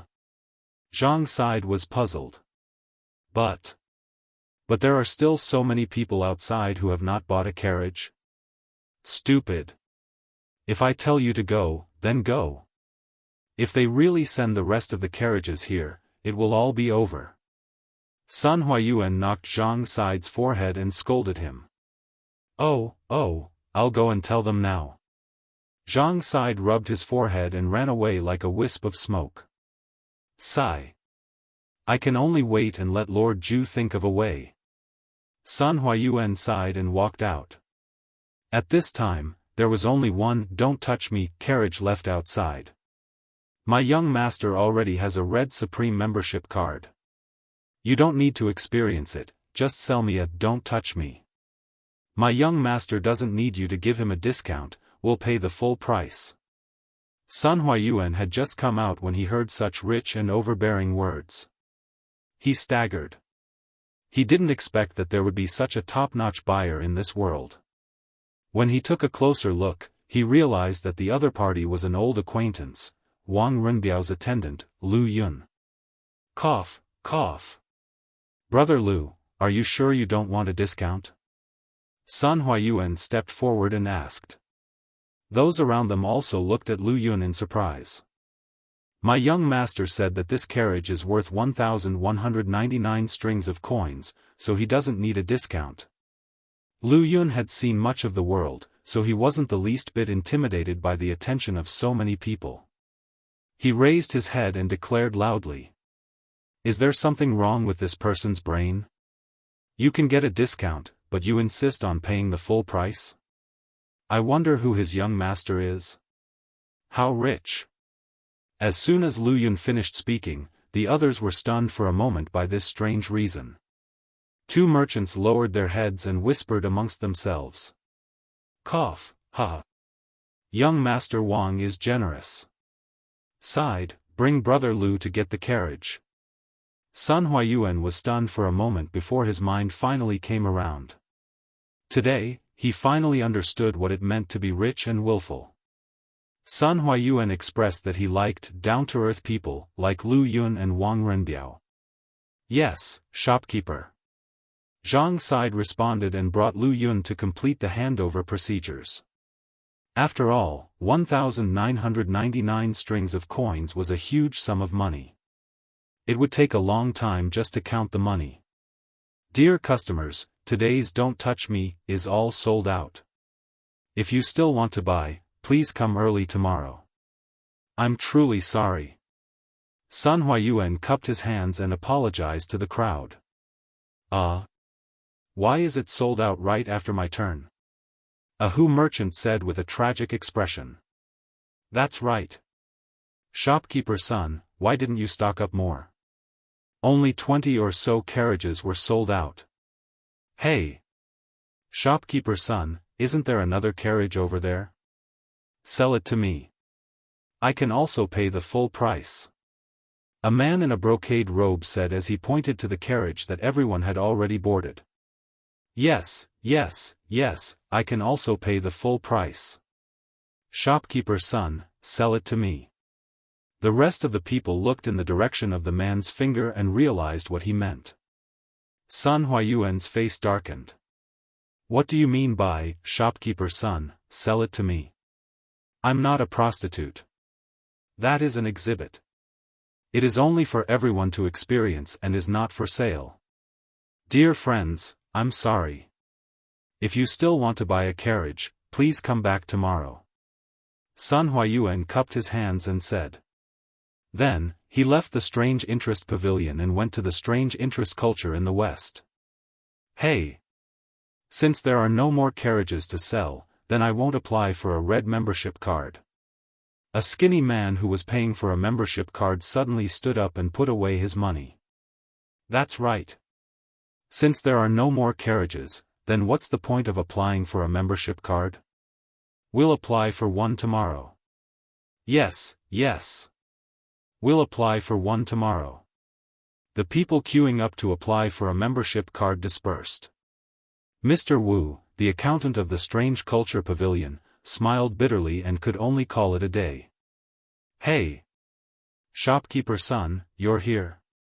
Please sit down, there's no need to get up. After the morning class, Li Zixuan entered the house and was told that Sun Huayuan was waiting for him in the front hall. Thus, he went straight to the front hall. Thank you, Lord Zhu. Sun Huayuan cupped his hands and forced a smile. Although Li Zixuan wasn't good at reading people's expressions, he could still see the reluctance in Sun Huayuan's smile. He couldn't help but ask, Shopkeeper son, is the response to the Tang Dynasty dictionary and the new carriages not good? Sun Huayuan was startled and understood that Li Zixuan had misunderstood. He hurriedly said, No, no. The response to the Tang Dynasty dictionary and the new carriages is very good. I'm here today because I have something to discuss with you, Lord Zhu. When he said that, Li Zixuan was even more curious. Since the Tang Dynasty dictionary and the new carriages are very good, then what is there to worry about? Oh. Please speak, shopkeeper son. I'm all ears. Lord Zhu, it's like this. Today, our Strange Culture Pavilion, Sun Huayuan chose his words carefully and told Li Zixuan about the explosive increase in the number of supreme members in front of the Strange Culture Pavilion this morning, which led to the Strange Culture Pavilion's heavy losses. I was wondering what it was. So it's this. Shopkeeper son, you're overthinking it. There's no need to worry about this at all. When Li Zixuan heard this, he laughed and said without a care. Chapter 353. What does Lord Zhu mean? Li Residence, Main Hall. After hearing Li Zixuan's words, Sun Huayuan frowned and asked. I understand Manager Sun's meaning.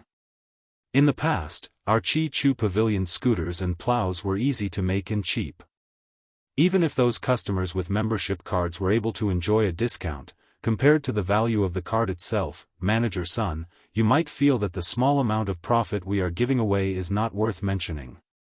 Now that we are developing a new type of carriage, the manufacturing process is relatively tedious.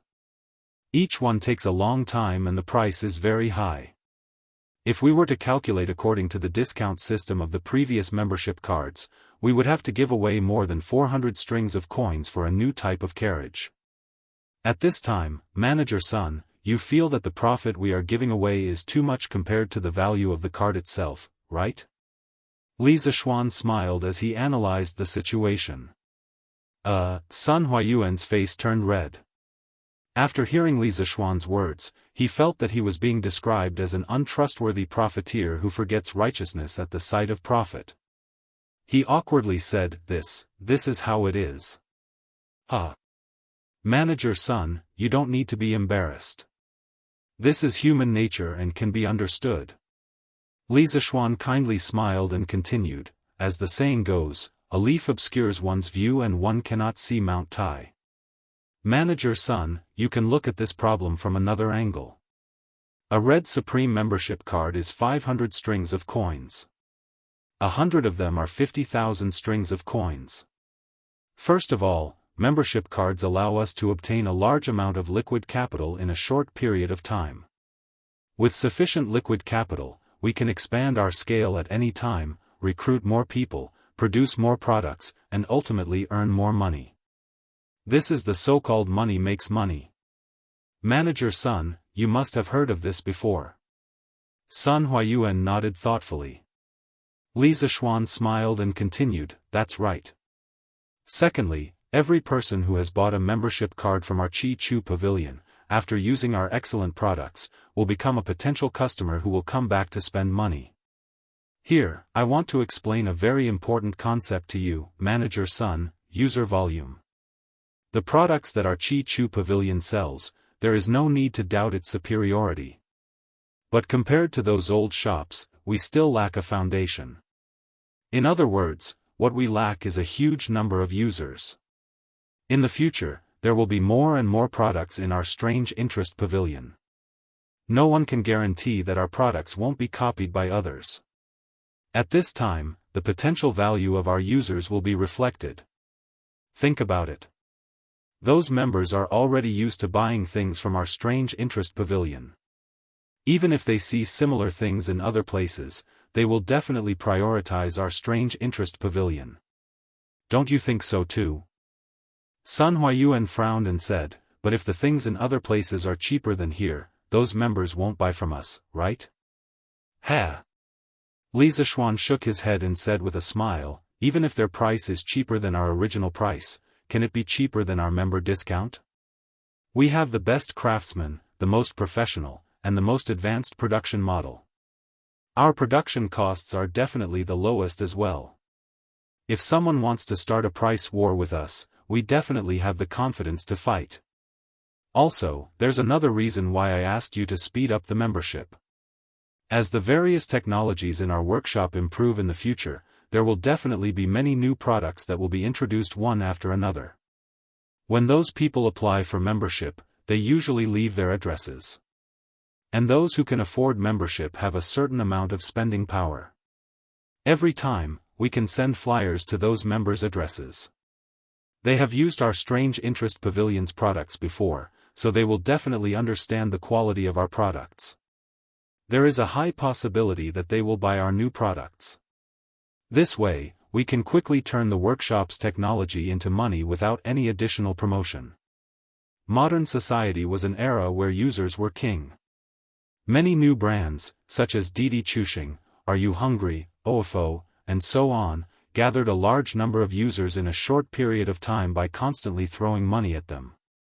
Then, based on this large number of users, they accurately promoted relevant business information and established an effective business model to achieve long-term profits. This kind of behavior was the so-called internet thinking. The Tang dynasty didn't have computers, nor did it have the internet. Communication wasn't as developed as the modern era. If Li Zishuan were to use this kind of internet thinking, he would only get himself killed. That's why Feng Yu could use a portion of the profits to accumulate users. But he had his own bottom line. No matter if it's the early or later stages, he cannot lose money. He must protect his own interests first. If not, it will be easy for him to break the cash flow chain. Now, Feng Yu was focusing on cash and users. Currently, Strange Interest Pavilion's member discount system was only giving out 30 to 40% of the profits. Feng Yu was still making money. When the user base increases, he will show his capitalist side. It was just like some takeout platforms in the modern era. At the start, there will be a lot of red packets and discounts. One meal will be 3 to 4 renminbi. In the later stages, there will be less red packets and discounts, but you will already be used to ordering takeout. Sir Ju is wise. I admire you. Li Zishuan's words were beyond the business theory of this era. The amount of information was too much. Sun Huayuan pondered for a long time before nodding his head. This is just my humble opinion. Manager Sun, it's good that you understand. Li Zishuan waved his hand and laughed. Then, he suddenly had an idea and said, oh. Actually, regarding the Red Supreme membership, the discounts are indeed quite high. But the rules were set by us, so we can't go back on our words. But in the future, we can increase the price of each product by 20 to 30%. This way, not only will it attract people to apply for membership, it will also ensure that we have enough profits. Currently, Strange Interest Pavilion's products were priced at 60% more than the cost of the product. If they used the Supreme membership to give discounts, they would only be left with about 20% of the profits. That's why Li Zishuan thought of this bad idea. Yes. This idea is good. This idea is good. Previously, when Li Zishuan said that users are king, it was all about the benefits that cannot be seen or touched. Compared to those, Sun Huayuan preferred the benefits that can be seen and touched. Therefore, when he heard Li Zishuan's words, Sun Huayuan quickly nodded his head like a chicken pecking rice. Ah. Then that's it for now. Manager Sun, why don't you stay for lunch? Li Zishuan put down his cup and laughed. AI. No need, no need. Sir Ju, you go ahead with your business. This old man won't disturb you any longer. Goodbye. Sun Huayuan hurriedly stood up and waved his hand. Then take care. Li Zishuan smiled and didn't force him. Sun Huayuan was more concerned about the difference in status. Even if he forced him to stay, he wouldn't be able to eat to his heart's content. Chapter 354. He. Guess who I am? In the afternoon, Li Zishuan was lying in the air-conditioned room, a room with a lot of ice cubes, happily taking an afternoon nap. On a hot day, what else could he do but take an afternoon nap? Suddenly, he felt two soft and slippery little hands on his eyes. Then, he heard a deliberately rough voice. Li Zishuan was sleeping soundly. After being disturbed, he became a little angry. He closed his eyes and removed the little hands from his eyes and muttered, "Lon, don't mess around. Let brother sleep a little longer." Wow. Stinky brother, how did you know it was me? Lon slapped Li Zishuan's forehead in dissatisfaction and jumped up to shout. Li Zishuan curled his lips and was speechless. He thought to himself, such a boring game. Only a little girl like you won't get tired of it no matter how many times you play it. Stinky brother, get up quickly. Someone is looking for you in the front yard. Seeing that Li Zishuan was about to go back to sleep, Lon impatiently pinched his face and said. Ouch. Little girl, let go of me. Although Li Zishuan had practiced martial arts, he had never practiced being thick-skinned. He quickly slapped the little girl's hand and shouted, "Hiss! Who is looking for me?" In this state, he definitely couldn't go back to sleep. He sat up and rubbed his face. He thought to himself, this little girl is really ruthless. What will happen when she gets married in the future? Oh! Brother Crown Prince and Sister Changle are here. Brother, go and wash your face. Li Qingqian? Changle? What are they looking for me for? Li Zishuan said in disbelief. He suspected that Lon was deliberately teasing him. How would I know? They just said that they have something to talk to you about. Brother, go quickly. Lon put her hands on her waist and said matter-of-factly. Oh, okay. Seeing Lon confident expression, Li Zishuan nodded. He got up and was about to wash his face when he suddenly remembered that there was something wrong with Lon's words. He patted Lon's little head and asked, "What? Little sister, aren't you coming with me?" Lon was not going. They are here to look for my brother, not me. Lon will use brother's telegram machine to chat with Sister Yushi later. Lana raised her head and said in a crisp voice. Chatting again? What do you two have to talk about? Chat every day? Li Zishuan rubbed his forehead, speechless. Ever since she discovered the function of the telegram machine, this little girl would come over to play and chat with Han Yushi almost every day. The key was that the only one that could communicate with Li Zishuan's telegram machine was the Han family's one. The little girl couldn't find anyone else to talk to even if she wanted to. After a while, the length of her conversation with Han Yushi was almost as long as Li Zishuan's. In order to prevent misunderstandings, Li Zishuan specially created a password to prove his identity, hitting the tiger at the back of the mountain. Every time he spoke to Han Yushi, he would first send these 4 words to prove that it was him. This also prevented Han Yushi from accidentally recognizing the wrong person and saying things that she shouldn't say.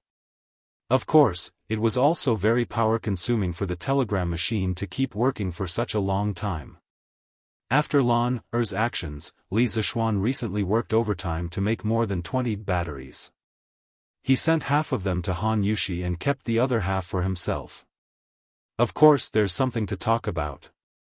This is a matter between us women. Brother, you don't understand. Hurry up and go to the front yard. Lan raised her chin proudly and pushed Li Zishuan out of the room. She was like a dove taking over a magpie's nest. What? A matter between women? Little girl, can you be considered a woman? Li Zishuan sweated profusely. There was only a 7 or 8 year difference between the two of them. Was there a generation gap? Fortunately, there were no computers, no internet, and no QQ in this era. Otherwise, Lan, this little girl, would definitely evolve into an internet-addicted girl. Okay. You guys chat. I'll leave first. Li Zishuan waved his hand helplessly. Anyway, Lan was already familiar with how to operate the telegram machine. She didn't need him to teach her at all. Moreover, what was even worse was that when she sent the telegram, she was even better than him. That speed, tsk, was simply incomparable. Hee. Oh. Right. Brother, don't forget Sister Yushi just because you have Sister Changle. Otherwise, Lan, will complain. F***ck. Li Zishuan staggered and almost fell to the ground. Changle was indeed natural and unrestrained, beautiful and cute, but she was only 8 or 9 years old, okay? No matter how much of a beast he was, he wouldn't have any thoughts about a little girl. Looking back at the room, Li Zishuan couldn't help but ask the heavens. Could it be that the children of ancient times were also so mischievous? Hee. Qingxian, Changle, why are you guys here? After washing his face in the western courtyard, Li Zishuan went to the main hall and saw Li Qingxian and his sister sitting there, eating fruits and drinking iced wine. They chatted as they ate and drank. They were very comfortable and didn't treat themselves as guests at all. Little Xian, you're up. Come, sit first. Li Qingxian laughed and pointed to the chair beside him. Was this fellow trying to turn the tables? Li Zishuan rolled his eyes and sat opposite Li Qingxian, next to Princess Changle. Hee. I've long heard that Brother Xiao Xian likes to sleep. Today, I've finally personally encountered it. Changle covered her mouth and laughed softly. Li Zishuan's face reddened, and he awkwardly said, Ahem, little sister Changle's words are wrong. You have to know that taking a nap can eliminate fatigue, recover physical strength, and strengthen the heart. It can also increase the ability to resist diseases, delay aging, and promote longevity. There are many benefits, so we should all take more naps. Stop. Li Qingxian hurriedly waved his hand and interrupted. He speechlessly said, Xiao Xian, your skin is really thick. You can find so many excuses for your own laziness. I'm convinced. Pfft. Changle couldn't help but giggle. However, she was afraid that Li Zishuan would be too embarrassed and hurriedly covered her mouth. Li Zishuan angrily said, What do you mean by looking for excuses? Everything I said is in line with medical theory. If Qingxian doesn't believe me, you can go to the Imperial Physician Bureau and ask the old Imperial Physician. He then turned his head to look at Changle and said, Also, little sister Changle should do as I say and take more naps. Your foundation is weak to begin with. Oh, that's right. Is your qi better? Hearing Li Zishuan's slightly concerned words, Changle's tender face reddened. She softly said, It's better. Previously, Daoist Sun gave Changle a prescription. Changle has been taking it all this time. It's already been a long time since my qi flared up. Li Zishuan nodded his head. In history, Changle had died before the age of 22. Regardless of the reason, Li Zishuan didn't want such a gentle and pleasant girl to die so early. However, it was a pity that he hadn't studied medicine in his previous life. Now, he could only hope that Sun Simiao was more capable. That's good. However, Changel can't let down her guard. It's summer now, and it's not easy for qi to flare up. You still have to take care of your body. Qi, asthma, was the most common season in winter. It was indeed not easy to flare up in summer. That was why Li Zishuan reminded her. Chapter 355. Thank you for your concern, Brother Xiao Xian.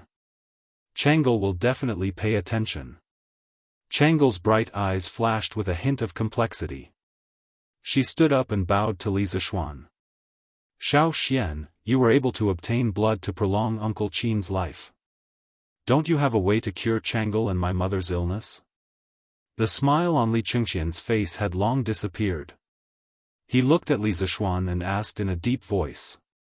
Does this guy really think I'm an omnipotent doctor? Li Zishuan smiled bitterly and said, Qingxian, you think too highly of me. If I had that ability, I would have cured Sister Changel long ago. Actually, even if my master were alive, he would only be able to alleviate the illness. It would be difficult to cure it completely. Asthma was caused by tracheal allergies.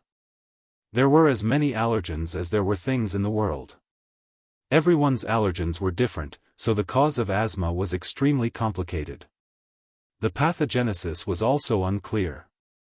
Even in modern society with extremely advanced medical conditions, there was no way to cure it completely. But if the right method was found, the asthma condition could be controlled very well. But I do have some ways to alleviate or stabilize the condition. Li Zishuan tried hard to recall and muttered. Oh. Then tell me, Xiao Xian. Li Qingxian's eyes lit up as he hurriedly said. Changel also looked over with a face full of anticipation. Changel's illness is caused by her tracheal allergies to a certain substance. Qingxian, you need to find a meticulous palace made to accompany Changel at all times and take note of Changel's daily activities. It's best if you can analyze the source of Changel's allergies, such as pollen and dust. In the future, as long as you try to avoid these sources of allergies, you will have fewer relapses and suffer less. Generally speaking, people with illness are more sensitive to dry and cold air. It's fine now that it's summer. But once winter comes, Changel will probably suffer. So Changel, you must take advantage of this season to walk around and exercise. It's best if you do some exercise that isn't very strenuous, such as riding a scooter. Also, I have a prescription for treating qi disease. I memorized it when my master prescribed medicine. It might not be useful, but Changel can give it a try. Hey. Xiao Xian, wait. I'll take notes. Li Qingxian hurriedly raised his hand to interrupt. Although Li Zishuan said so, he did not dare to underestimate him. The news of Li Zishuan obtaining blood to prolong Qin Xiong's life had spread throughout Chang'an city, so he trusted Li Zishuan's medical skills very much. Li Zishuan smiled and didn't stop him. He waved his hand and asked the servants to bring Li Qingxian a brush, ink, paper, and inkstone. When everything was ready, he continued.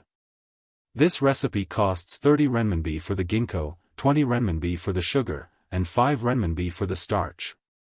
First, he removed the outer shell of the ginkgo and placed it in a pot with water. After boiling, he peeled the ginkgo and dug out its core. Then, he placed the ginkgo into a bowl, steamed it with water, and took it out. Put the ginkgo and sugar into the pot, add 2 bowls of water and bring it to a boil. Remove the foam and thicken it with starch before serving. This recipe can unblock the blood vessels, protect the liver, moisturize the skin, anti-aging, suppress lung qi, stabilize phlegm, detoxify, and strengthen the body. Even if it can't cure Changel's qi disease, it will be very beneficial to her body. It can be eaten for a long time and should be helpful. The ginkgo was the seed kernel of the ginkgo tree. It could not only be used as medicine, but also as an ingredient. It was very effective for asthma. In his previous life, Li Zishuan's grandmother had mild asthma. She had been eating ginkgo according to this folk recipe. She paid attention to avoiding allergens and didn't have an attack for many years. However, ginkgo was poisonous when eaten raw. Oh? Ginkgo can treat qi disease? Then I'll have people pick more and send some to mother. Li Qingxian happily folded the recipe in his hand and smiled. Thank you, brother Xiao Xian. Changel squinted her eyes and smiled sweetly. Of course, she was happy that her illness was under control. After all, no one wanted to be sick all day. Small matter. But Changel, you still have to move around more. Our bodies are like a container. Exercise can make this container stronger, and it won't be easy for external diseases to invade.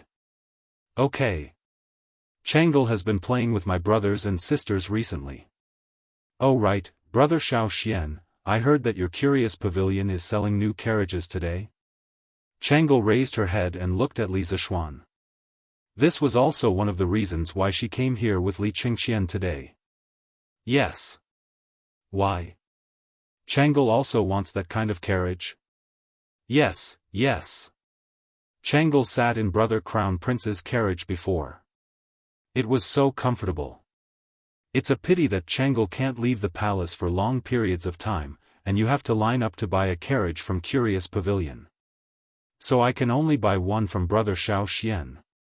Changel blinked her beautiful eyes and said mischievously. Ha! Li Zishuan patted his head and said embarrassedly, this is my fault.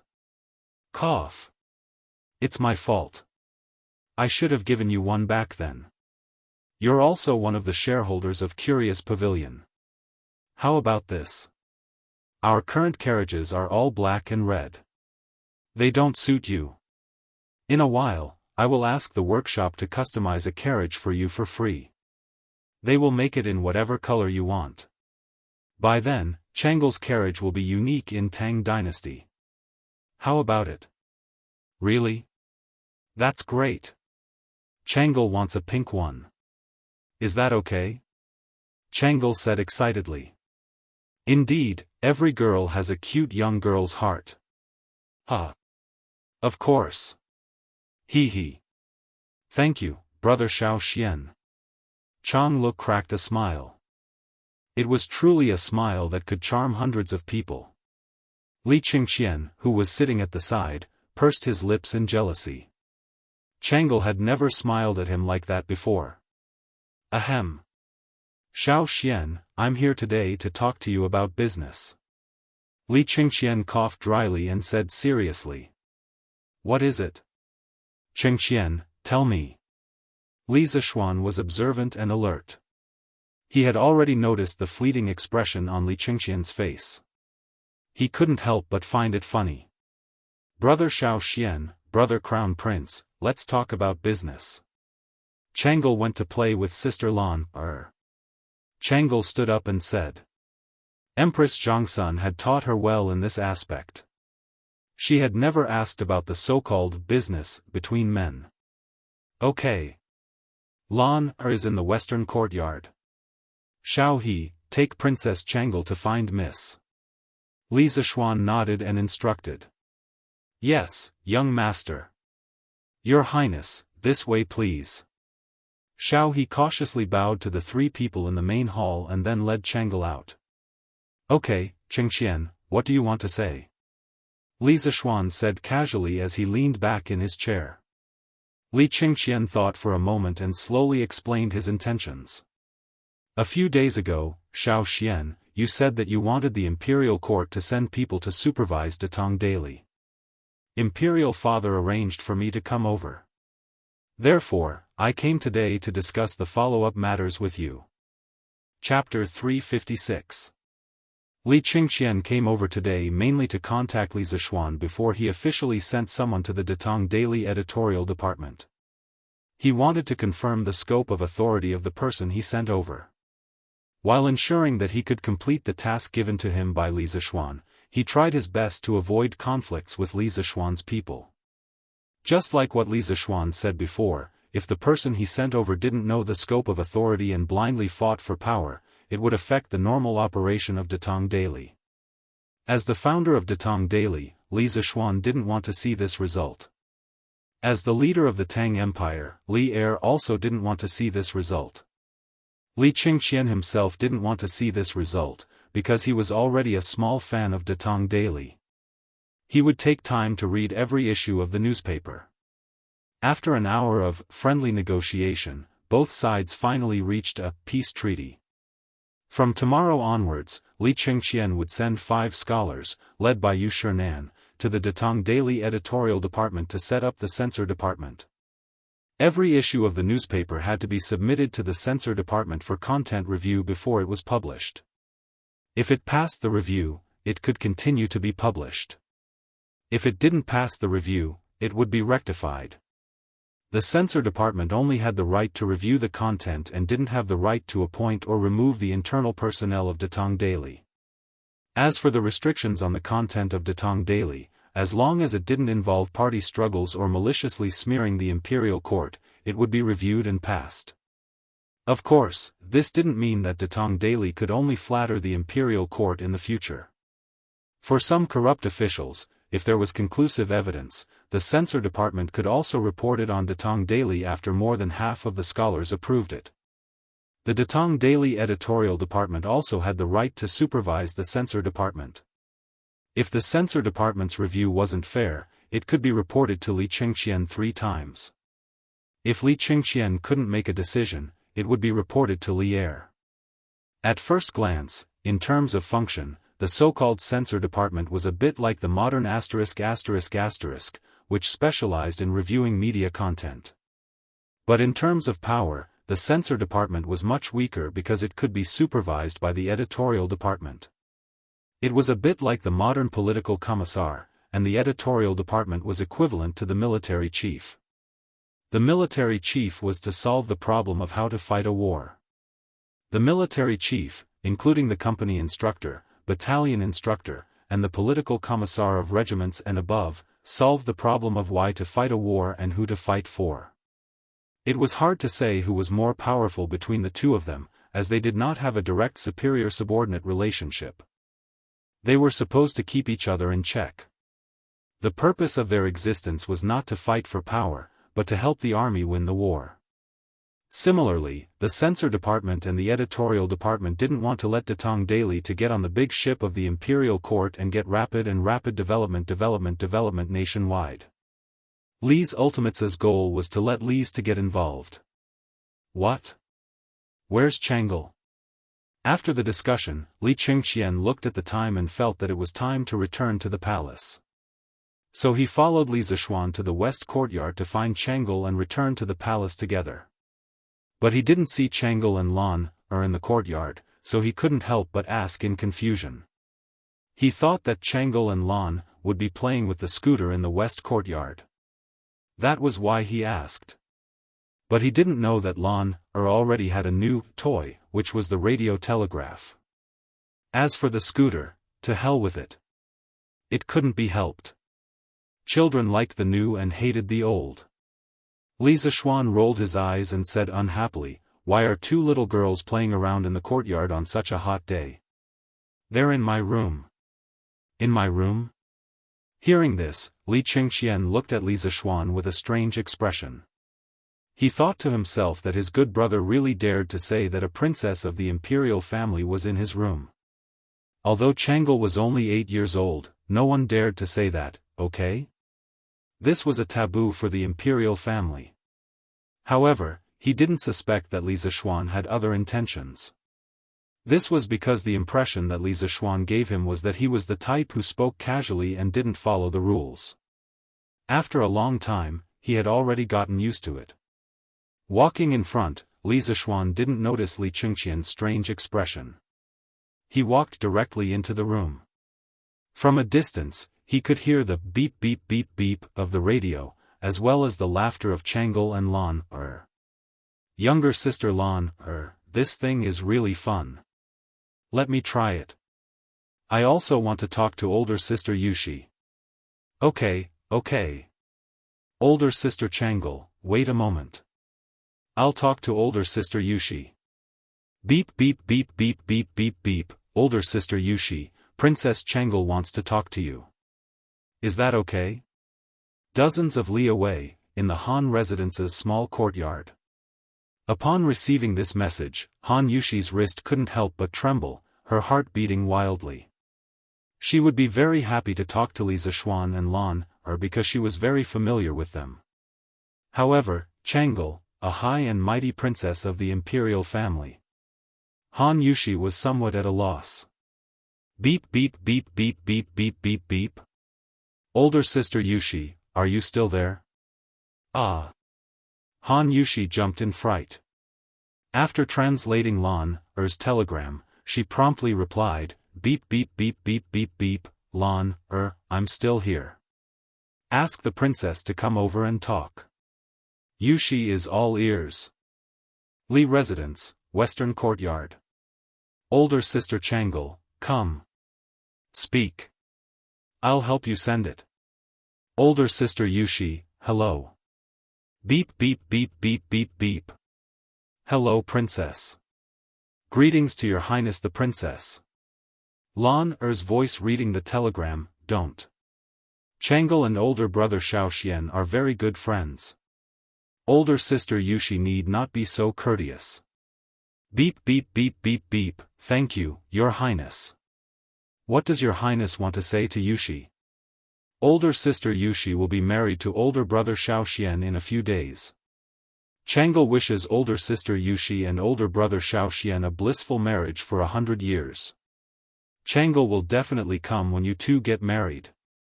Also, older sister Yushi, you're so lucky. Older brother Xiaoxian treats you so well. After Chang'e finished speaking, she stared at the telegram machine in a daze. A trace of envy and inexplicable complexity flashed in her eyes.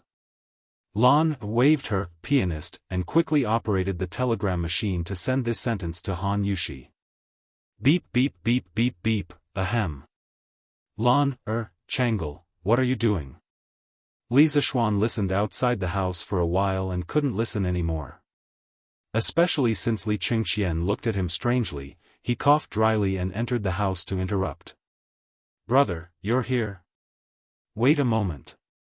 Lan will send this sentence to older sister Yushi first.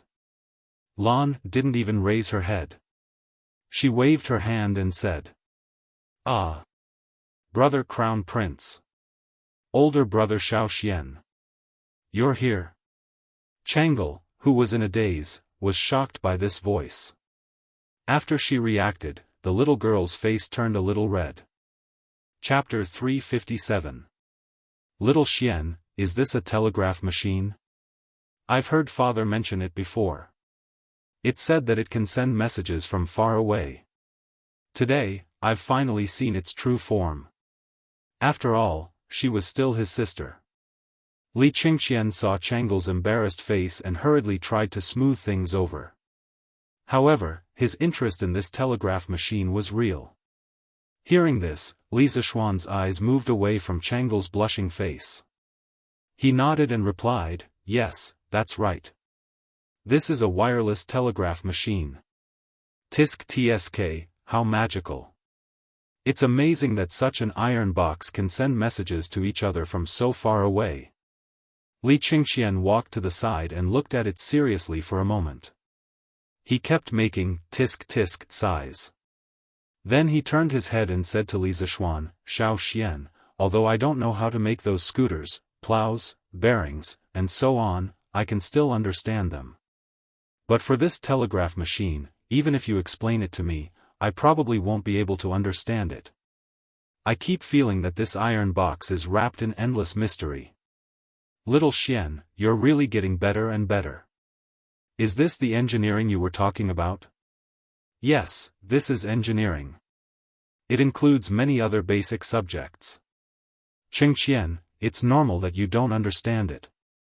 Li Zishuan had never expected people from the Tang dynasty to be able to understand electromagnetism now. That was an extravagant hope. However, after his Yanhuang College was built, this would no longer be an extravagant hope. Oh. I also heard that little Xian wants to build an academy to teach the engineering you talked about. If there's anything you need help with in the future, just tell me. If I can help, I'll definitely do my best to help. Speaking up to here, Li Qingxian sighed and said sincerely, if I were just an ordinary person, I would definitely enter your Yanhuang College. Listening to the engineering you talked about, I keep feeling that it's not the knowledge of the human world. Unfortunately, it's not up to me. Li Zishuan said unhappily, don't make trouble here. Qingxian, you were born with a noble status and didn't have to worry about food and clothing. Do you know how many people envy you? If you're still not satisfied, how are those poor commoners going to live? As the saying goes, be content with what you have. When you are envious of others, you don't know that even more people are envious of you. Li Qingxian was stunned when he heard this, then he smiled bitterly and said, be content with what you have. Looks like I still don't understand it as well as you, little Xian. Brother little Xian, where are you going to build your academy? Was there enough money? If it's not enough, Chang'e can give up this year's bonus. When Chang'e heard them talking about Yanhuang College, she raised her head and said, Hee, no need, no need. I have more than enough money. Li Zishuan waved his hand in relief and said with a smile, the academy will be built in Plum Village in the east of Chang'an City. It's surrounded by mountains and rivers, and the environment is beautiful. It's very suitable for learning. Moreover, it's not far from Chang'an City. If Chang'e and Qingxian have time in the future, you can visit Yanhuang College. After my academy is built, it will definitely be beyond your imagination. Oh? Is that so? When the time comes, Chang'e must go and have a look. Chang'e blinked her eyes and said excitedly. Little Xian, how big is your academy going to be? The more Li Qingxian listened, the more he felt that something was amiss. How was this building an academy? This was building King Villa. It's not that big. The cloud mountain behind Plum Village is about 1,000 acres. After some rest, it should be enough to build Yanhuang College. Li Zishuan rubbed his chin and said. 1,000 acres. Li Qingxian and his sister were instantly petrified. Brother Crown Prince, Chang'e heard from Lan, that this telegraph machine was made by Brother Little Xian to relieve Sister Yushi's boredom. Brother Little Xian is so good to Sister Yushi. On the carriage back to the palace, Chang'e shifted her gaze from outside the window and said as she held her little face. Oh. I didn't expect Little Xian to be a guy who forgets his friends over his lust. Li Qingxian had never heard Li Er mention this before. He couldn't help but say with a cheeky look. Humph. What do you mean by forgetting his friends over his lust? It's obviously Brother Little Xian who values his friends, okay? Chang'e rolled her eyes at her brother and secretly thought that her brother Crown Prince was really unromantic. After being together for so many years, how could Li Qingxian not understand what Chang'e's expression meant? His face was full of black lines. He wanted to explain but didn't know how to. He could only blame Li Zishuan. Brother Crown Prince, if Chang'e can be like Sister Yushi in the future and marry someone who loves me so much, Chang'e will have no regrets even if I die. But it's said that the marriage of the children of the royal family can never be decided by themselves. In another 3 years, father and mother will probably arrange a marriage for Chang'e. Chang'e is so scared that I'll marry the wrong person. But Chang'e doesn't want to make father and mother unhappy. Brother Crown Prince, what should Chang'e do? The carriage was silent for a few breaths of time. Chang'e suddenly raised her watery eyes and looked at her brother as she said with a pained expression. Li Qingxian had always doted on his sister. Now that he saw Chang'e like this, his heart felt as if it was pierced by a needle. He hurriedly said, "Don't think like that, Chang'e. Father and mother have doted on you since you were young. They definitely won't let you marry someone who doesn't love you. Besides, I'll definitely speak up for you when the time comes." Hey! Faubert? Busy? After sending Li Qingxian and his sister off, Li Zishuan let Lan, chat, with Han Yushi at home while he went to the workshop to see how the printing of the Tang Dynasty dictionary was going. Yo! Young master, you're here. Faubert put down the stack of papers in his hand and said with a bitter smile, Young master, the entire workshop is so busy that their feet don't even touch the ground now. I'm no exception. Li Zishuan scratched his head in embarrassment. He was here today to give the workshop an additional task. With Faubert in such a state, how could he say it out loud? Faubert, it seems that our workshop still needs to be expanded a little bit. Now, the workshop's products were still in short supply. Even though the scooters had been launched for several months, they still didn't have to worry about sales. Generally, when the workshop produced something, it would definitely be sold out within 5 or 6 days. That was because foreign merchants liked to resell.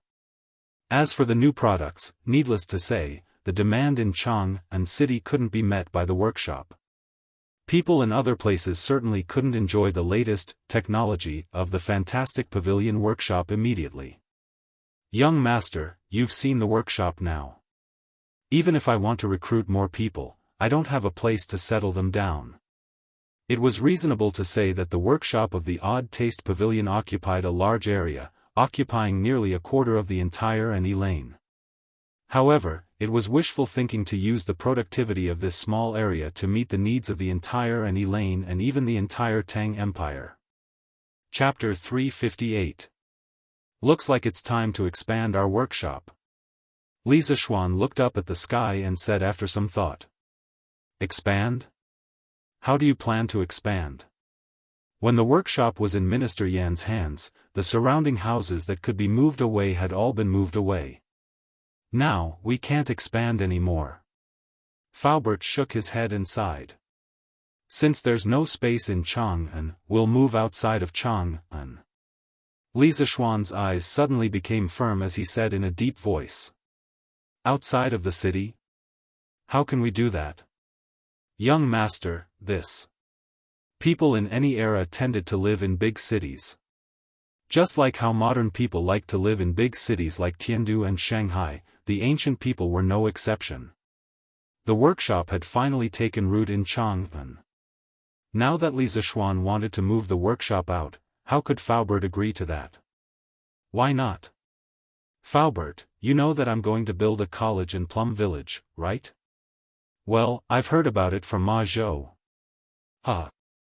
It's good that you've heard about it. Li Zishuan nodded and smiled. Plum Village is surrounded by mountains and rivers. It's not only suitable for learning, but also for production. In the future, not only will I be staying in Plum Village, but most of the workshop's production tasks will also have to be moved there. But no buts. Before Faubert could refute, Li Zishuan interrupted him. He said firmly, Plum Village is indeed remote and desolate compared to Chang'an. But when Yanhuang College is built, that place will replace the Imperial College and gradually become the Tang Empire's sacred land of learning. Many other industrial chains will be born there. Moreover, with the talents cultivated by Yanhuang College, the workshop will gain a lot of benefits. Modern first-rate universities basically had a lot of companies under their name. For example, Tsinghua University had 30 to 40 listed companies under its control. Among them, there were a few very famous and powerful companies, such as Tsinghua Tongfang, Tsinghua Purple Light, and so on.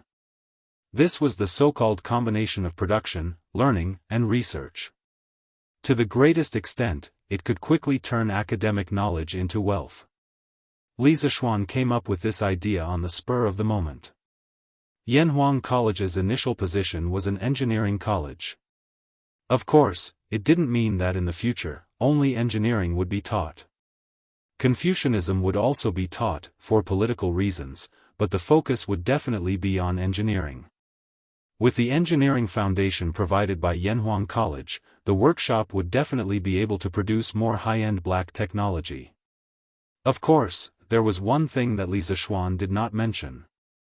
Mei Village was surrounded by the Bar River, which was very suitable for using water power to carry out industrial production, especially for some stamping and forging products that required very high surface precision. Hydraulic impact forging could perfectly meet the requirements. When the time came, Li Zishuan might consider making some more awesome black technology. Alright, since young master insists, this old man agrees. Faubert was speechless. Surpassing the Imperial College and becoming the Tang dynasty's holy land of learning? Although he admired Li Zishuan's creativity, running an academy and inventing and creating were two completely different things, okay? Why did he feel that Li Zishuan's words just now sounded like he was listening to a heavenly book? But who asked him to be the boss? Faubert could only succumb to Li Zishuan's perverted thief and expressed that it was fine as long as he was happy. 2 years later, Faubert, you will definitely admire my wise decision. Li Zishuan could see Faubert's helplessness from Faubert's expression and couldn't help but laugh. Faubert was too lazy to even speak. He just stood there and rolled his eyes. Faubert, I will go to Plum Village in a few days. Come with me then and see where we can build our workshop. In the future, Annie Lane will be the headquarters of our workshop. It will only be responsible for decision-making and some production tasks. Most of the other things will be in Plum Village. Therefore, the workshop there must be a large layout. Don't be afraid of spending money. Just tell me how much land you need. If Plum Village doesn't have enough, I will go to the neighboring villages to buy it. Li Zishuan said in an overbearing manner. He liked to do things in one step. Instead of constantly expanding in the future, it was better to do things perfectly now. Yes, young master. This old man will go with you. Faubert couldn't change Li Zishuan's decision. He could only hope that they could choose a good place with convenient transportation. Oh, Faubert, have you built a house before? Li Zishuan suddenly asked. Of course. Faubert had a bad feeling, but he still answered truthfully. That's great. Li Zishuan patted his thigh and said excitedly, I already have the blueprint of Yanhuang College in mind. Faubert will also come with me to inspect the site. After I get married, I will draw the blueprint. Faubert, how about you bring people to help me build the college? Young master, if it is a simple house, this old man may build it. But if it is a garden with a more complicated structure, this old man is afraid that this old man can't do it. Faubert cupped his hands and said seriously, but this old man thinks that if you can invite someone to help you build the college, it will be absolutely foolproof. The college built will also be a masterpiece. Oh? Who is it? Li Zishuan was a little disappointed when he heard Faubert say no. But when he heard the last sentence, he immediately asked excitedly. Minister Yen. Faubert stroked his beard and smiled. He recommended his old boss to Li Zishuan. Oh. So it's him. Li Zishuan suddenly realized. He had almost forgotten that Yen Lide was a very famous architect.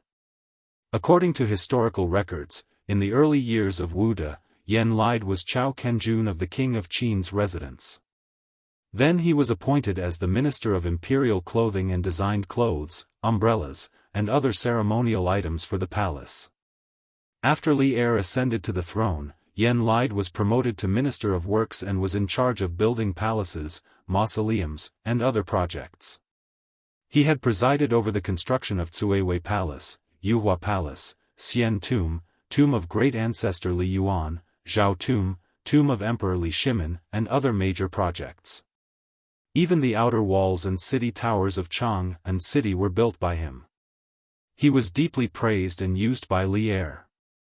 More importantly, Li Zishuan had a very good relationship with Yen Xiaoning.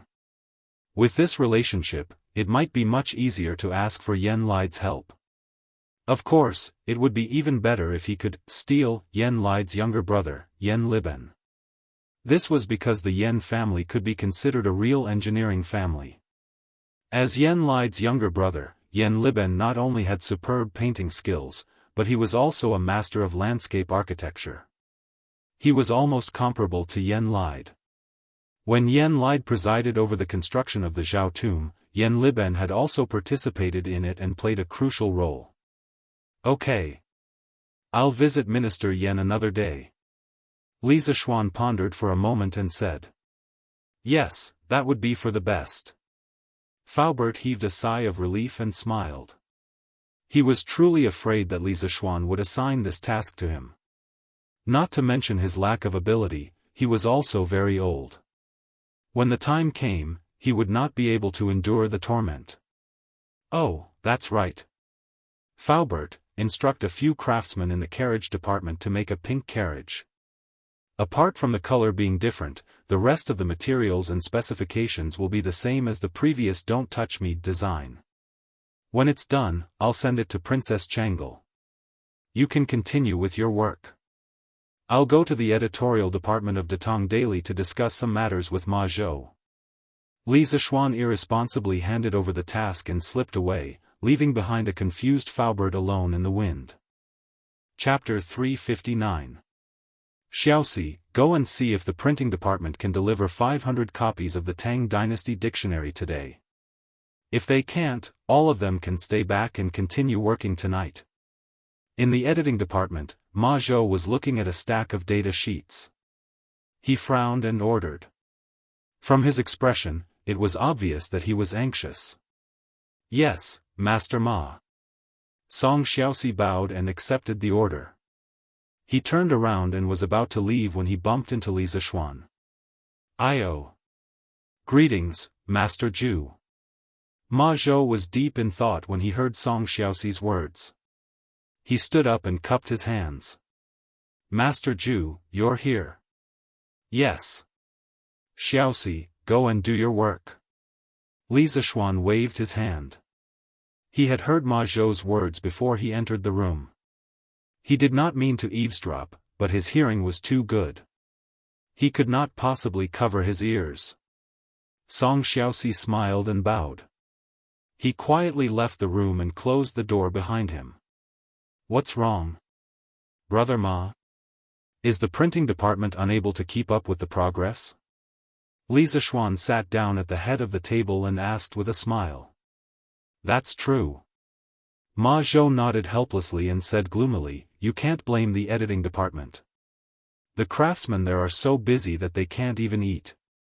The main reason is that the people are too enthusiastic about the Tang Dynasty Dictionary. Master Zhu, the 1,000 copies you mentioned earlier is far from enough." "Oh? Why do you say so?" Li Zishuan's interest was piqued as he asked curiously. 2 days ago, Ma Zhou was still questioning his decision to print 1,000 copies. He did not expect that in just 2 days, Ma Zhou would change his mind. Li Zishuan wanted to know what happened in between. Ma Zhou mumbled. "I'm sorry to say that I had doubts about Master Zhu's decision. So after the Tang Dynasty Dictionary was released today, I hired dozens of workers and asked them to go around the streets of Chang and city to find out how many people were willing to buy the dictionary. In the end, what's the outcome?" Li Zishuan's eyes lit up. He did not expect Ma Zhou's thinking to be so advanced. He even knew how to do market research before a new product was launched. What a genius! According to the data I just collected, there are nearly 2,300 people who are willing to buy the Tang Dynasty Dictionary immediately, not including those who don't know the news of the Tang Dynasty Dictionary and those who haven't been investigated. In other words, we have attracted at least 2,000 people who are willing to spend money to buy it through just 1 day of publicity. Our printing department worked so hard to print the dictionaries for 2 days, but I don't think it's enough for 1 day. Moreover, as more and more people know about the Tang Dynasty Dictionary in the future, I can't imagine how terrifying its sales will be. I'm afraid that even if everyone in the workshop does nothing but print the dictionary of the Tang Dynasty, we still won't be able to catch up with the sales speed." Ma Zhou scratched his messy hair and smiled bitterly. Li Zishuan said in surprise, "Why are there so many people who want to buy it? It shouldn't be." He already had a very optimistic estimate of the demand for the Tang Dynasty Dictionary. However, from the data that Ma Zhou brought back, the actual demand for the first batch was more than 4 times higher than his estimate. He found it hard to understand. After all, the Tang Dynasty Dictionary was only advertised in the newspaper today.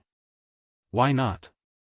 Ma Zhou shook his head and explained, I didn't think it would be so crazy at first, but after I got the data, I thought about it seriously.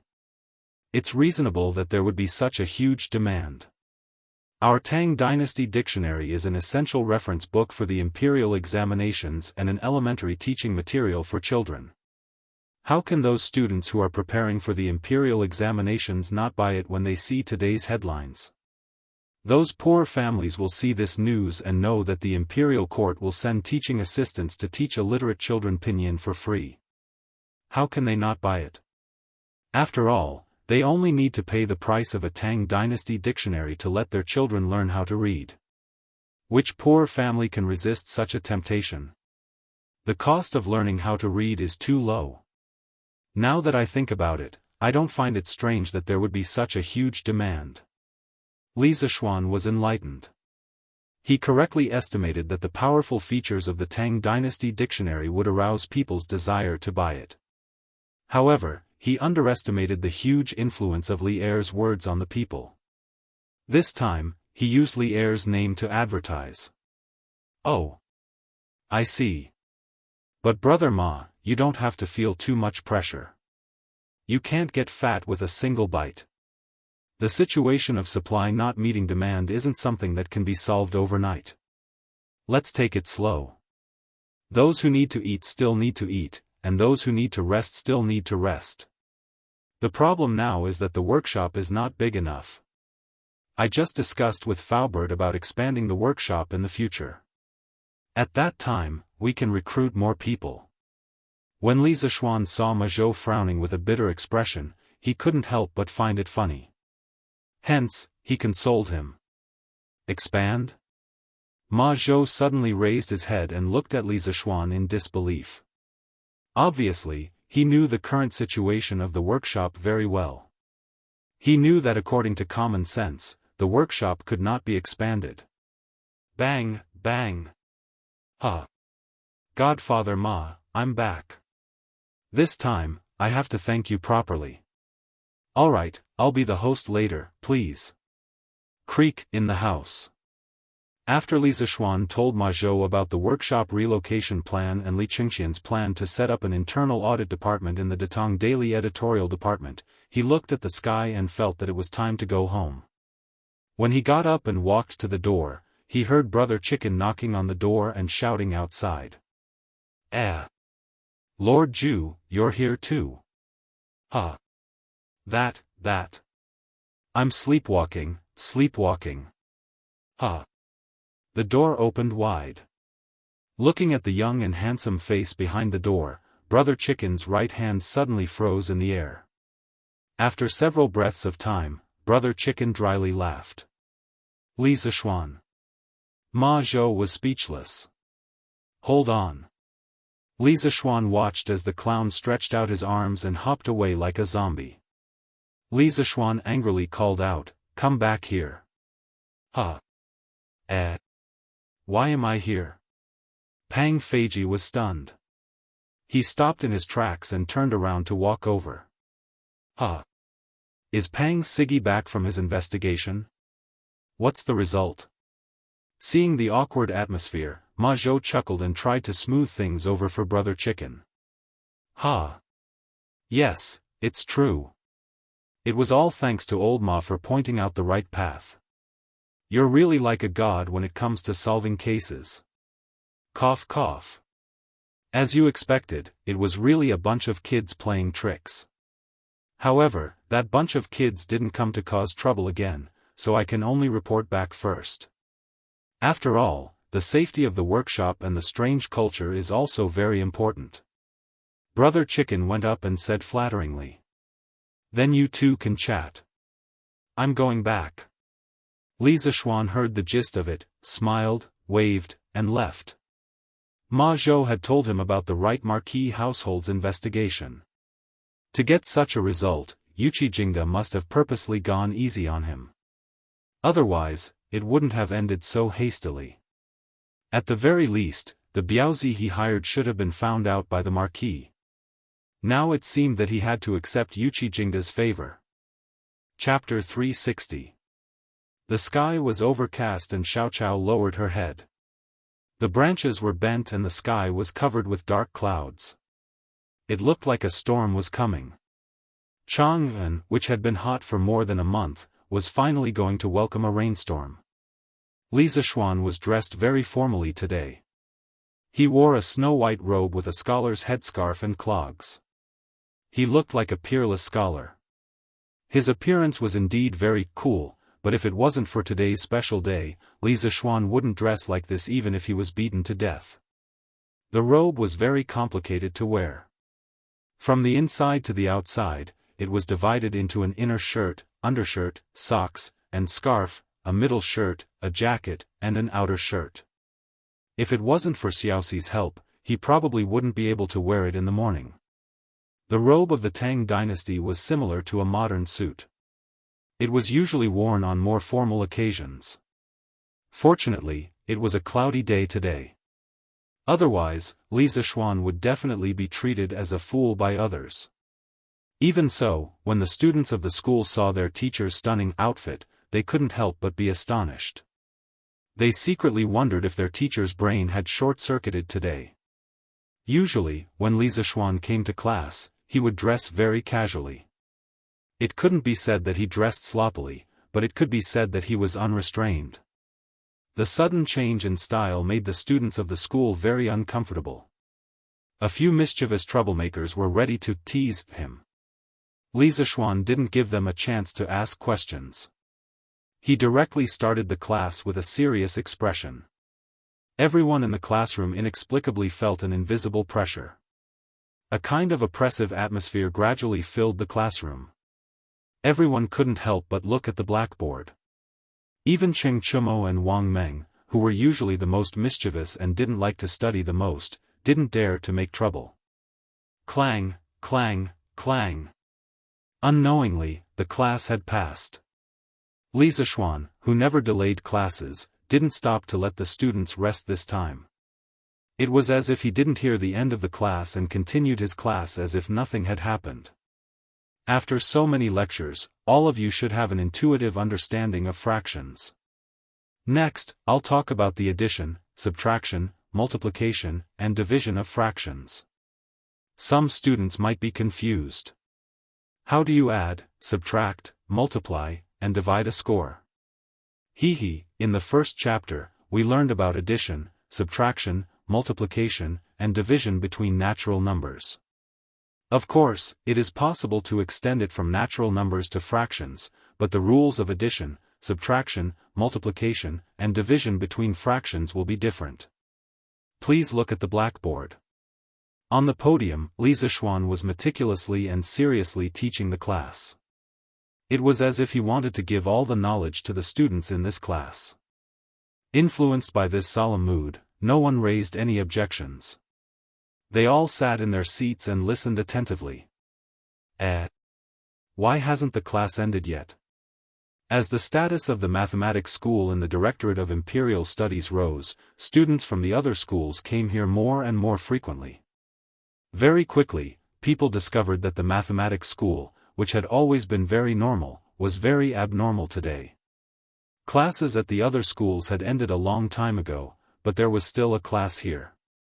Thus, they all discussed it outside the window. That's not right.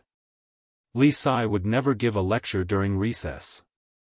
What's going on today? Are my eyes playing tricks on me? Yuan Shuo couldn't help but touch his chin and wonder. You're right.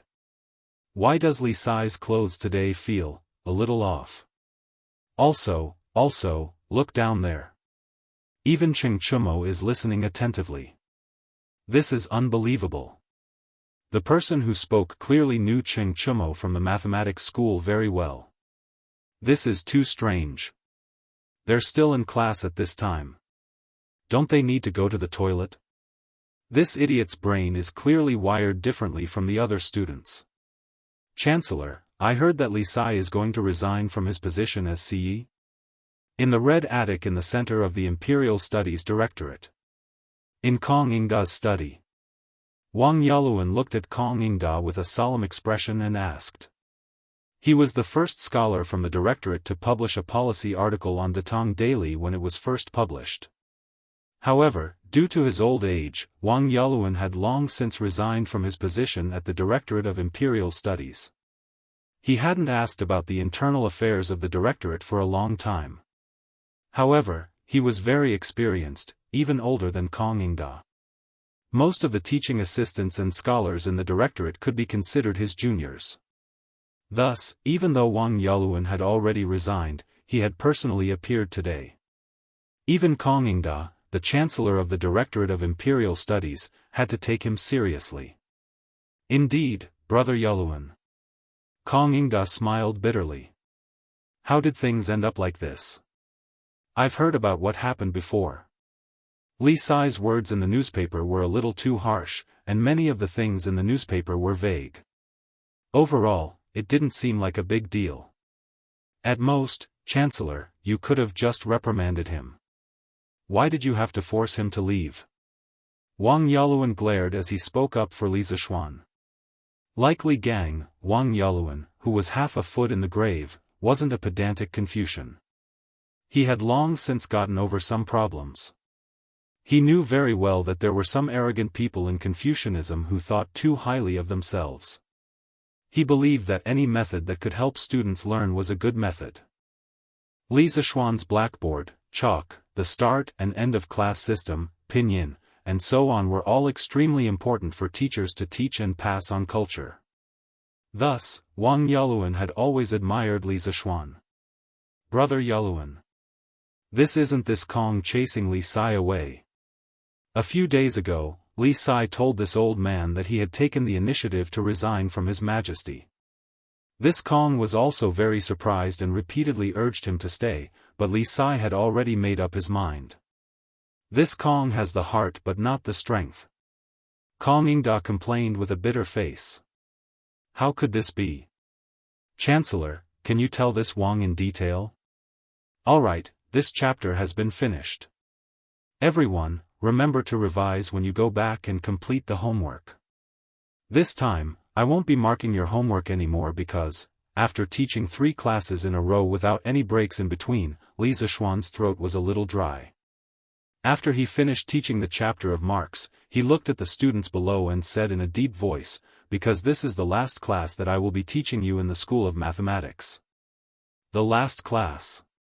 When Li Zishuan's voice fell, all the students couldn't help but widen their eyes and stare blankly at their seats. The classroom fell into a dead silence. No sound could be heard, including the sound of breathing. At this moment, if a needle fell on the ground, one could probably hear a ding-dang sound. Wow! After a full 5 to 6 breaths of silence, the students below finally reacted. Instantly, there was an uproar. Sir! Why is it the last class? You, what do you mean? Meng Wenhao gathered his courage and stood up first as he shouted with red eyes. Chapter 361. Sir, what do you mean? Why is it the last class? There are still 7 days before the field holiday. Sir, are you going somewhere? In the classroom, after Meng Wenhao's voice, the other students also reacted. Kushirqing, Cheng Chumo, Wang Meng, and the others all spoke up. Only Li Tian sat in the front row, leisurely and relaxed. Just like his name, he was as calm and steady as Mount Tai. Li Zishuan gestured for everyone to be quiet. Looking at the anxious faces of the students in front of him, he felt somewhat gratified. In just a few months, he had left his mark in the school. He could not bear to part with these students, and they could not bear to part with him. For a teacher who was about to leave, what could be more gratifying than this? Everyone, be quiet. Listen to me. My wedding is in 3 days. I asked for leave from His Majesty yesterday, and His Majesty gladly agreed. Therefore, after today's class, I will go home to prepare for my wedding. According to the Tang Dynasty law, officials were entitled to 9 days of leave when they got married, and relatives were also entitled to 1 to 5 days of leave when they got married. Logically speaking, Li Zixuan could have asked for leave long ago to go home and prepare for his wedding, but in the end, he could not bear to part with these students, so he delayed it until today. However, there were only 3 days left until the wedding, and he could not delay it any longer, so he chose to bid farewell to these students today. His original plan was to say goodbye to them when the directorate had their field break, but now it seemed that he could only bring forward the date of his departure. Even if he got married 3 days later, he wouldn't have the time to come and teach. Therefore, this was really the last time he would teach in the mathematics school. Phew. So it's just a wedding leave. I wish Sir and Madam a happy life together. Meng Wenhao could not help but heave a sigh of relief when he heard Li Zixuan say that this was the last class because of the wedding leave. Sir, if you want to get married, just get married. Why did you make it sound so scary?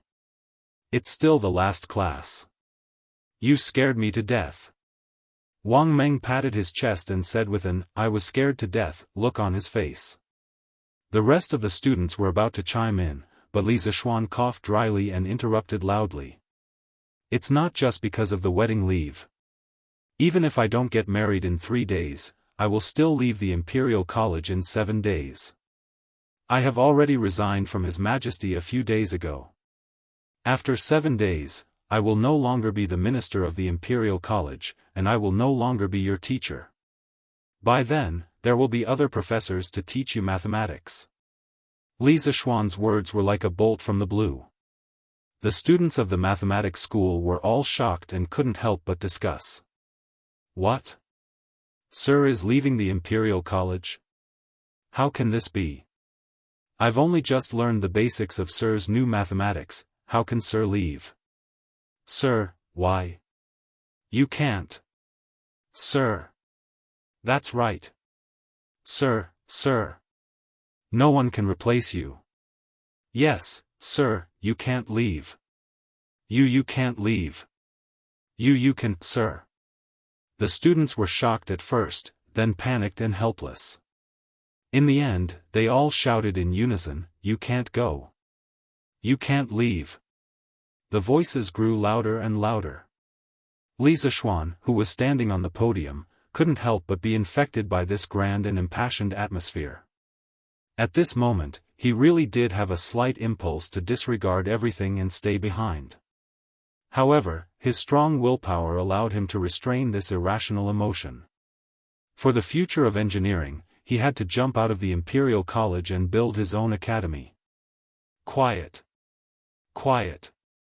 Li Zixuan pressed his hands and said solemnly, "Thank you for asking me to stay, but I have to leave.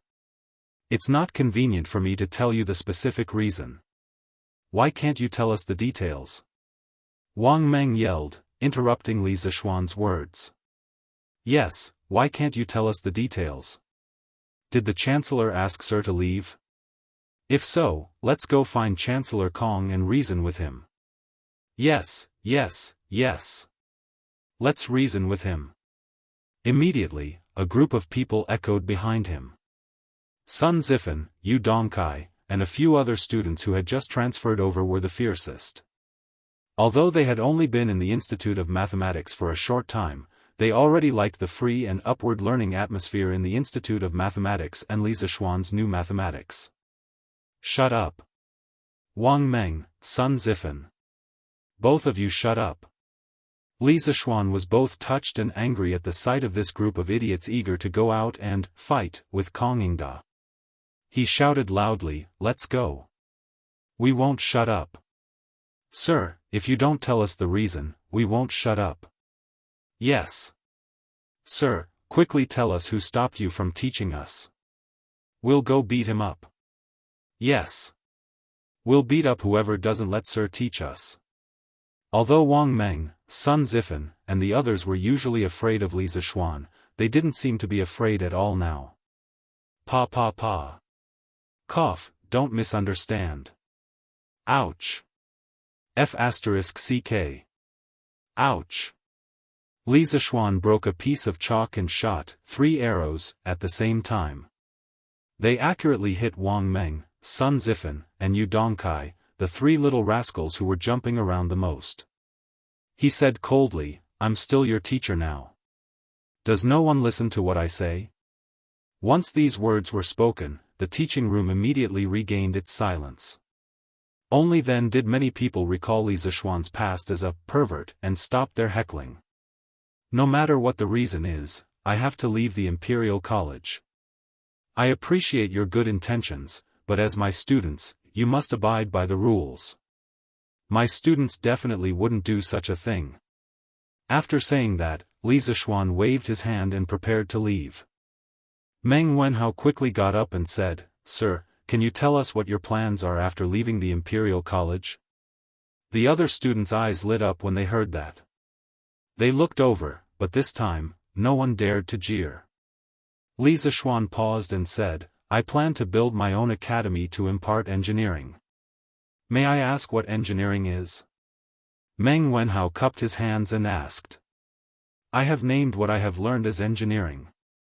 The so-called engineering is the study of engineering, the study of the principles of all things, the creation of weapons in the world, and the study of improving the lives of the people. The mathematics that you have learned is the foundation of engineering. Li Zishuan answered. Meng Wenhao carefully savored those words. Then, he asked with a complicated expression, then why don't you impart engineering in the Imperial College? The Imperial College doesn't offer this subject. Besides, engineering is a huge academic system that includes many subjects. It would be inconvenient to impart it in the Imperial College. Therefore, I applied to build my own academy to impart my knowledge to the Emperor. Li Zishuan shook his head and said. What kind of students will your academy accept? Meng Wenhao hesitated for a moment and asked. That's right, I can go to Mr.'s academy then. Wang Meng patted his head and said excitedly. When the academy is built, I will hold an entrance exam. At that time, no matter if you are a noble or a commoner, as long as you pass the exam, you will be able to enter the Imperial College, and the tuition will be free. However, Wenhao, you have to think carefully about whether you will choose to stay in the Imperial College, where you have a bright future, or go to my academy, where you have an unknown future, to search for the distant truth. You have to know that with your current level of mathematics, you have a high chance of entering one of the 4 schools in the Imperial College's annual examination at the end of the year. Li Zishuan said seriously. He hoped that all the students in the School of Mathematics would go to Yanhuang College. However, people at this age were the most impulsive. Therefore, he had to tell them clearly in advance so that they would not regret it. Chapter 362. I'm not afraid. If you want to set up your own academy, I, Sun Zifan, will be the first to sign up. Li Zishuan's realistic words woke everyone up. Many times, there was a big gap between ideals and reality. The Imperial College was the highest educational institution run by the Tang Empire's government. There was no doubt about its superiority. There were so many poor students in the 360 provinces and 1,500 counties of the Tang Empire who wanted to enter the Imperial College. For them, entering the Imperial College was equivalent to taking half a step into the official career. At this time, it was really difficult for these students to give up the Imperial College with a bright future. However, Li Zishuan's vast knowledge and novel teaching methods deeply attracted them. Even Qing Chumo and Yu Dongkai, who disliked studying the most, had to admit that they could learn a lot of novel knowledge from Li Zishuan's classes. This difficult, multiple-choice question made many students feel conflicted. The School of Mathematics quieted down again. However, some people didn't care about the so-called future. When most people were thinking and conflicted, Sun Zifan was the first to jump out and say loudly. Li Zishuan had said that if they continued to stay in the School of Mathematics, they would definitely be promoted to the School of Mathematics by the end of the year. He really didn't care about this at all. Back then, he had voluntarily transferred from the Imperial College to the School of Mathematics. Why would he care about the School of Mathematics, which was one level lower than the Imperial College? For him, the most important thing was to be happy. The atmosphere of the School of Mathematics made him very comfortable. There was no boring competition of wealth or scheming. There was only mutual learning, joking, and cursing. He liked to stay here. As for his father, Sun Zifen, he sent his son to Li Zishuan because he liked Li Zishuan's knowledge and wanted his son to learn more. Coincidentally, the father and son had the same idea. Therefore, Sun Zifen was the first to stand out and say that he wanted to follow Li Zishuan. Tai is also willing to go to teacher's school. Li Tai raised his head and laughed. He was the first of the students to know that Li Zishuan wanted to leave the directorate and set up his own school. He had already made a decision in his heart, so when Li Zishuan had just announced the news, he was not at all surprised. However, what made him depressed was that he had originally wanted to deliberately delay for a while before stepping forward to show his importance, but the first place had been snatched away by Sun Zifan. Ah! Even King Wei is going. Yes. This is too crazy. Who was Li Tai? Hearing his decision, some of the wavering students couldn't help but discuss in whispers. They felt that it was too crazy, but there was something even crazier than this. Count me in. Isn't it just a directorate? I, Old Cheng, don't care about it at all. Following Mr. Li is still the most comfortable. As Li Zishuan's best buddy, Cheng Chumo certainly couldn't show weakness. He also stood up and shouted. Count me, Li Huiran. Li Huiran also stood up. In fact, it was the same whether he stood or not. When his father left, he asked him to follow Li Zishuan. Wherever Li Zishuan went, of course he had to follow him. Otherwise, when Li Shaogong came back, he would have a hard time. In addition, he had a good relationship with Cheng Chumo. When he had just transferred to the Imperial College a few days ago, he had been tutoring with Cheng Chumo. He had already become Cheng Chumo's underling. If the big brother wanted to go, how could the underling not follow? Count Qin Huayu in. The relationship between the Qin family and the Li family was stronger than iron. At this time, if Qin Huayu didn't come out to support Li Zishuan, Qin Xiong would teach him a lesson when he returned. Count me, Yu Dong Kai in. This guy was also a top student in the Imperial College, so he didn't care about his future. Count me, Wang Meng in. Count me, Duan Wenba in. Count me, Kong Chuansuan in. Count me in. Students continuously stood up to express their opinions. Their firm voices rose and fell. In just half an hour, almost 21 students had stood up. However, in the front row, Meng Wenhao, Kusher Qing, Zheng Ziren, Lu Yen, and the other poor children with good grades but ordinary family backgrounds all lowered their heads. They frowned and gritted their teeth, as if they were deep in thought, but also as if they were struggling. Li Zishuan was slightly disappointed, but he really didn't blame these people. The result now was better than what he had expected. After all, these poor children came to the Imperial College with the mission of changing the lives of their families. In a sense, they were no longer living for themselves. They couldn't be like Cheng Chumo, Sun Zifen, and the other officials' children, who casually made decisions. They had too many things to consider. Hey! Meng Wenhao, sir is so good to you. Why aren't you saying anything? You're doing right. Shut up. This strange situation was easily noticed by others. Sun Zifen was the first to jump out and point at Meng Wenhao. However, before he could finish, he was interrupted by Li Zishuan's angry shout.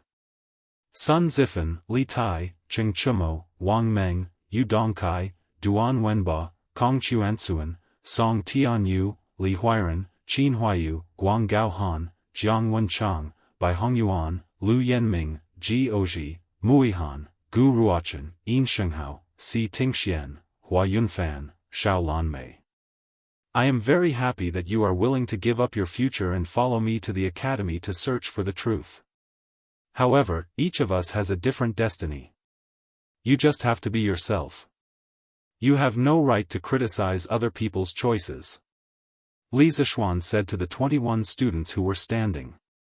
Then, He looked at the students who were sitting with their heads lowered and said softly, "No matter what choice you make, as your teacher, I will respect your decision. Whether it is to fight for a better future or to search for the truth in your heart, there is no right or wrong. I am your teacher and student. I only hope that you can get the future that you want. Many years later, as long as you don't regret it, it will be fine. There is no need to feel guilty. None of you owe me anything. Moreover, it is not like your master's academy cannot recruit students. There are many people who want to learn from me. All of you are lowering your heads. Are you pitying me? Teacher. It is not like that. This student also wants to." Hearing this, Meng Wenhao hurriedly stood up and explained to Li Zishuan with a face full of shame. Wenhao, you don't have to say any more. Your master knows what you want to say. You are one of my most valued disciples. You are also very talented in mathematics. After your master leaves, I hope that you can continue to study diligently. The path of mathematics is endless. You have only grasped the surface. A teacher for a day, a teacher for life. If you have any questions in the future, you can come to Yanhuang College in the eastern suburbs of Chang and City to find me. Li Zishuan waved his hand and smiled. A teacher for a day, a teacher for life. Teacher. Meng Wenhao was greatly moved. His eyes were red as he shouted. He wanted to say something, but he could not say it. All right. Your master is leaving. Everyone, this September, we will meet at Yanhuang College. If the other students change their minds, your master will also welcome them. Lastly, I will leave you with a word of advice. Your master's Yanhuang College may not be worse than the Imperial College in the future. If you believe it, it will exist. If you don't, it will not exist. Choosing Yanhuang College does not mean that you have given up your future. It depends on whether you have the guts to take the gamble. 3 years later, you will know the result. Li Zishuan smiled meaningfully. He waved his sleeves and left without taking a trace of cloud with him. The more than 40 students in the School of Mathematics, whether standing or sitting, were all staring in the direction where Li Zishuan had left. After a while, Li Tai broke the silence and said, "All right. Class is over. The teacher has already left. What are you all waiting for?" After that, he tidied up the things on the table and stood up to Meng Wenhao. He whispered, "Wenhao. Pack up and come with me." Chapter 363. Qing Ke, Yu. On the path of the Imperial College, Meng Wenhao finished packing his things and came out to find Li Tai, who was waiting for him by the roadside. As if he had guessed what Li Tai would say to him, Meng Wenhao's expression was somewhat ashamed. He wanted to say something, but stopped himself. Let's talk as we walk." Li Tai, who had been in the palace for many years, could tell what Meng Wenhao was thinking.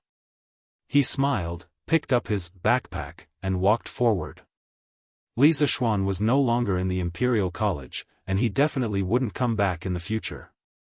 The only reason he came to the Imperial College was because of Li Zishuan's novel knowledge. Otherwise, he wouldn't have come. The knowledge that the other doctorates and teaching assistants in the Imperial College could teach could be taught by the scholars under him. Why would he give up what was near and seek what was far away?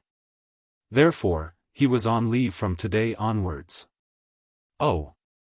Meng Wenhao stared blankly for a moment before responding. He moved his feet and followed behind Li Tai.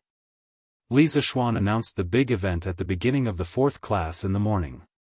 At this time, only the mathematics school was open for classes, so the path was quite quiet. Meng Wenhao stepped on the smooth and hard bluestone pavement, listened to the various sounds of insects and birds, looked at the lush branches of the century-old trees around him, and smelled the fragrance of the expensive flowers on the side of the road. Meng Wenhao's mood didn't improve at all. He felt that he was going to make a wrong decision that he would regret for the rest of his life. His heart was heavy. "Wenhao, are you still thinking about what happened in class?"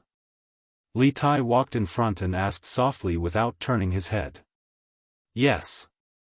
Meng Wenhao nodded his head, but he forgot that Li Tai's back was facing him, so he couldn't see him nodding his head. If we don't talk about your family, what is your original intention, Wenhao? Do you want to stay in the mathematics school and wait for the year-end examination to be promoted to a 4-gate school, or do you want to go to Yanhuang College with Sir and learn his engineering knowledge? Li Tai's sharp eyes saw through Meng Wenhao's misgivings. He stopped and asked. Of course I'm going to Yanhuang College with you. Meng Wenhao answered without thinking. Then, he seemed to realize that his answer was too impulsive and hurriedly added, as the saying goes, one can see a whole leopard through a tube.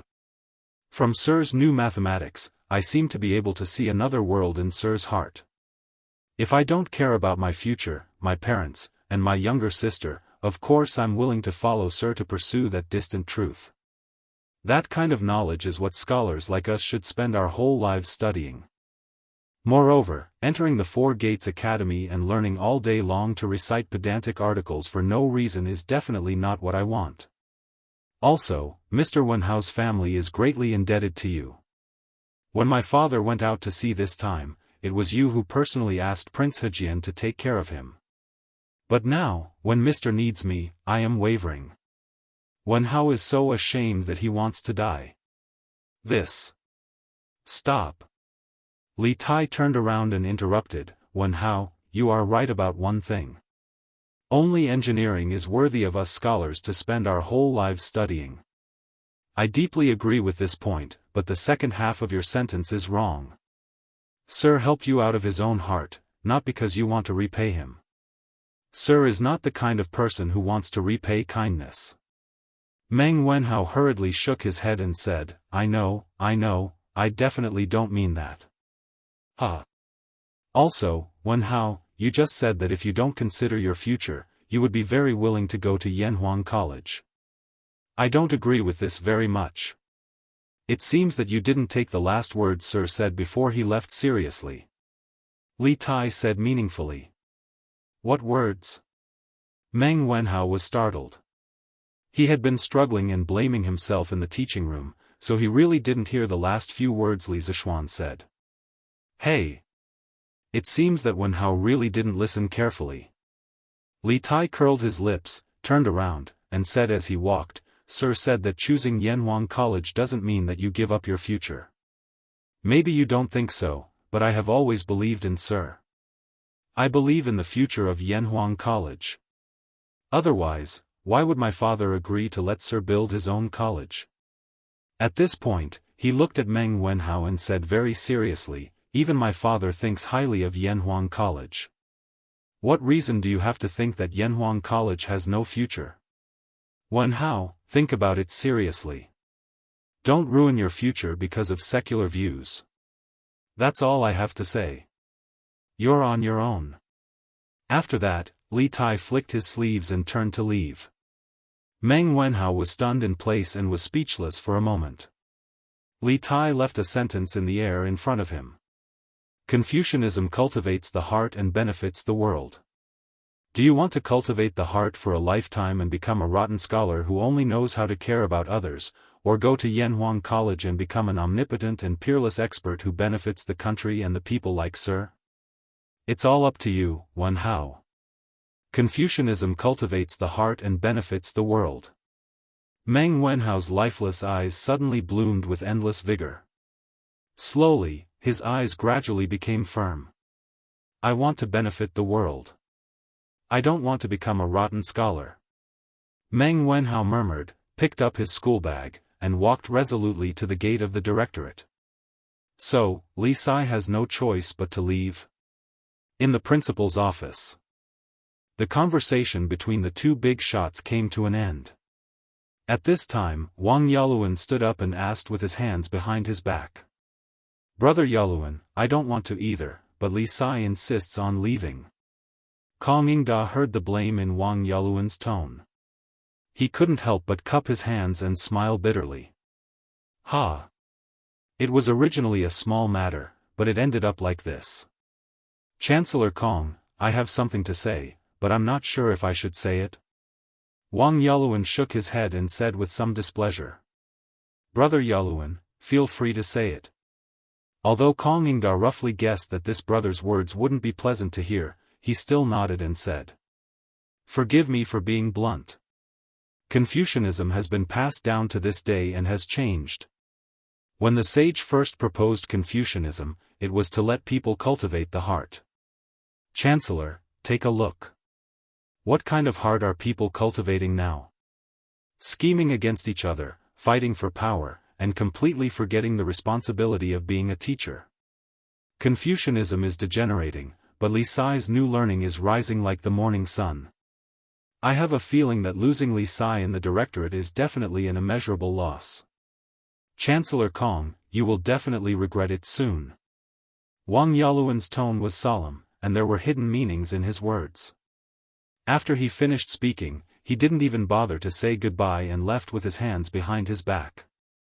Confucianism is degenerating, and a new learning is rising. Sigh. Yaluan is expressing his dissatisfaction with Cui Shanyu and the rest. Looks like I've really made a mistake this time. It's really a case of being clear-headed for a lifetime and muddle-headed for a moment. Kong Yingda looked in the direction where his old friend disappeared and muttered to himself. Chapter 364. Master. This concubine just heard a piece of good news outside. In the evening, at the Cui residence. Madame Cui smiled as she walked into Cui Shanyu's room with a bowl of medicine. Cui Shanyu had already been transferred home from the Imperial Medical Department yesterday. After all, he wasn't seriously ill. He just vomited 2 mouthfuls of blood out of anger. How could the medical officers of the Imperial Medical Department let him stay there every day? After a few days of recuperation, Cui Shanyu's complexion was clearly much better. However, he was a little gloomy because it was almost time for the Imperial College's field break, yet he still hadn't fully recovered. Back then, Li Er had said that he would wait for him to fully recover before restarting the case of 8th Doctor's impeachment of Li Zishuan. Now, it seemed that it was impossible before the field break.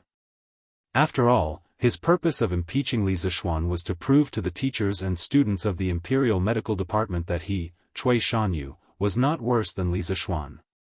If he waited until the field holiday to reopen the impeachment case, how could he show his face in front of everyone? When everyone else went home for the holidays, what was he going to show off for? Therefore, although his body was getting better day by day, Cui Shanyu was still very depressed. At this time, when he heard his wife say that there was good news, he suddenly became energetic. He quickly sat up straight and asked, "What good news?" "Madam, tell me quickly." "Master, drink the medicine while it's hot." Madame Cui took the bowl of medicine and said softly, "I won't drink it." "Madam, tell me the news first." Cui Shanyu took the bowl of medicine and urged. To him now, a piece of good news was better than 10 bowls of good medicine. Then. Okay. Seeing that her husband insisted, Madame Cui could only nod helplessly and say, "When I came back, I happened to meet Dr. Zheng who had just finished his class. I heard from him that Li Sai took the initiative to resign from the emperor a few days ago. This afternoon, he took advantage of the marriage leave and left the Imperial Medical Department in advance. He will never come back again." Ha! Ha! Ha ha ha! That's great! That's great! Ha ha ha! Cui Shanyu was stunned for 2 seconds. He patted his thigh excitedly and laughed wildly. The melancholy that had coiled around his heart for the past few days was finally swept away at this moment. Cough cough cough. As the saying goes, extreme joy begets sorrow. Continuous laughter affected the lungs, causing Cui Shanyu's heart and lungs to suffer from dysfunction. Cough, from a scientific point of view, excessive excitement could cause atherosclerosis or vascular malformations. In serious cases, it could even cause blood vessels to rupture and cause death. Fortunately, Cui Shanyu's condition wasn't too serious. Otherwise, he might become the first doctor in the history of the Imperial College to die of laughter. Master! Master! Are you all right? Madame Cui hurriedly stepped forward and patted her husband's back as she asked nervously. Cough, cough. Who would have thought? Evil people have their own retribution. Before this old man even made a move, Li Zishuan had already fled in defeat. How satisfying! How satisfying! Cough, cough, cough. Cui Shanyu took a deep breath. Although he was still coughing, it still couldn't stop him from shouting excitedly. This guy really knew how to flatter himself. If Li Zishuan heard this, he would definitely spit on his face. Leaving the Imperial College and building his own academy had nothing to do with Cui Shanyu.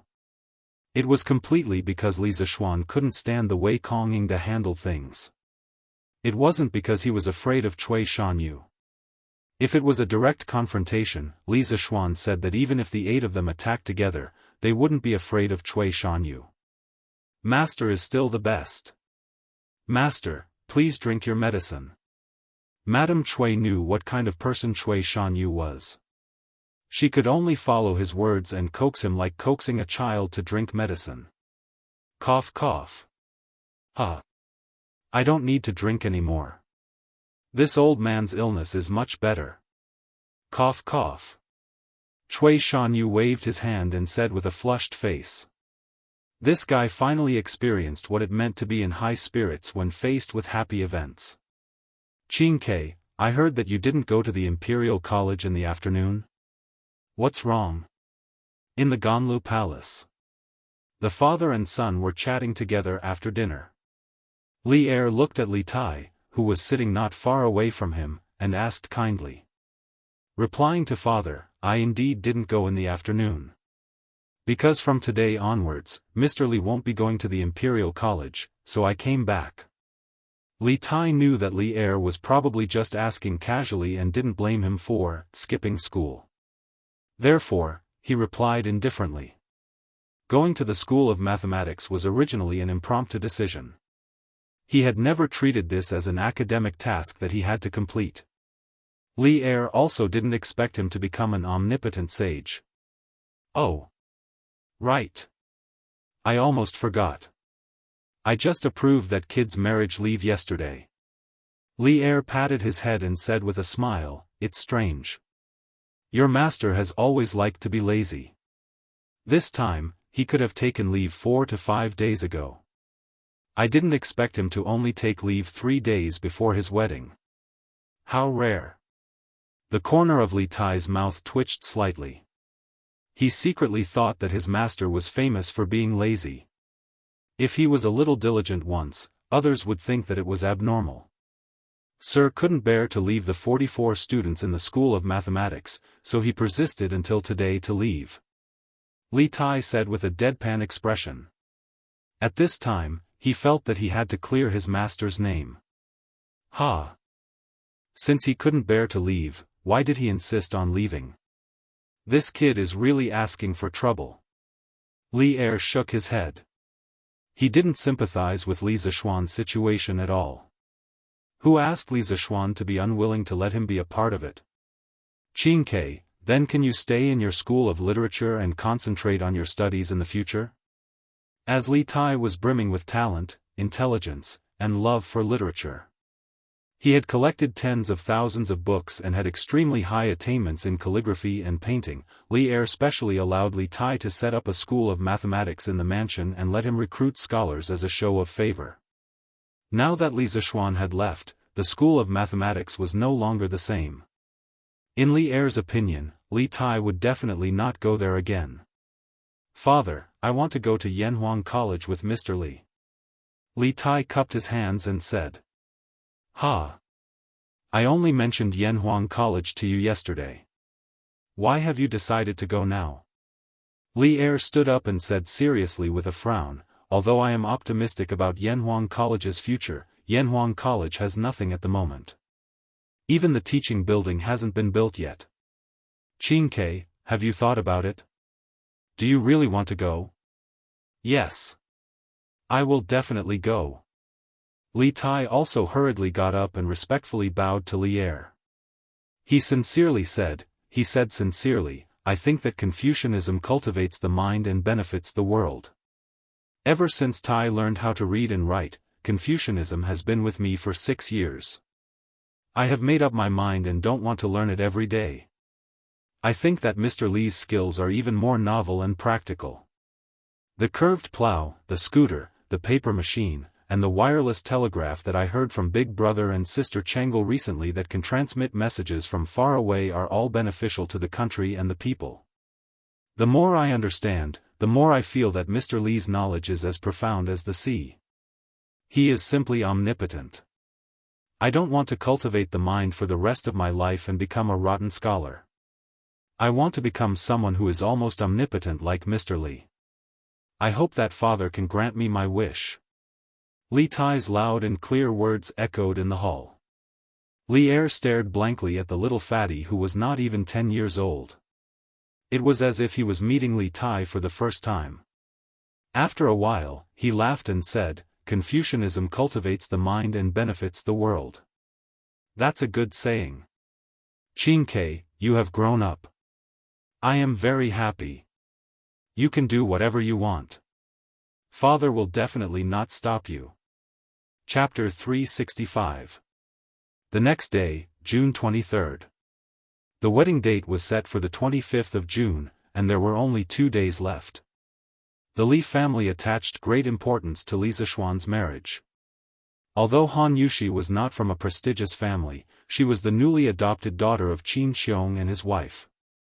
Compared to the old aristocratic families, the Qin family and the Cheng family were upstart groups that belonged to the imperial court.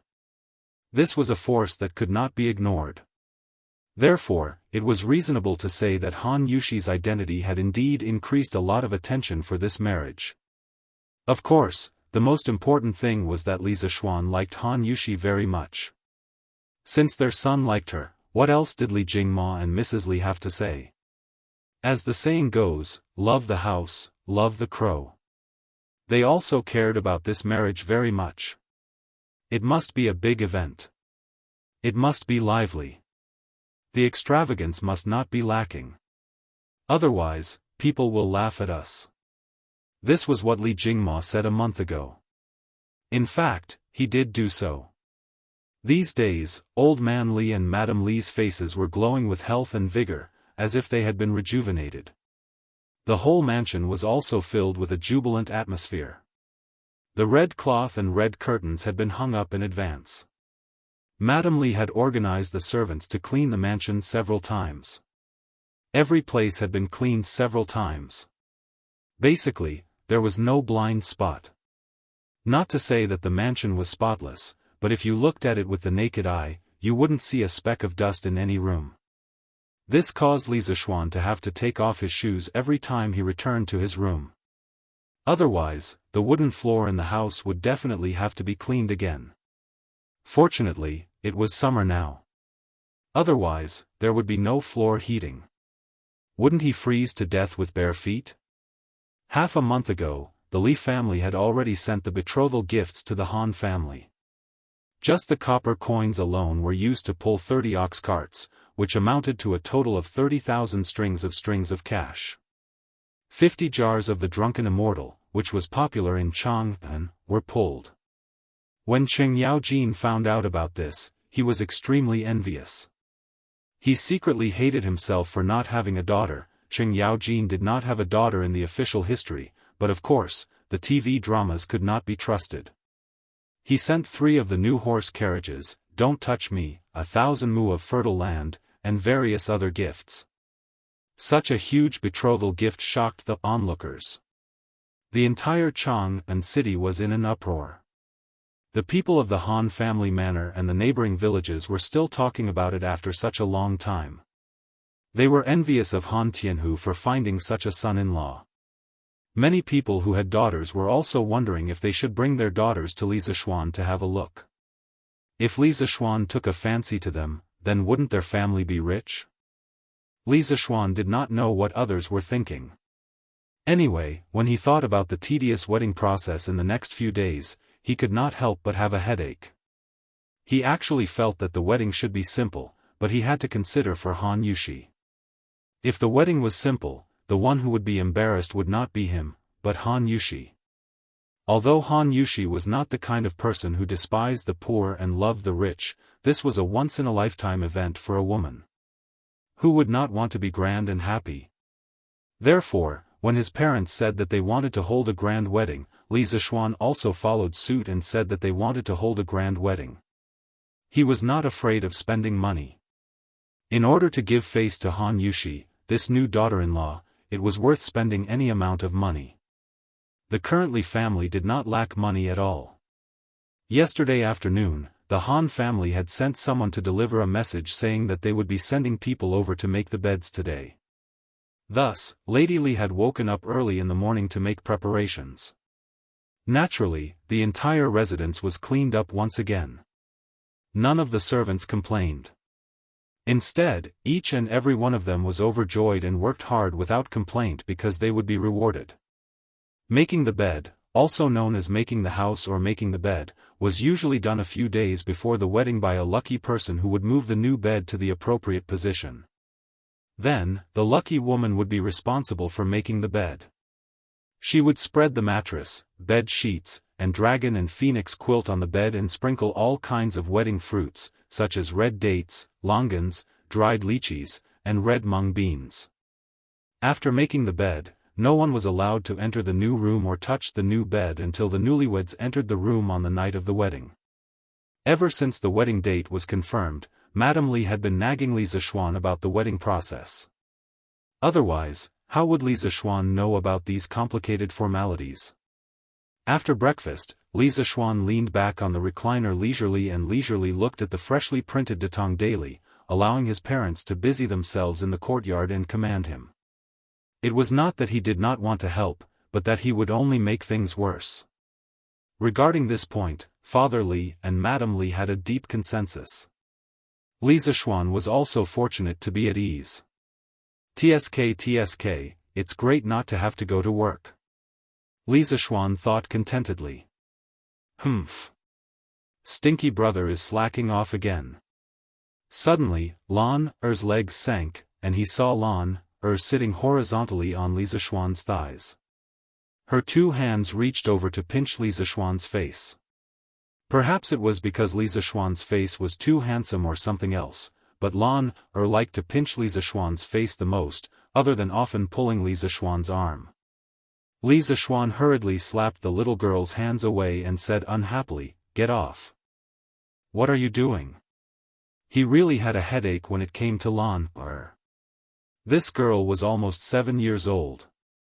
In this era where girls were generally married at the age of 11 or 12, this age was not considered young. Although the Tang dynasty was liberal, it was rare for siblings to be so intimate. Li Zixuan, who came from the modern era, did not think much of it, but his parents had scolded him and the little girl many times over this matter. No. No. Brother, are you reading the newspaper again? Why don't you go and chat with Sister Yushi? Lan shook her head and used her two white and tender little arms to resist Li Zixuan's pull. She was unwilling to get off. Li Zixuan was afraid that he would hurt her, so he was too lazy to care. In any case, his parents were so busy right now. He glared at the little girl and said, "Don't worry. You still have the nerve to say that? You're hogging the telegraph machine every day. How can I use it?" The little girl was getting more and more thick-skinned. It was all because of her that Li Zixuan's chat time with Han Yushi sharply decreased. Of course, when it came to this little tyrant at home, Li Zixuan could only tolerate it. Hee. How can there be? Lan won't hog it in the future. Brother can use it now. Lan giggled embarrassedly. Why? Li Zixuan looked at the little girl suspiciously and asked. Brother, your telegraph machine is not good. It can only transmit words, and it can't hear Sister Yushi's voice. It's really too bad. Lan feels that it's meaningless. Also, I heard from Mother that from the day after tomorrow, Sister Yushi will be living in our house forever. When that time comes, I can play with Sister Yushi every day. Why do I still need to use this broken telegraph machine? It's too tiring. You can't do this. It's too bad. Broken telegraph machine. Li Zishuan's face darkened. This communication tool that transcended eras was actually despised by the little girl. Lan had developed a sense of superiority from playing with the telegraph machine. There was no one else who had higher standards than her now. Chapter 366. Broken telegraph machine? How can you play with a broken telegraph machine for so long? Li Zishuan said angrily as he reached out to pinch the little girl's cheeks. Ah! Isn't there nothing else to play with? Brother and Iron Egg used to go to the Imperial College every day. It's boring for Lan, to be alone at home. Lan, kept shaking her little head as she tried to get away from her brother's evil grip. It's boring for Lan, to be alone at home. When Li Zishuan heard this, he felt a little uncomfortable. The hand that was going to pinch Lan's cheeks gently landed on the little girl's hair bun. Li Zishuan said gently, "It's my fault. Brother will accompany Lan, often in the future." Lan nodded happily. Suddenly, she rolled her eyes and said mischievously, "Hee hee. I don't want to. When the time comes, Sister Yushi will play with Lan, I don't need you anymore, brother." Li Zishuan was speechless. This little girl was worried for nothing. "Young master. The Han family's betting team has arrived. Master wants you to go out quickly." Just when Li Zishuan wanted to teach this little girl a lesson, Xiaoxi ran over in a panic. The little girl might have run too fast as her face was red. Lan had been scolded by Madame Li many times. She knew that her current appearance was indecent. When she saw Xiaoxi come in, she quickly jumped down from Li Zishuan's lap and stood at the side, pretending to be an obedient girl. This obviously deceiving action made Xiaoxi smile. Actually, she was already used to this phenomenon. Even if she saw it, she wouldn't go out and say anything. "Oh? You're here so soon? Okay, I'll go and take a look." Li Zishuan patted his thigh, got up and said a few words before leaving the room. Sigh. Lan wants to go too. Brother, wait. When they arrived at the front yard, they saw that the yard was filled with all kinds of gifts, from silk and cloth to porcelain, gold and silver, to carriages and horses for food. There were 8 pieces of each, and 8 large carriages were pulled by copper coins. It wasn't that the Han family was stingy, but that these were just gifts to settle down in bed, and not part of the dowry. The dowry was calculated separately. According to the etiquette, the bride's dowry would only be sent over after the bed was set up. Master. Iron Egg came over and cupped his hands in salute. After Li Zishuan announced his independence at the Imperial College yesterday, Iron Egg didn't need to go to the School of Mathematics anymore. Moreover, he went back to the Han family village yesterday afternoon. After all, his father was busy at home and it was hard for him. He could help out when he went home. It had to be said that after studying at the School of Mathematics for a few months, Iron Egg had become much more sensible. Today, the Han family came over to settle the bed. It was inconvenient for Han Tianhu to come, so Iron Egg came along. Hee hee, Iron Egg, you can't call me master anymore. You should call me brother-in-law. A chubby woman walked out. It was Lu Yue. It was rare for her to say something witty in front of Li Zishuan on this festive day, but no one blamed her. She and Old Hu were both wearing bright red clothes today, and they looked very festive. Unlike other big families, which had a lot of direct relatives, Han Tianhu came to the Han family village after experiencing war. The Han family was really a small family. They didn't have a matriarch, so Han Tianhu could only invite Hu Hanyun and Lu Yue over to settle the bed. Logically speaking, he could also invite Qin Xiong and old Madame Qin. After all, they were Han Yushi's adoptive parents. However, those two's status was too high, and Han Tianhu couldn't bring himself to invite them. "You silly woman, how dare you make a joke about young master?" Old Hu tugged at his wife's arm and said angrily. "Ah. Yue is right. Old Hu, don't blame her. And all of you, come in and have some tea and pastries. Don't stand on ceremony." Li Jingma quickly waved his hand and said to the people in the courtyard with a smile. "Thank you, old master." This time, the Han family brought a lot of gifts. Other than a few carts of copper coins, the rest of the things were all picked by people. Half of the Han family village's youths came to help. "Ah. Yes, yes, yes. Auntie Lu is right. Uncle Hu, you guys have worked hard." Li Zishuan hadn't seen Old Hu for a long time. When he saw him today, he felt very close to him. Back then, when Han Yushi was robbed at Rhinoceros Slope, Old Hu stepped forward regardless of his own safety and delayed for a while. In the end, Li Zishuan successfully rescued Han Yushi. Li Zishuan would not forget this kindness. "It's not hard, it's not hard. Young master, what are you talking about? This is what I, Old Hu, should do."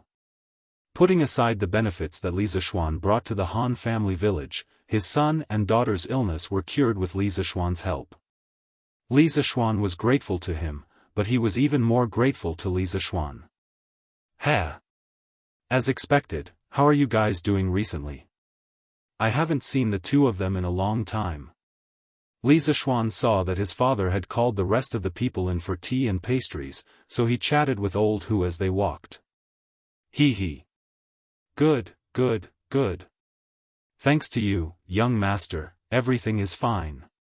Now, this child is running around the Han family village. There are many farmers there who want to learn his skills. Yue and I really miss this child. Old Hu scratched his head and chuckled. Then, he said with a face full of nostalgia. "Why? She hasn't come back yet?" Li Zishuan frowned and asked worriedly. He couldn't help but think in his heart. Could it be that Yue met some evil people outside and encountered some danger? "Ha! Young master, don't worry. That girl just replied to me a few days ago. Yue and I are illiterate. We only understood after we found Yue from the Han family. The letter said that Great Immortal's son wanted to refine a type of medicine and lacked one ingredient.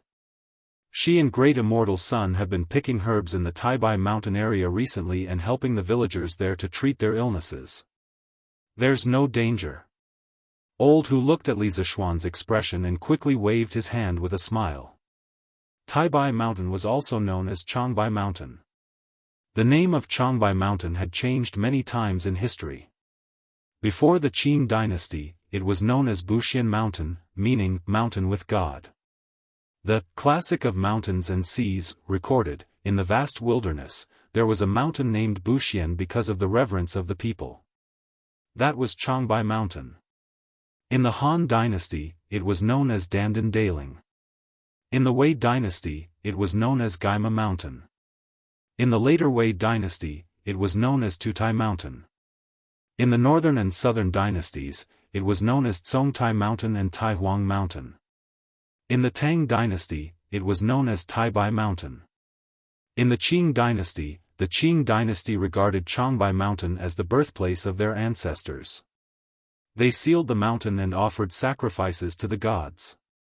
They also designated it as a forbidden area and forbade ordinary people from entering. It became a place where no one could enter. Even in the 21st century, the Changbai Mountain still maintained its primitive state. It was almost like the time when Pangu first created the world. "Ah. That's good. Uncle Hu, come in and have a seat." Li Zishuan smiled in relief. After everyone rested in the front hall for a while, Li Jingma and Mrs. Li brought Hu Hanyun, Lu Yue, and the others to the western courtyard and began the bedding ceremony. They chose the room that Li Zishuan usually slept in because it was the largest and most luxurious room. However, in the next 2 days, Li Zishuan could only sleep in the other small guest rooms. After the bedding ceremony, no one was allowed to enter the new room or touch the new bed until the wedding night. When they arrived at the door, Old Hu took off his shoes and was about to go in to place the new bed. A few young men from the Han family village nimbly covered their mouths and noses and jumped far away before Old Hu bent over. Old Hu was so angry that his face turned red. He wanted to scold them but was afraid of offending them. He could only say angrily, "Niu Dazhuang, Han Eru, why did you guys jump so far away? I've been soaking my feet for 2 hours every day since half a month ago just to be here to make the bed today." Ha ha ha. Old Man Li and the people who came with him laughed. Lu Yue looked at Old Hu's face and was so angry that she stomped her feet. Li Zishuan also couldn't help but laugh. He thought to himself that Old Hu still had some funny genes in him. Chapter 367. Due to a lack of supplies, the new carriage, Don't Touch Me, will be temporarily suspended for the next few days. It is estimated that sales will resume on the 26th of this month. 30 carriages will be available on that day. It's gone. Why aren't there any carriages for sale today? The unlucky fellow who was behind Lu Yun in line yesterday and almost got the chance to buy the new carriage had come to line up as soon as the East Market opened this afternoon. In the end, he saw this notice and couldn't help but want to curse. That's right. Why aren't there any more? Hurry up and call your shopkeeper out. I want to buy a carriage today. I don't care if you give me a discount. Just sell me one first. Damn it, the carriage that Hu Wangfu's family bought yesterday is too grand. I have to buy one today no matter what. That's right, I can also pay in full. Just give me one first. 2 people behind him immediately chimed in. If Li Zishuan heard this, he would be very happy. The new carriage's hidden attribute, which was to compete with the rich, had finally been discovered by others. In the future, those rich people who like to pay attention to extravagance might habitually use the new carriage as their first choice for showing off. I.O. Shopkeeper Son is out. Shopkeeper Son, do you have any more carriages for sale? Sun Huayuan looked at the lineup in front of him and couldn't help but feel a little guilty. As for the new carriages, the workshop did have some in stock. However, they couldn't sell them because Li Zishuan was going to get married the day after tomorrow. He needed to borrow the stock to show off. Thus, the curious pavilion could only lie to the public that they were out of stock. Fortunately, he had a backup plan yesterday. Otherwise, where would Li Zishuan find a carriage? Dear customers, please calm down. Ahem, I'm sure that most of you have personally experienced our curious pavilion's carriages yesterday. Everyone knows the superiority of these carriages. However, the better the quality, the more complicated it is to make. Thus, I ask that everyone wait a few more days. Our workshop is already rushing to make them. Everyone, please forgive me, please forgive me. Sun Huayuan cupped his hands and said apologetically. However, the people around him didn't buy it. In this day and age, money was everything. How could there be a situation where money couldn't buy anything? Shopkeeper Son, I won't say anything more. I'll add 200 strings of string on top of your original price. Sell me a carriage now. I don't believe that there isn't a single carriage left in your workshop. An old man in luxurious clothes pulled Sun Huayuan and said. Sigh. Boss Chow, it's not that I don't want to sell it to you, but we really don't have any stock these days. Sun Huayuan cupped his hands and said with a bitter face. This was Chow Wendong, the biggest silk merchant in Chang'an.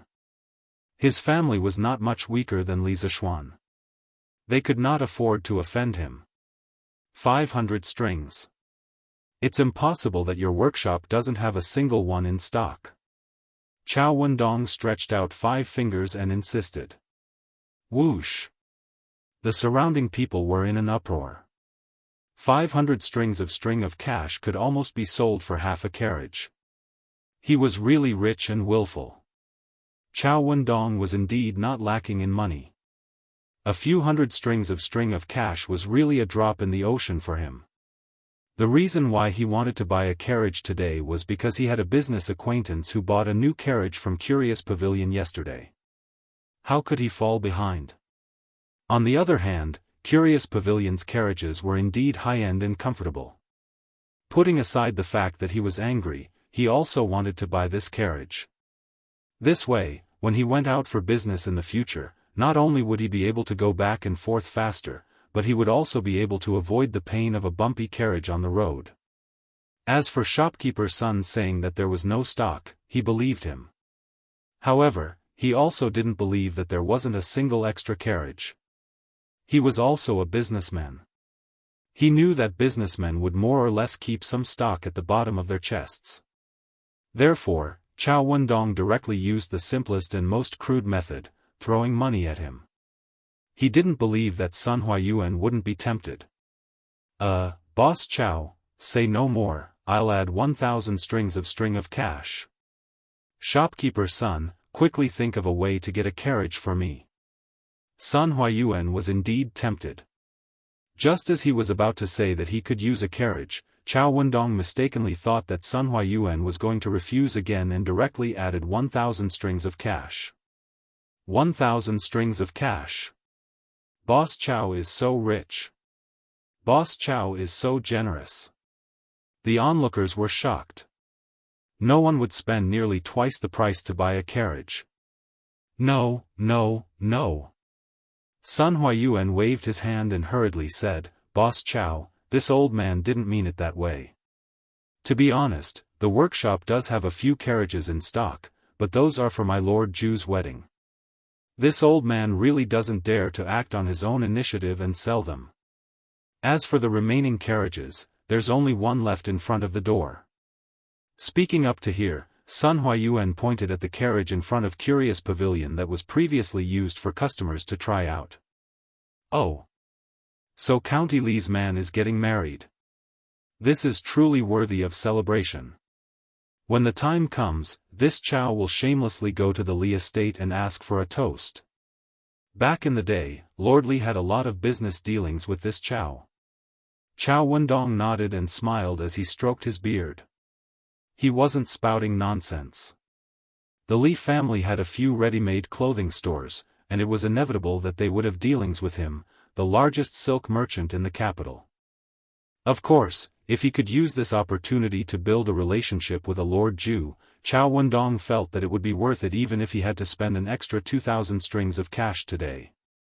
Therefore, he wasn't particularly interested in the carriage in front of him now.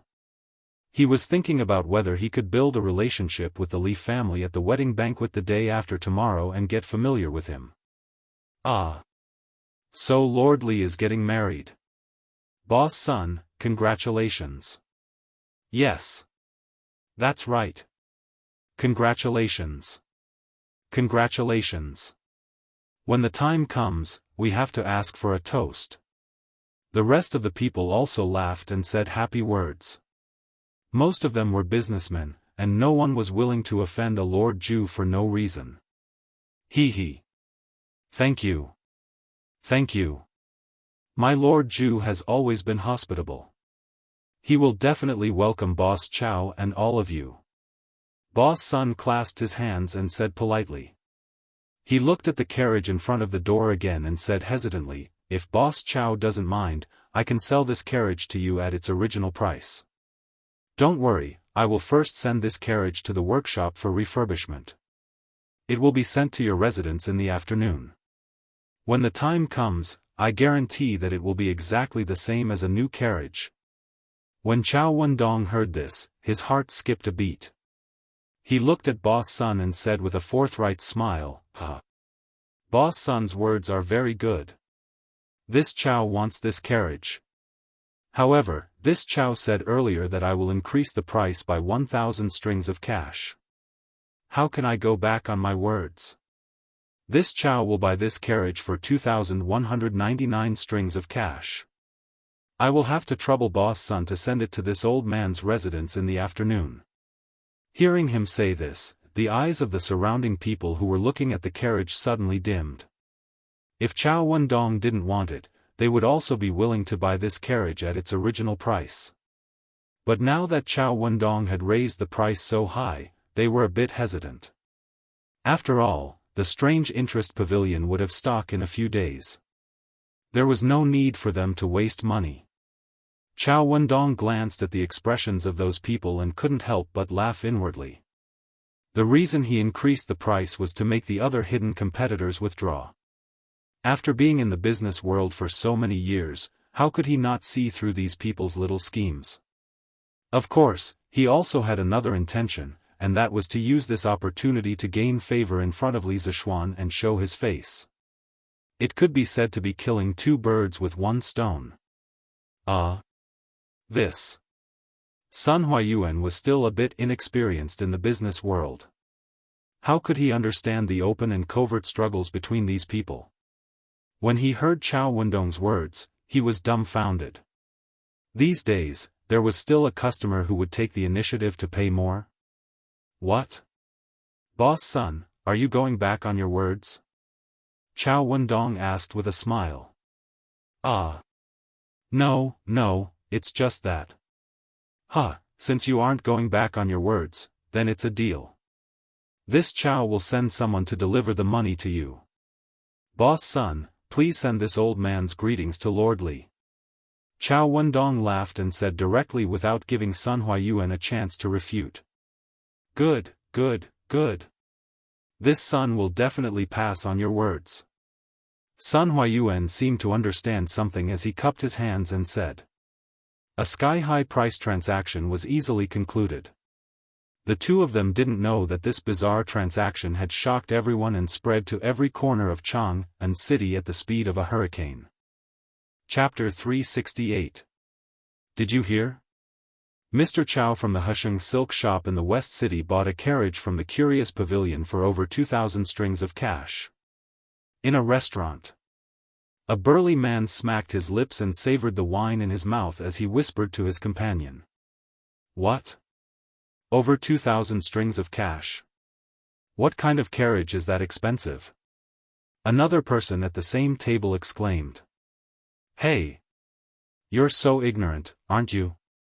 The Curious Pavilion released a new type of carriage yesterday. Not only is it spacious, but it's also very comfortable to sit in.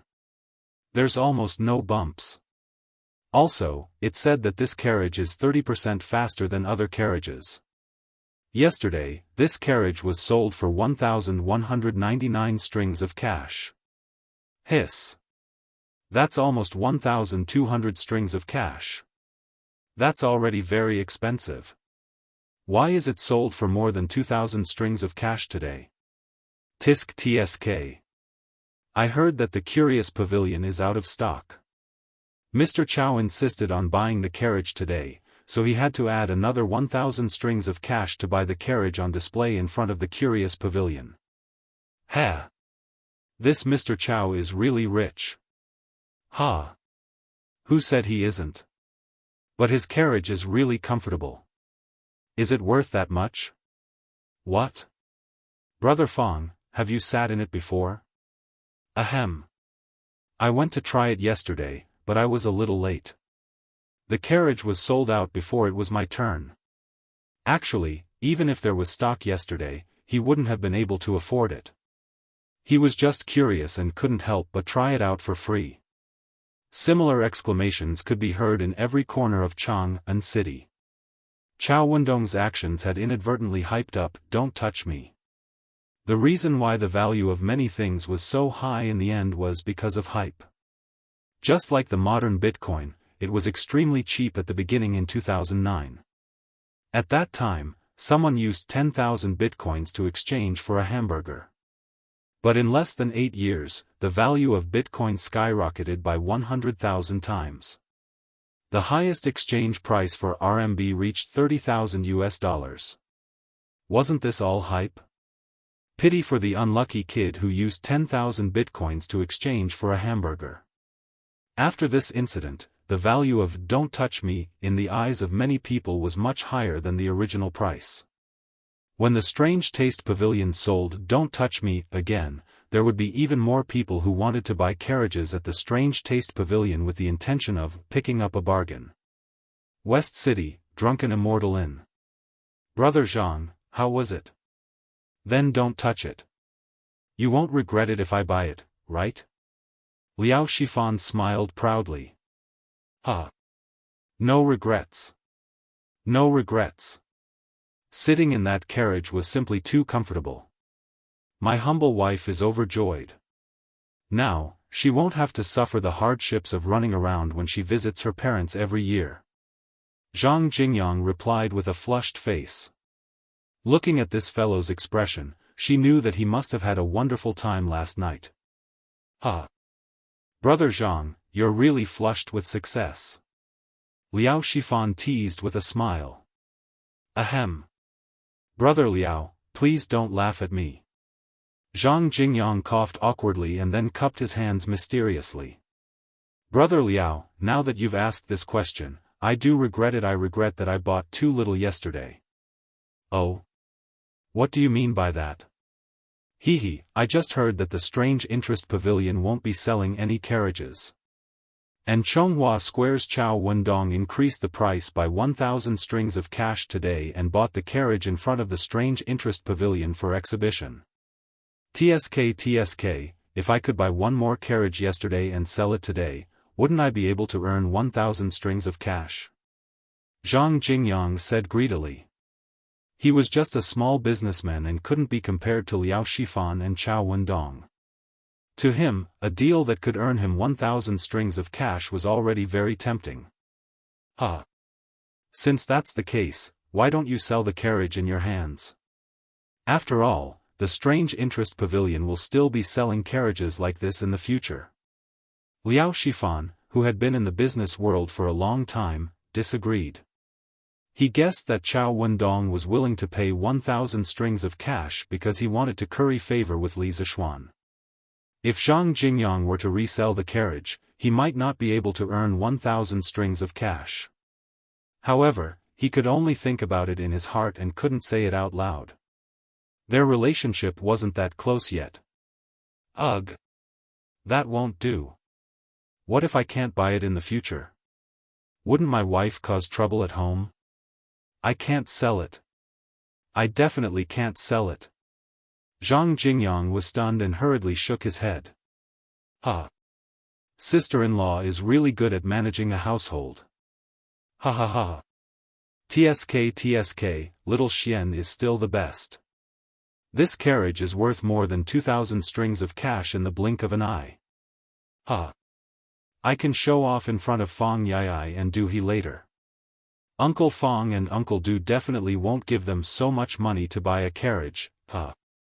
After lunch, Cheng Chumo came to his backyard and touched the carriage that Li Zishuan gave him and laughed. Obviously, he had also heard about what happened in front of the Strange Interest Pavilion. However, this idiot even knew how to show off now. He was really a genius. Young master is amazing. Cheng Chumo's page boy, Jianghu, came over and flattered him. After spending so much time with Cheng Chumo, he knew this joker's character very well. Everything had to be coaxed, otherwise, everyone would have a hard time. Jianghu, won't you feel honored to be driving a carriage that costs 2,199 strings of cash in the future? Other pages don't have this kind of treatment. Cheng Chumo patted Jiang Wuyun's shoulder and laughed smugly. It's my honor. I'm deeply honored. Thank you, young master. Jiang Wuyun was stunned. When he saw the smile on Cheng Chumo's face gradually freeze, he hurriedly echoed. He was completely convinced by Cheng Chumo's brain circuit. He always thought of things that others wouldn't think of. Then do your best. I have high hopes for you. Jiang Wuyun. High hopes, my ass. Yongla Lane, Li Residence. After a bustling morning, the bedding ceremony was finally completed in a joyous and warm atmosphere. One had to admit that it was really troublesome to get married in ancient times. If it was in modern times, who would have the time and effort to find a wedding company and get everything done in one go? Although that was the case, they had nothing to do anyway. It was quite refreshing to go through the entire process of an ancient wedding. It was just a little tiring. But for the sake of this white and tender girl, everything was worth it. Li Zishuan thought to himself. After setting up a few tables and entertaining Hu Hanyun and his wife, as well as the youths of the Han family manor, they completed their mission today and returned to the Han family manor. Since you've resigned, you should stay at home and prepare for the wedding these 2 days. Don't go out and cause trouble. Li Jingmo glanced at his son and said worriedly after sending off the betting team sent by the Han family manor. Li Zishuan wasn't the only one who was busy with the marriage between the Han family and the Li family. Li Jingmo and Mrs. Li were even busier. The two elders were handling everything. Old Man Li, who was already in a terrible fix, was really afraid that his son would cause trouble at this crucial time. Father. Am I the kind of person who likes to cause trouble? Don't worry. Li Zishuan's face was full of black lines. No matter how he heard it, it didn't sound right. Ha! Do you think I don't know what kind of person you are? Remember, don't cause trouble these 2 days. Li Jingmo waved his hand in annoyance and went on to do other things. Li Zishuan felt even more wrong than Dou-yi at this moment. Chapter 369. Since his father wanted him to stay at home obediently and wait for the bride to enter the house, Li Zishuan followed his father's wishes and continued to be an otaku at home. Comfortable. Shao Shi, use more strength. Shao He. Don't stop. Continue reading. Our upright male protagonist didn't do anything shameful. He was just lying on the bamboo bed, enjoying Shao Shi's massage while listening to Shao He reading the story in the newspaper. Needless to say, Zhang Xiaohua's journey to immortality, written by Outer Beauty, became more and more exciting as it went on. After all, the writer was not a transmigrator like Li Zishuan. She looked at the problem from the perspective of the Tang people. Although the opening part imitated a record of a mortal's journey to immortality, there were many original plots in the later parts of the story, which was very good to pass the time. Young master, is this strength okay? Shao Shi increased her strength and asked softly. Yes, yes, yes. Shao He, continue reading. Feeling the soft and boneless hands on his back moving around his various acupuncture points, Li Zishuan moaned comfortably. He then instructed Shao He, who was next to him. Shao He helplessly rolled her eyes. This young master at home was becoming more and more like a master, but what could she do? She could only obediently read, oh. Jiang Tianwu's eyes flashed with unwillingness. He gritted his teeth and cursed, but he still fled into the distance. Although he was cruel and evil, he was only in the early stage of foundation establishment. He definitely couldn't block the attack of a core condensation cultivator's thunder palm. Seeing that the other party was about to escape, Yuning waved her hand and cast a spell into the blue light. Suddenly, the whole blue light boiled like a ladle of water being poured into boiling oil. A bolt of lightning as thick as the mouth of a bowl whizzed towards the other party. June 24th, early morning. The people from the Han family came to deliver the dowry. Although the Han family was not as rich as the Li family, Han Yushi's mother used to come from a rich family. When she was alive, she naturally left her rich dowry to her daughter. Gold, silver, and silk were filled with 10 large carriages. It was so dazzling that it blinded the eyes of others. Han Yushi didn't use this dowry during the most difficult time in her life. Now that she brought it to the Li family, it was enough to show how much the Han family valued this marriage. After Han Tianhu came back from the battlefield, he worked hard for many years and saved a small dowry for his daughter. Even though it wasn't as much as what Han Yushi's mother left, it still filled 5 carriages, including 3 carriages of copper coins and 2 carriages of satin. He knew that his daughter was marrying into the Li family this time. Marrying a county man was really climbing the social ladder.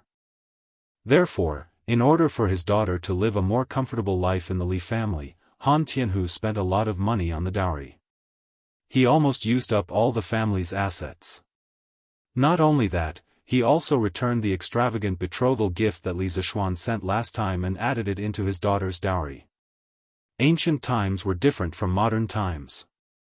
The custom of this time was for women to marry rich. In the poem Ruffian, it said, "Come with your carriage, I bribe to move." It described the scene when the women of Wei country were married. "Come quickly with your horse, I'll bring my dowry to your house." It was clear that the custom of marrying rich had a long history.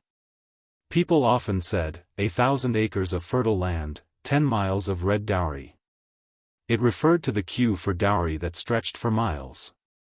In ancient times, the custom of marrying rich was spread to almost every family. There was even a rumor that it was difficult to get married without a dowry. At that time, the royal daughter of the same clan often couldn't get married if her family was poor. Even if it was a daughter of an ordinary family, her family would help her from the moment she was born to prepare a dowry. It was so that their children could not only find a good family in the future, but also have a higher status in the in-laws' family and live a happier life. Since ancient times, the parents' worry for their children had not changed at all. Before the big wedding, the bride's family would usually specially go to the groom's house to take measurements and order furniture for the dowry. There were even families that mortgaged their property because they didn't have enough dowry before the wedding. The Hengshui County Annals once described it this way: rich families have a couple hundred gold as dowry. This is comparable to ancient times. After the wedding, the man's family will pay 10% and the woman's family will pay 9%. From this, it could be seen that the dowry of a woman was much higher than the betrothal gift of a man.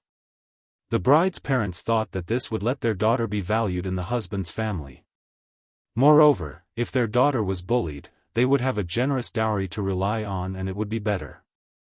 The ancient peoples marrying rich and the modern peoples marrying rich also changed the economic form from mother-in-law economy to mother-in-law economy. Some people said that China's housing prices were pushed up by mother-in-law. Whether this was true or not, it wasn't important. But regardless of whether it was marrying rich or not, it was not advisable to use the parents' life savings to satisfy their children's extravagant fantasies of marriage. With the Han family bleeding so much, it was estimated that their future days would be very difficult. Han Tianhu himself also understood the consequences, but he, who had always been upright, still insisted on using all of his family's wealth to send out such a large dowry. He thought that the Li family had given him and his daughter enough face by sending over 50,000 strings of money as a betrothal gift. Now that it was their turn to send out betrothal gifts, how could they be stingy? Naturally, they would send as much as they had. Otherwise, when his daughter married into the family, she would be laughed at. Therefore, excluding the dowry that was sent to the Li family yesterday, the dowry that the Han family sent today was 25 carts worth of copper coins, a total of 25,000 strings of cash, 1,000 mu of fertile farmland, gold and silver utensils, silk, clothes, bedding, furniture, books, medicinal herbs, and other valuables. A total of 35 ox carts were pulled. As for the cheaper items such as small utensils, poultry, and livestock, a total of 40 carts were brought over by Han Tianhu. Hundreds of youths from the Han family manor and Plum village were all invited over by Han Tianhu to deliver the dowry. 60 carts, 40 carts of goods, and hundreds of people, led by the 3 new carriages of the curious pavilion, Don't Touch Me, chose to enter from the Chunming Gate in the east of Chang'an City. They passed by the Daoist Square, Changle Square, and the East Market, all of which were bustling places in Chang'an City, and headed towards Yongla Square, where the Li family was located. This huge dowry team naturally attracted the attention of countless people as they walked on the streets of Chang'an City. Oh my God! Whose daughter is marrying off? Why is there such a big scene? I know this. It's the daughter of the Han manor in the east of Chang'an City. Is their family very rich? Why is there so much dowry? Look at the 20 carts carrying the copper coins. It must be at least 20 million, right? Ha! The Han family doesn't have that much money. In my opinion, most of this is the betrothal gift sent by the Li family. Li family? Which Li family? It's Li Xiannan, Li Sai's family. The Han family's daughter is marrying Li Xiannan this time. TSK, that daughter is really lucky. Li Xiannan is one of the rare young talents of Tang dynasty. Oh. I remember now. Half a month ago, the Li family sent 30,000 strings of cash and 30 carts of gifts outside the city to send the betrothal gifts. So it's the Han manor. Yes, yes. That betrothal gift is at least 40 million. The Li family is really generous. The Han family has really struck it rich this time. Ha! You can't say that. The last time the Li family sent the betrothal gifts, I saw it for myself. That betrothal gift was not as much as the dowry sent by the Han family today. Not only did the Han family not earn anything this time, they even gave a lot more. TSK. That's true. The Han family is quite generous. If it were any other family, they would be lucky if they could even send back half of the betrothal gifts. Chapter 370. Wow! Isn't that the carriage in front that "Don't Touch Me" that was just released by the Curious Pavilion? Hiss. Yes, yes. Someone was willing to pay more than 2,000 strings of coins for one carriage yesterday. It's rare that the Han family is willing to give it out. Yes. Han Lizheng's actions are undeniable. He's not greedy for money. He's a real man. Yes, yes. Not bad, not bad. Those with a bit of eyesight could immediately tell that the 3 carriages leading the dowry team had an extraordinary origin. Combined with yesterday's incident in front of the Strange Interest Pavilion, everyone's eyes became even more fervent as they looked at this team. This dowry was really too generous. There were also people who were jealous of such a generous dowry and were not convinced. Li Xianxi's marriage is not a bad deal. Look at the dowry sent by the Han family. There are so many precious gold, silver, and jade items. It's worth a lot. TSK, what a lucky bastard. Why is no one willing to marry me, Lu Fengshui, with so much dowry? Pfft. Lu Fengshui, who would want to marry someone like you? Moreover, this Li County man was not simple. Not only was he young and held a high position, but his business was also doing well. It was as if he could earn a lot of money from whatever he did. Many peddlers privately called him the god of wealth. If the Han family's daughter can marry into the Li family, she'll be lucky in the future. Yes, yes. Lu Fengshui, what do you know? I've always wanted my daughter to marry into the Li family. I'm willing to give as much dowry as you want. Ha! Boss Huang, your daughter looks like an old woman. Even if you give her to me, I, Lu Fengshui, don't want her. Why would Lord Li want her? Lu Fengshui was first scolded until his face turned red. When he heard what the person behind him said, he held his stomach and laughed. Bastard! Lu Fengshui, you bastard, you're too much. Sanfu, beat him up. Yes. Old master. Today's dowry delivery team was led by Hu Hanyun and Iron Egg. After feeling the envious gazes of the people around them, the two of them could not help but puff out their chests and walk forward valiantly and proudly. Iron Egg didn't resent his father for giving his sister so much dowry. First of all, the childhood days when he and Han Yushi depended on each other for survival were deeply engraved in Iron Egg's heart. He knew that without this sister, he would not be where he was now. In addition, Tai Dan felt that now that he had acknowledged Li Zishuan as his master, he would definitely not have to worry about his livelihood in the future. Therefore, Tai Dan supported Han Li's decision to spend all his wealth to buy a dowry for Han Yushi. Ouch! Which family is marrying off their daughter over there? It's true. Why is there another gift-giving team here? Just as they were watching the show, someone noticed another gift-giving team on the other side of the street. There are quite a few gifts here. Look at this long line. Which family is this? They actually bumped into the Han family. Those who came to watch the show would never mind that things were getting out of hand. Since they had nothing to do, this group of melon-eating people chatted as they watched the show. It was extremely comfortable. It seems to be the Du family's carriage. Look, there are markings on it. Du family? That Du family? Could it be that Duke Kai's, Du Ruhui's, family is marrying off their daughter? Someone immediately laughed. Nonsense, since when did Minister Du have a daughter? The person next to him suddenly realized that he had misspoken. Chonghua Square's Du family's Du Yanheng is adding to his niece's dowry. 800,000 copper coins, 30 carts of silk, satin, gold, silver, and jade. At this moment, in front of the gift-giving team, a page boy walked forward while beating gongs and drums and shouting loudly. During the spring and autumn period, when the dukes married off their daughters, the officials had to send their daughters as concubines and dowry as dowry. Later on, when those big families married off their daughters, their relatives and friends would usually send gifts called adding to the dowry. Oh. So it's Chonghua Square's Du Jiusheng's family. I didn't expect the Du family to be the Han family's daughter's maternal uncle. Someone shouted in realization. There were also people who had never heard of the Du family. What Du Jiusheng? Why haven't I heard of this Du Yanheng before? You might not have heard of Du Yanheng, but you must have heard of Du Daoling, right? He is the famous master brewer of the previous dynasty, the true successor of wine sage, Du Kong. People call him Little Wine Sage. This Du Yanheng is Du Daoling's eldest son. Oh. So he is the son of Du Jiusheng.